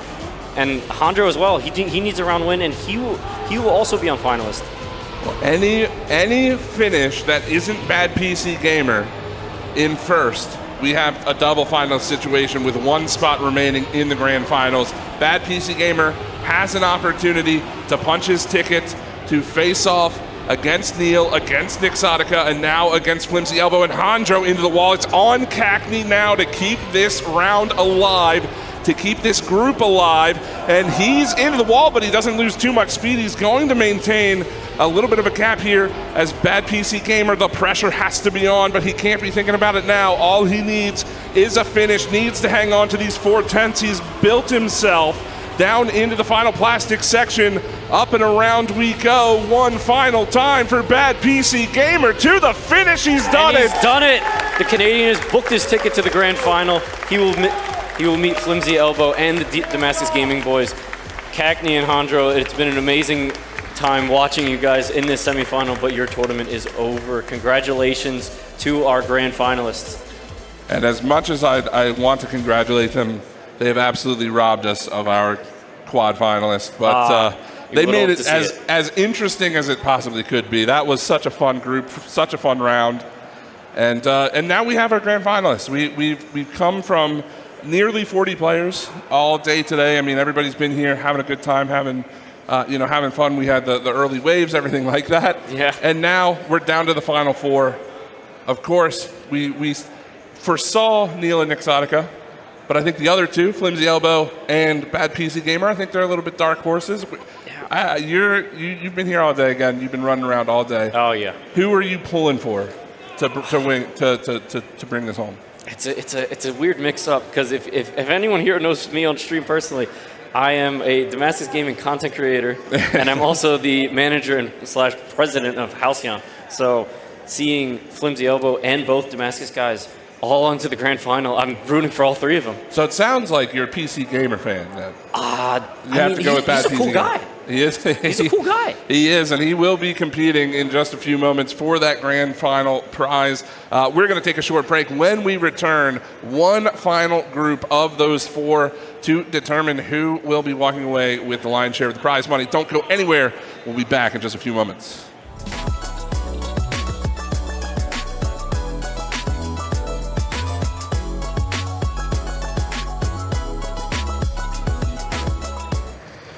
Ladies and gentlemen, welcome back for one final time here from Columbus, Ohio. It is GDEX Trackmania Finals. We are finally here. It's been a long day. We started with 40 competitors, just about 40 competitors. We've got 4. We have 4 remaining. 2 of them, I would say, you and I talked about as kind of no-brainers to be here, right? Both Neil and Nixotica. And the other 2, I want to just say I kind of called one again when we were casting last time. Yep. A bad PC Gamer is one of the members, and Flimsy Elbow had a fantastic last round. I mean, you have to say he absolutely turned it on in that semifinal. Honestly, I wasn't surprised because I talked to Flimsy. I know how much work he's put into this game, like at least these 5 maps for sure. Flimsy, I've watched him grow. You know, he's been playing in a lot of our regionals. Right. And he has just come from, like, taking me on and barely making it to now taking on some of the best players in our region. So I'm generally not surprised at all how far he's gotten. He has been, like, the grind has been real with him. Now I got to ask you though. Yes. Because you've been on point. I have been. Who is taking it home? Yeah, that's a good question. You know what? I know that this is going to be controversial. I have to stick with my boy. I have to stick with Bad PC Gamer. I have to stick with him. I hesitate to ask you who you're going with. Oh, yo, let's be real. We know. We know it's Damascus, baby. We know it's Damascus, baby. We know it's Neil and Exotica. Top 1 and 2. I can't tell you which one is going to be 1 and 2. Oh, but it's Damascus, baby. They're going all the way. They're bringing it home. You can't back off of it. Let me look at it. Let me look at this. This is happening. This is happening. This is what the guys are actually going to be playing for. It's really cool. Besides the prize money, these light up. Unfortunately, they're not plugged in, but they make cool colors, and they got cool trophies. They actually have trophies for 1st through 4th, so it's really sick. But so technically, they've already won one. Each player on the stage has won a trophy. Yeah. But now it comes down to prize money, and I think more importantly, I think bragging rights for until the next time we're here and doing one of these North American Trackmania LANs, and we are underway. And I have to press you. I can't not. It behooves me to press you. Who, Nix or Neil? Pick one. Pick one now. It's definitely not Nix because he just crashed. It's going to be Neil who's going to be taking it. I hope you guys are excited. We also finally got player cam up on screen for the grand finals. Folks out here in the crowd, can I please hear you roar as they are into the first round? Cheer on for your favorite players. And here we are as Neil is going to be the one leading this first round with Flimsy following close behind.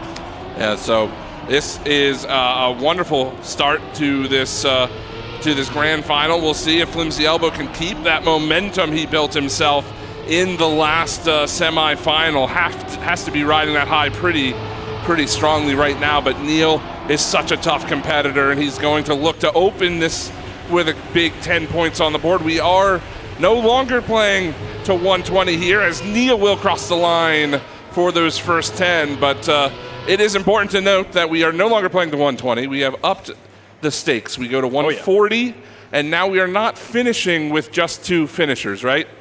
We're playing all the way through to the end. We're getting all 3. Yes. We're getting all 3 finishers. The last person, unfortunately, will just not be a finisher. But yeah, we are going all the way to find out who is going to be exactly our top 4. And here we see Exotica on his own map on Salt Alliance on the second round of this map.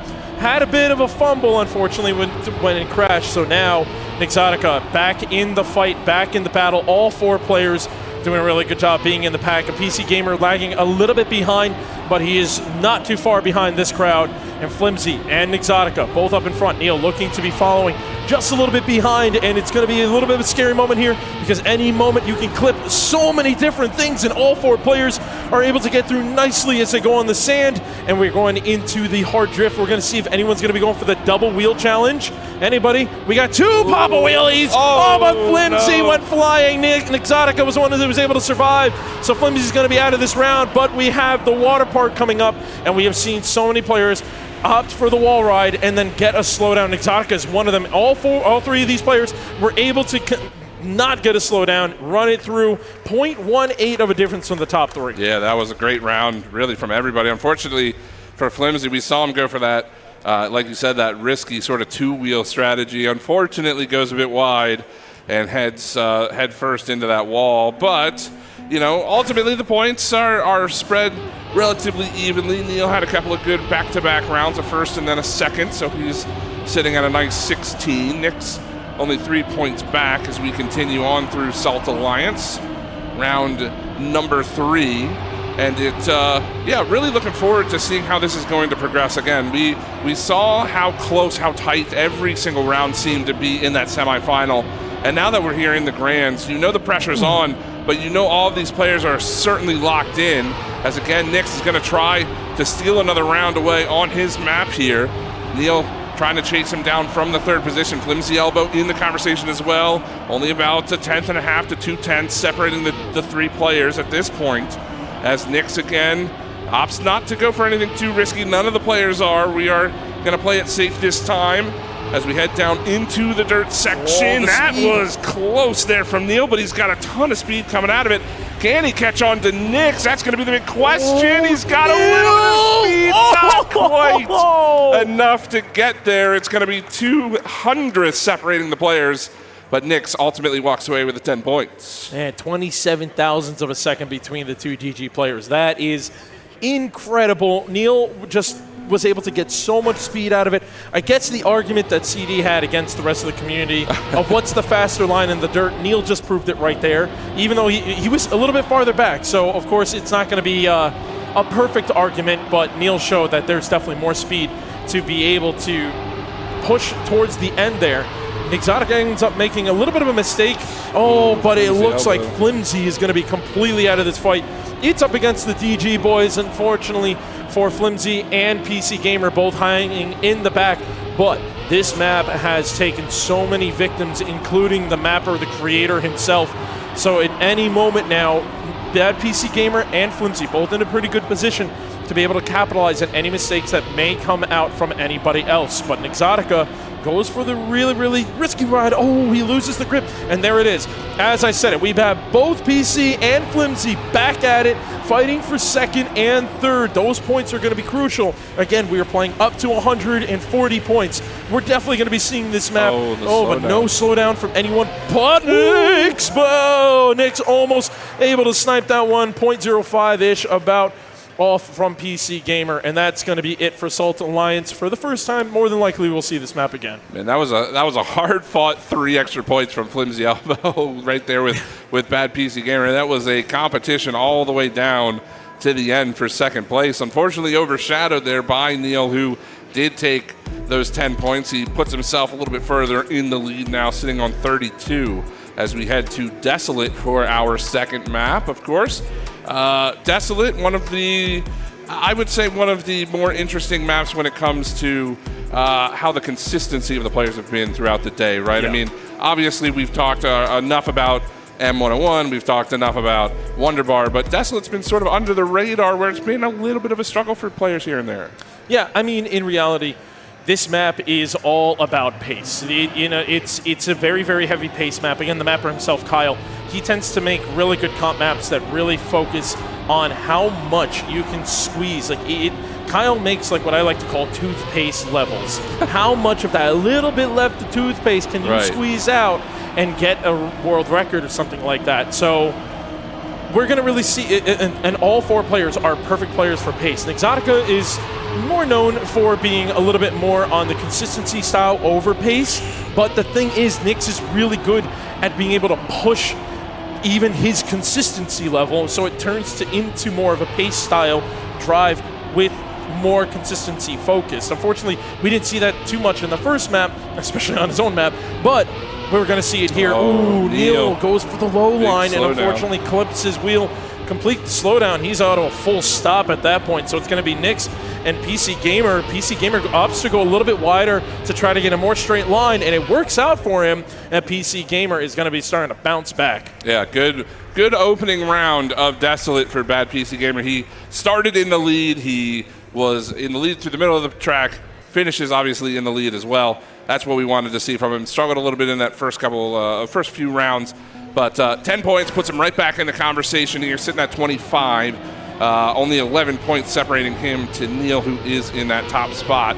And yeah, I mean, this is, again, I think this is a track that Bad PC Gamer has shown he has a little bit more consistency maybe than the rest of the field has been. But I mean, with this lobby, it's never a question of are they going to be consistent. It's how fast can they be, as now Flimsy Elbow and Neil battling it out for that top spot. But again, it's the group of 4 right here that get off to a quick start. Yeah, no, Nick Exotica, who started off a little bit farther behind, really pushed that dirt line. It was terrifying how he pushed that dirt line, and look at him as he is pushing more and more. Again, this is such a pace map.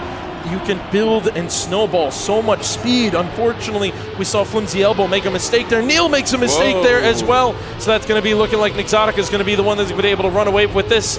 And Flimsy is still able to follow behind with the second place. PC Gamer following third. Neil with a bad clip right at the end. And those are not points that you can just give away in a competition, or at least in a final like this one.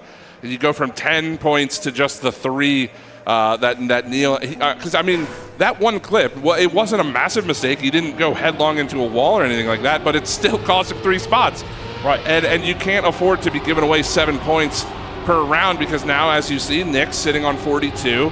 You've got Bad PC Gamer and Flimsy Elbow both within striking distance of the top spot. So, again, can't be making those mistakes. We'll see if he can recover a little bit here, but once more, we've got not even a tenth separating the top, or rather the whole lobby here, as we come through this really tough section. That was very close. I don't know how Nix did not get stuck on that wall, but ultimately he is going to battle from the back of the pack again, and let's see if Neil can try to capitalize on this opportunity. Neil's doing a really good job being able to hold up in front against a PC Gamer. But that PC Gamer is looking for real inside lines. You see him go a little bit wide to build that speed. No. Neil ends up clipping the CP, so now it's going to be between the Wall Inspector player himself and the Halcyon player. But Flimsy goes for a very wide line. It's safe, and that's what you're going to need right now, because like you said, it's early in the game, but every single point counts. You cannot let anything slip through your fingers. Just to, I don't want to rub this in to Neil or anything, 2 rounds, 2 mistakes at the very end of the round. 6, or rather, what is it? 7 plus 6, 13 points total. Gone. That he's out. He could be sitting at what? He could be sitting at 56 points right now. This is a completely different game if he's there. But right now, they are in the thick of things. But you can't, as much as I'm harping on that, but in Neil's mind, those are in the past. Those never happened. He's focused on the here and now right now. Yeah, that's one of the most important things to think about, as well as keeping your emotion in check. It is very easy to just start getting tilted, to try to start pushing the map more than the map allows you to do. And you're going to end up starting to go for more inside lines, but you're going to clip, and your speeds are going to change, and then all of a sudden, it's like a brand new map to you, and you have to be careful with that. But luckily, when Neil makes a mistake, it's towards the end, so he doesn't have to make too much of an adjustment. And unfortunately, as I say that, he ends up hitting the CP.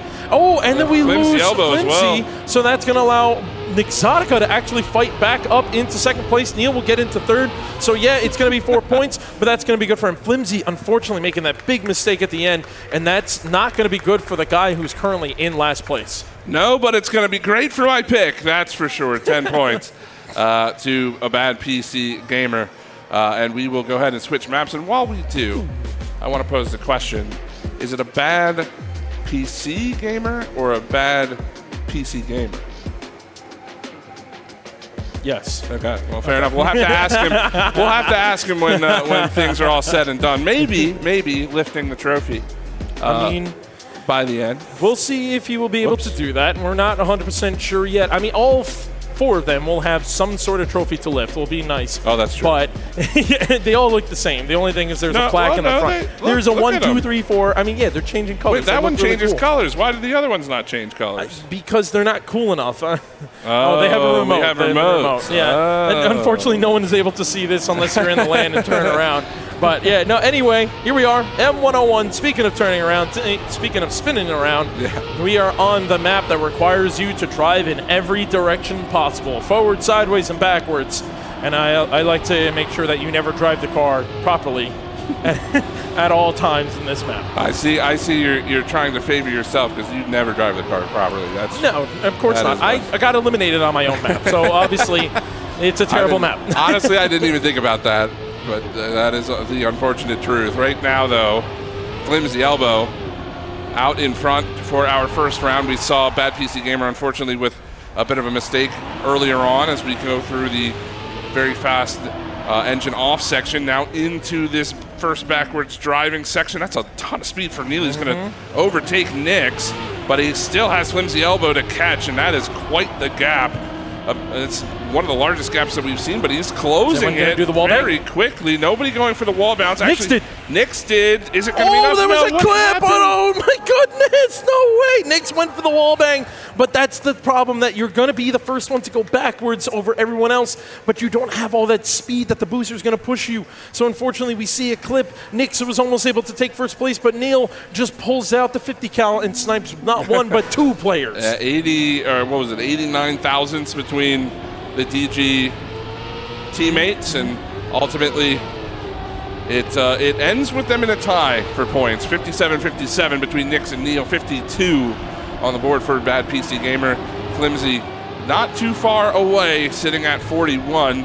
Now, he didn't quite get off to the fastest start this time around. Maybe going to turn that into some success a little bit later on, as he was the player who clipped in the last round, unfortunately for him. So now, again, Neil, I think Neil has proven to be one of the fastest players out of the gate on most of these maps. It just ultimately comes down to, can he hold it together and not make a big mistake. I don't know how Nyx did not clip that. He turned his wheel last second just to squeeze through, and it ended up working out for him. That was terrifying. And speaking of terrifying, I thought we were going to see at least one to maybe two slides. Nyx pushes that all the way to the end. He ends up getting a little bit more speed out of that one, so Bad PC Gamer is going to fall behind. Neil is way up ahead. Will Nyx go for the wallbang strat? We got two wallbangers, and it works out for one, but not the other. And that's going to be Neil with a 106.3.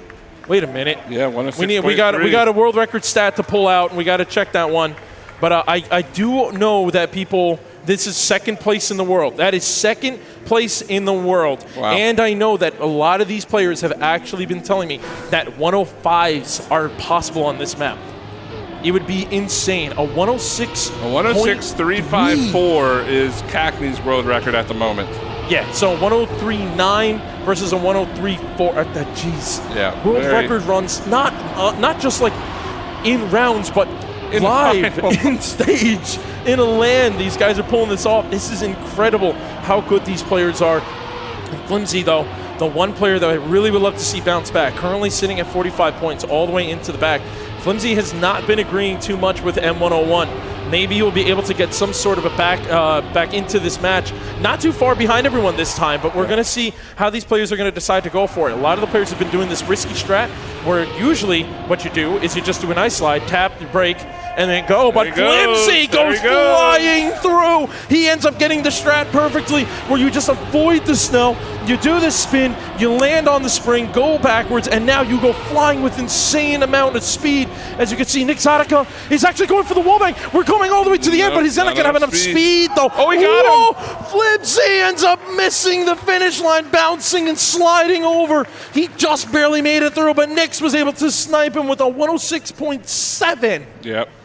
And I mean, again, it's incredible the times that they're running, and bad, or for Flimsy there, that would have been a similar time as well. Unfortunately, it just hits the checkpoint right at the end, or hits the finish right at the end, and unfortunately, those are points that are going to cost him when he's trying to battle from the last place spot in the lobby. There's still plenty of time, right? We only have two players on 70 at the moment, but you can't afford to be giving away these points, like I've been mentioning throughout this competition up to this point. But right now, again, 4 players, all within a few tenths of each other, although Flimsy is starting to fade just a little bit. He has been by far the fastest in that turnaround section, though, up to this point. He did it last round. Can he do it again this round?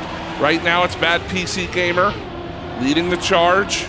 He's going to be the first to make it through, and once more it's Flimsy from fourth to first, though. Can he make it stick? It's going to be really close. Coming down to the finish, he goes wide. That's going to give Nyx some space. Neil wants an opportunity, and it's going to be Bad PC Gamer through for the first, and he makes it to the line. So there you go. This map continues to deliver. You never know what's going to happen down into that final. And it's Bad PC Gamer with 10 points. And that's a 106.8, mind you. The average of this map is about a 106.5. The fifth, well, now Neil has second in the world, but what used to be the fifth on TMX now is 6th in the world, is it's just a 0.6. Yeah. So just to be 0.2 off of the top 5, top 6 times is insane. And that's one of the hardest maps to do it, because it requires you to do things that aren't naturally done in a normal mixed map. I force players to start thinking outside the box, and they do exactly that. And it's really impressive how they're able to pull off exactly that. So now Nyx and Neil and PC Gamer are all over that 70-point mark. They have officially hit the 50% mark. We're going into, if I remember correctly, we're going to the 4th map, which is Sligaro, and so we're definitely going to be seeing at least more than likely 6 maps before we officially can claim a victor. But unfortunately, Neil is not going to be a victor of this round. He'll have to watch on as his competitors race for this top spot as we enter our first round here for Sligaro, and that's some good speed built up there by Bad PC Gamer. Going to give himself a tiny gap. What was that? I believe that was Flimsy with a bit of a tap or clips on the edge there, and now it's going to be Exotica down. He's been pretty good on the ice slide, but he just can't seem to quite close the gap. Can he make up some time in the dirt? Doesn't. Ooh, he stays off the wall, but the jump just a bit too far, and this gives Bad PC Gamer a ton of space to work with. He's into the wall, and now Flimsy will take over the top position. Neil will find himself in second, just like that. Can Flimsy hang on to the lead? That's going to be the big question this time. As he comes around the final corner, he will make it through. Flimsy clutches it out after an early mistake. He'll grab the 10 points and put himself, again, a little bit closer to the remaining 3 in the lobby. And this is the dangerous part about playing with HUD off. Because when you're that far ahead, you don't need to go for those insane lines. You don't need to push. You don't need to be pixels away from the wall. But if you're playing with the HUD off, how are you ever going to know? And that's the hardest part. Sometimes you flash the HUD, you flash your ghost at the worst time, and then you just make a mistake. And I think that's what a lot of these mistakes come in, is that these players start to flash at the wrong times. And as you can see, like, little simple mistakes like that happen. Really nice line out of both PC and Flimsy on that outside dirt. And you can actually hear Exotica's not too far behind them. No, but he did have a little bit of a mistake. It's going to be quite the challenge to get back up to the top spots. As again, he's sliding. Yeah, a little bit of a slide out there. Now it really comes down to Bad PC Gamer and Flimsy for this first position here. As again, but this is where Bad PC Gamer made his mistake last time. He's safe through it this time. Flimsy's going to challenge him, though. He's got decent speed, but does he have enough track to catch him? Looking down the inside, Bad PC's a little bit wide. He's even Flimsy, do it. More on the inside. Not gonna happen. Bad PC holds him off. Less than a 10th between the two. 90 thousandths of a second. He was so far behind, but he had such an amazing line at the end. Honestly, if he just had one more block, that would have been his first place. But the big key there, he grabs those 10 points. Both Neil and Exotica in 3rd and 4th, and now all of a sudden it's Bad PC Gamer back on top. 86 to 85 to 80. And to 71. And 71. Yeah. He's not even that far off. It is insane the difference between every single one of them right now, like how well every player is playing. You can't even count out like players like Flimsy. He had a bit of a rough beginning of the match, but he is bouncing back so well. Every player is just constantly trading blows against each other. As you can see, Neil and Exotica are now the two up in front.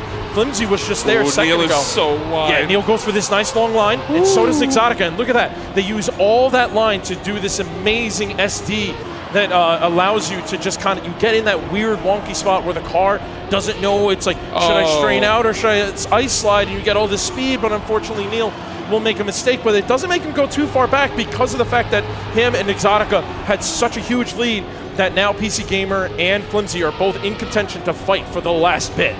Yeah, this is going to be a big race for this second place spot if they can catch Neil.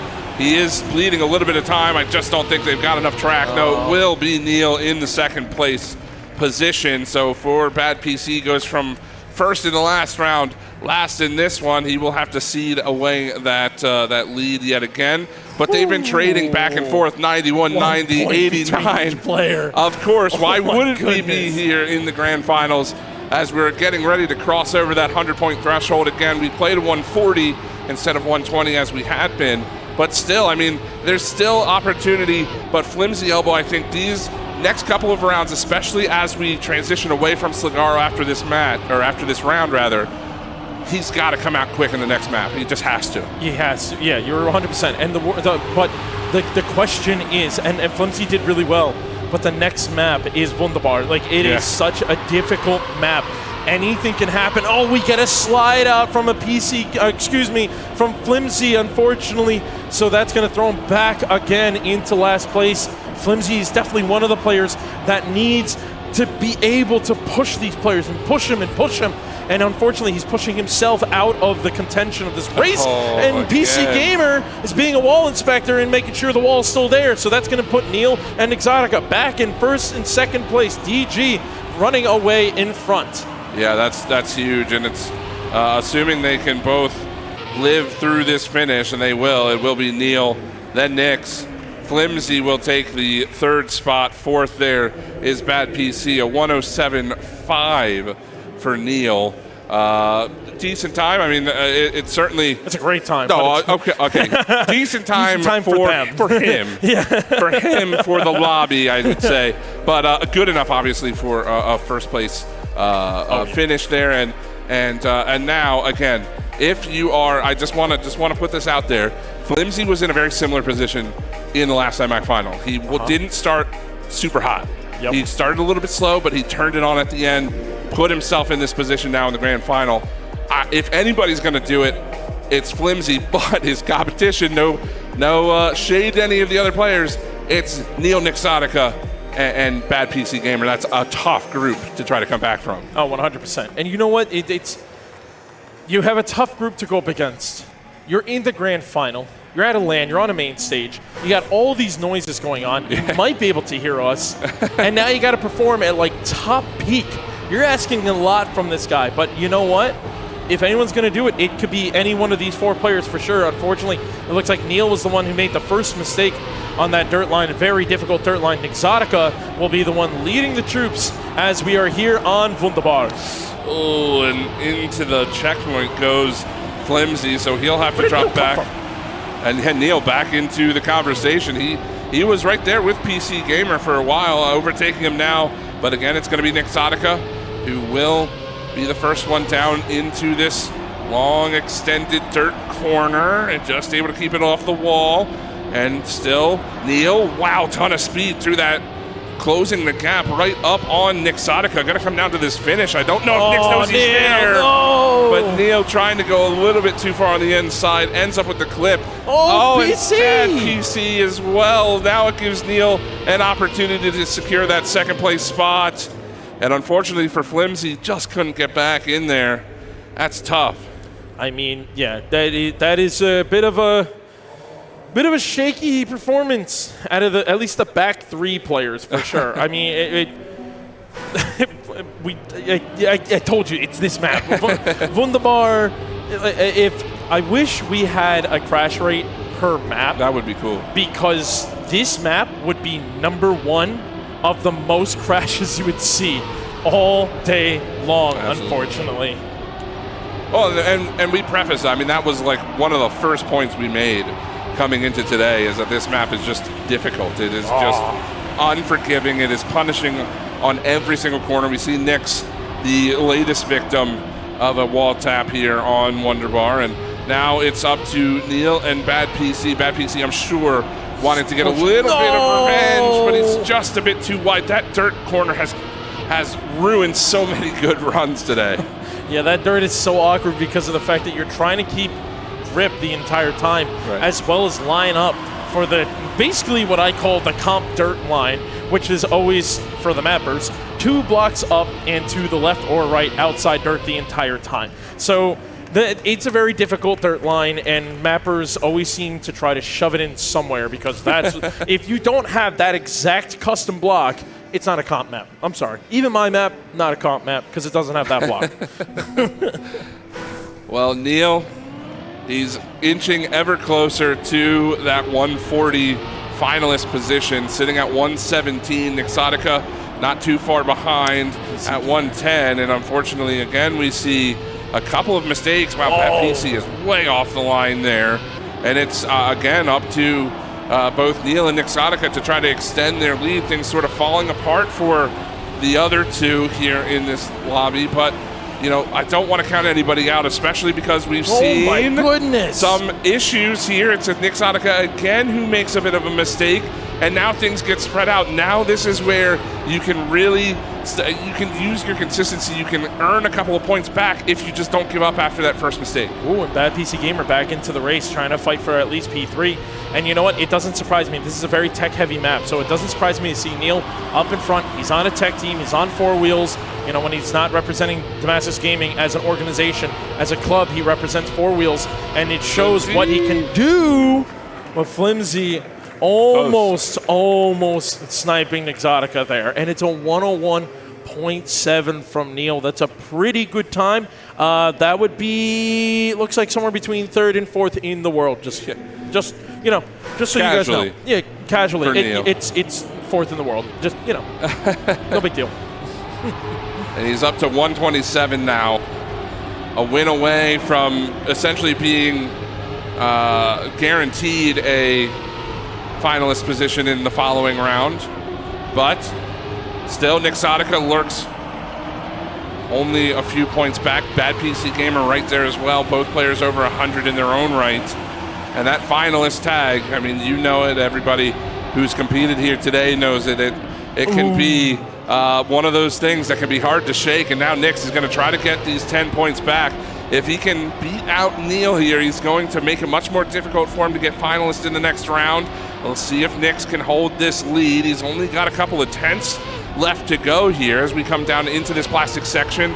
Neil able to keep it on the track this time, even though he's trying to push, but I just don't think he's got the track remaining. Nix looking good to the finish, and he will claim those 10 points. So now this changes the story a little bit for Neil, but he's still in a good position. Yeah, Neil still holds the lead. Exotica definitely creeping up a little bit. But what really is interesting is the point difference extending away. A Bad PC Gamer in 3rd place. We saw everyone, just a map ago, everyone was 1 point away from each other besides 4th place, unfortunately for Flimsy. But now, all of a sudden, it's like a DG show with some contenders involved in it, because Exotica and Neil is 133 points. He needs 1 first place. If he gets first place, he gets finalist mode. And if Nix can get first place twice, he will also be in finalist mode. So, I mean, I called it here. We are back here on Salt Alliance. We are back at the top of the map rotation.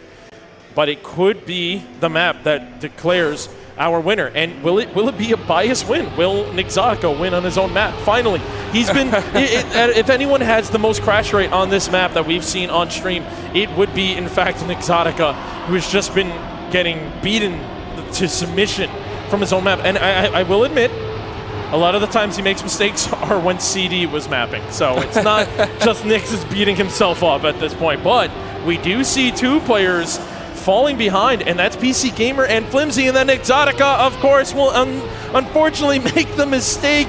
It happened. His map came and took himself apart. You know, it's like Frankenstein. You got to take out the doctor that made you. So unfortunately for an Exotica, falling all the way back into 4th place. It's going to not be the best. Oh, Neil slow position, but Neil makes a mistake. His wheels lift up a little bit. So now it's going to be Flimsy and a Bad PC Gamer fighting for it at the end. But the worst part about this is that you got a coin flip coming up, whether or not you'll get the slowdown here. It looks like Bad PC Gamer will be the one who gets the slowdown. Unfortunately for him, Flimsy will run away with this with a 104.1. Yeah, big win for Flimsy. Puts himself over 100 points now. Bad PC also grabbing 6 crucial points, puts him up to 115. Neil is pretty much guaranteed finalist unless something crazy happens, where he accidentally DNFs or something like that. Bad PC Gamer not the start he would have wanted. No. And Neil now off of his line, so this is a huge opportunity for Flimsy Elbow to get himself back in the conversation. Needs these 10 points.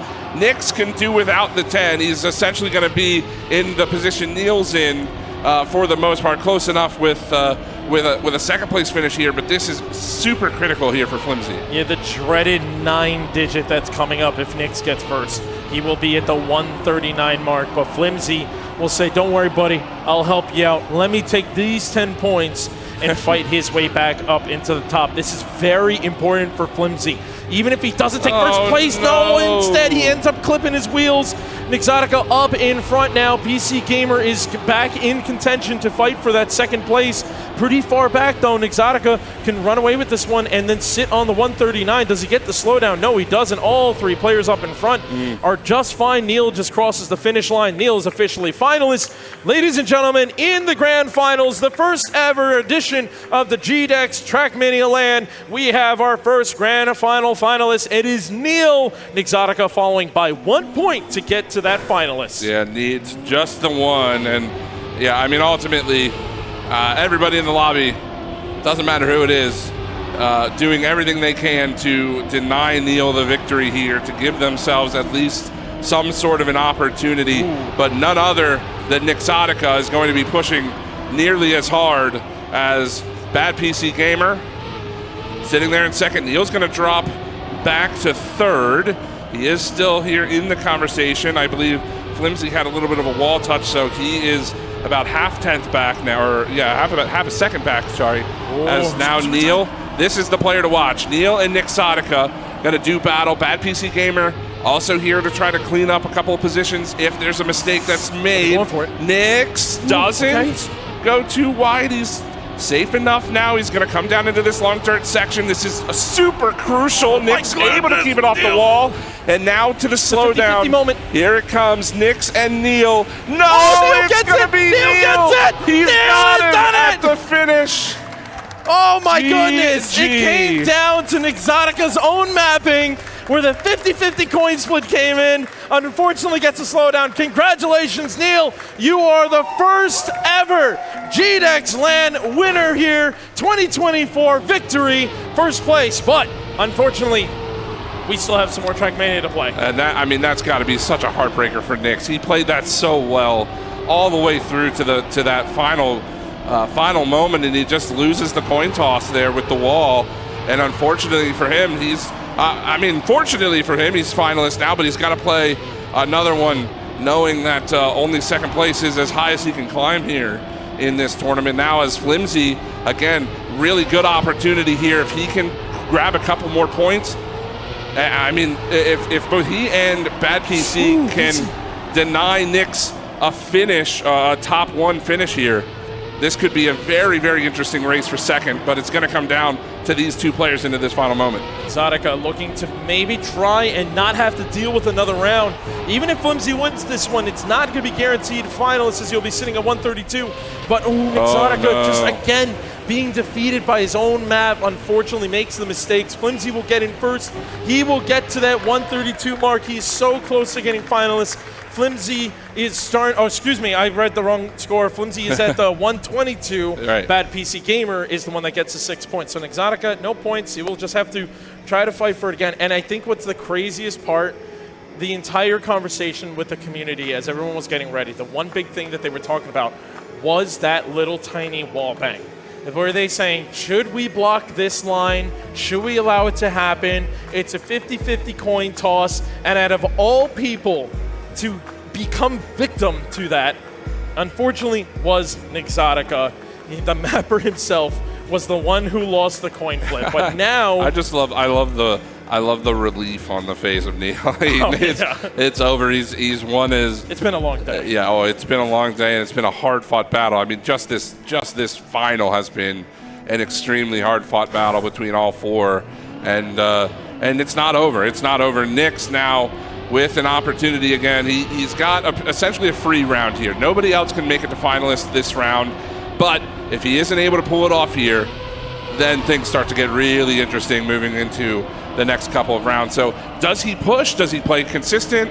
Like, how would you approach this if you're Nix right here? Honestly, play how Nix does. Play with the consistency, high consistency, where he's able to get some good speed out of a lot of his lines. Nix usually knows like the little nooks and crannies of every map. Take advantage of that, but don't go overboard unless he needs to. The one thing that is really good about these players is being able to find out when a mistake like that will happen and know he has to push. But no, unfortunately, Nix will make a huge mistake. That's going to be it for him. He's definitely not going to be finishing this round.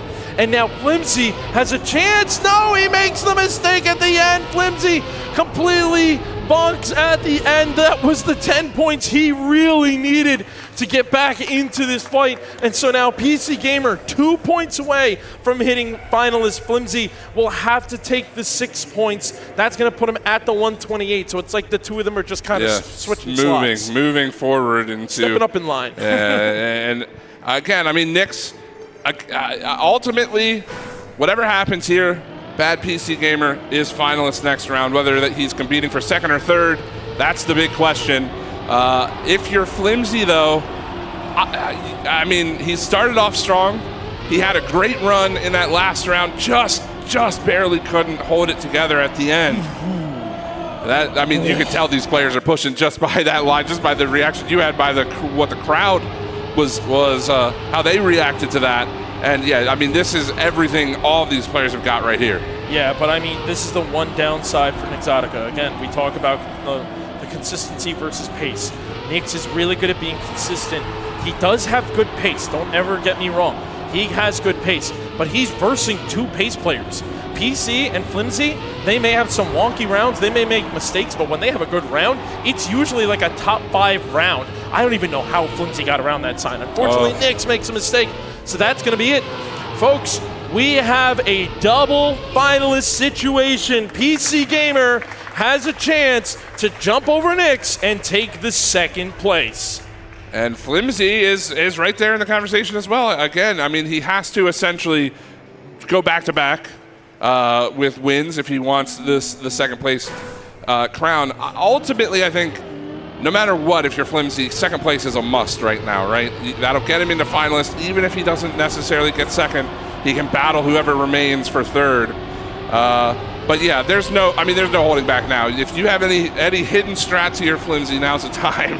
Now's the time to pull them out. Please give us a triple finalist, Flimsy. Please give us the triple finalist. This would be an amazing moment for the last. He went from pretty much fighting from behind almost the entire time, and now he's currently up in front. He has to deny not one but 2 players from taking first place, and if he does, oh my goodness, he flew, but he's still somewhat in this race. PC has made some mistakes here in the past. A lot of players tend to clip a CP or clip the sign or clip the inside of the sausage, but PC Gamer doesn't do it. PC Gamer has one turn away as he is looking to be the second player, take second place here at GDEX Trackmania 2024. Wow, what a finish from him, and that's, I mean, it has to hurt so much here for Nyx, right? I mean, quite literally, a wall bounce away from denying Neil to compete for number 1. Can't get it done in 2-3 rounds that we just saw. Bad PC Gamer clutches out a huge victory to take second place, and now, I mean, it's all on the line here. Can Nyx get a round under his belt? It just seems like he hasn't had a clean run since he's gotten this finalist tag. The worst part about this whole thing, if I'm counted correctly, this is the last round of this map. Yeah. So if Flimsy gets first place, both players will have to refresh themselves going into another map. And that map, Haunted, is M101. Yeah, of course it is. It has to be the map that makes the least amount of sense when it comes to driving.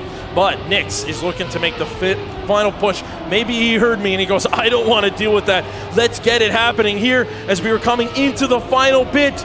Flimsy is able to get the more inside line. Nyxotica is going more inside. No, Flimsy goes wide. Nyxotica will take third place. That is it. Ladies and gentlemen, we have our top 4 players. We got our podiums. Congratulations to Nyxotica for taking third place, and Flimsy for an insane battle, taking fourth place. Even though he lost this match, he pretty much was one of the biggest winners of the tournament. I want to actually show these trophies off real quick. Hold on, don't take them. Don't take them too far. We want to show them off here.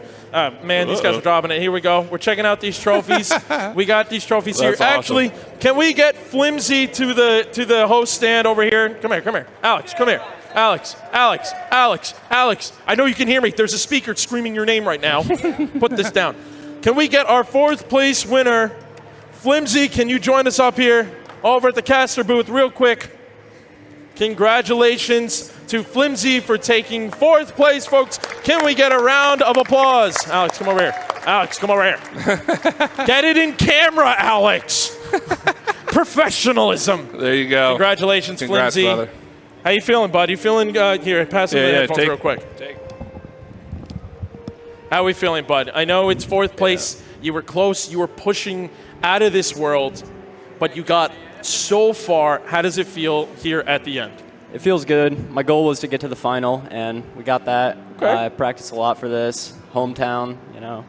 So I was really looking forward to doing well here, and I'm happy with how I played. Well, I got to say, Flimsy, you have been improving beyond the spectrum that I've ever expected to see you. I have seen you play for multiple years now. You've been playing out of your mind. It is well-deserved. Congratulations. Take your trophy for 4th place at the first ever GDEX. Congratulations. And now can we please have our 3rd place contender, Nixotica, please join me over here at the host booth. Can we get a round of applause for our 3rd place contender, Nixotica? Congratulations, Nixotica. Here you go. Throw this on. So Nixotica, you know, I got to say, part of the same team, Damascus Gaming. This dude doesn't even know how to wear headphones. He's been competing for years, and he still hasn't figured out how to put a headphone. Nix, how does it feel? You were almost there. You went from basically denying the 1st place, getting owned by your own map, unfortunately, and taking 3rd place. Like, how do you feel overall, though? Yeah, I think like you said, on my own map, it kind of threw me off. I was just like, why did I build this? But, you know. You called it Salt Alliance for a reason. Yeah, I was salty for sure. I think that probably played into the next map. And then the next map was like, I knew my pace wasn't as good as the other players, and Bad PC Gamer just played so phenomenally. So. You know what? You still played phenomenally. You took 3rd place overall at the first GDEX LAN here. Congratulations, Nixotica. Please claim your trophy. Ooh. Thank you. Thanks. Can we please get our 2nd place player up here?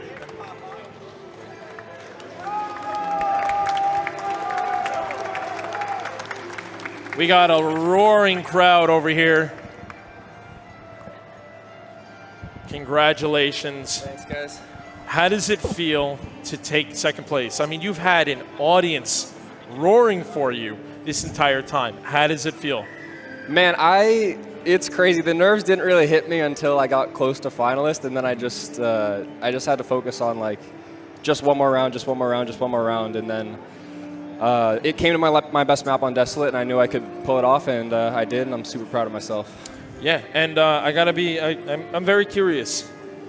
Probably next year we may possibly see another GDEX LAN. Are we going to see the return of a bad PC gamer and become a good PC gamer and take 1st place? You know what? If it does happen next year, I'll change my name, and I'll be sure to make it out. Well, congratulations, man. You are 2nd place for the first ever GDEX Trackmania LAN. Enjoy that. And for our grand final, our 1st place player, can I please have Neil from Damascus Gaming join us up on stage? Round of applause for our 1st ever winner of the GDEX Trackmania LAN. Come on up here. Well, Neil, you and I have been talking a lot, obviously, as the manager of TG. I have a lot of communication with you. You pretty much told me, you looked me straight in the eyes and you said, I'm winning this LAN. And here you are, you win this LAN. Through the entire LAN, did you feel that emotion the entire time? Did you really feel like you were going to win this from the beginning to end? Oh, no. There was so much unconfidence going into the semifinals even. Like, just being on stage, it's a different environment. It's a whole new perspective how you play the game. And I was like pooping myself at this point. Like, just being on the stage, it sucks. And like people like Nixotica, like they're so consistent. It's just, you lose all your confidence. It's so hard to keep up. All right, well, I got a question for you. We do have the NCSA regional matches that we always do. We have NAC, SAC, and PATC. Are we going to see Neil officially take the title at PATC? We'll see. I think I need a break. Honestly, it depends on the prize pool. if Can't blame you on that one. Yeah, so we'll see. I mean, if it's like, if there's competition, I'm always there. I love playing with Lingo. I'm lying. I hate playing against him. He's such a good player, but he makes me play better, like learn, and I'll probably be there for sure. All right, sounds good. So congratulations, Neil. Thank you. Being the first ever GDEX champion, please claim your trophy. Thank you, bud. And with that, folks, we are pretty much wrapping it up. It took a while.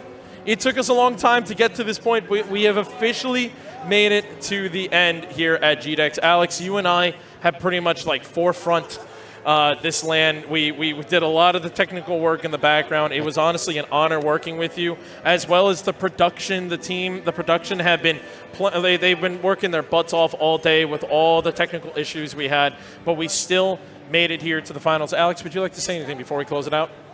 Like and subscribe to the Halcyon org Twitter. Okay. Like and subscribe to DG, the real organization, an actual organization. Thank you. But with that being said, I would like to also make a quick announcement for everyone here at the LAN. Do not run away when we end the show. We want everybody to go to the stage, or I guess we'll start at the stage. We want to do a big group photo. If you're at home and you're watching this, take a photo of yourself. Maybe we'll crop you in. But thank you very much, everyone, for watching. This has been the first ever edition of the GDEX Trackmania LAN. Hopefully, we'll see more in the future. And with that, folks, for the last time, we are signing out for tonight. Have a great night, everyone.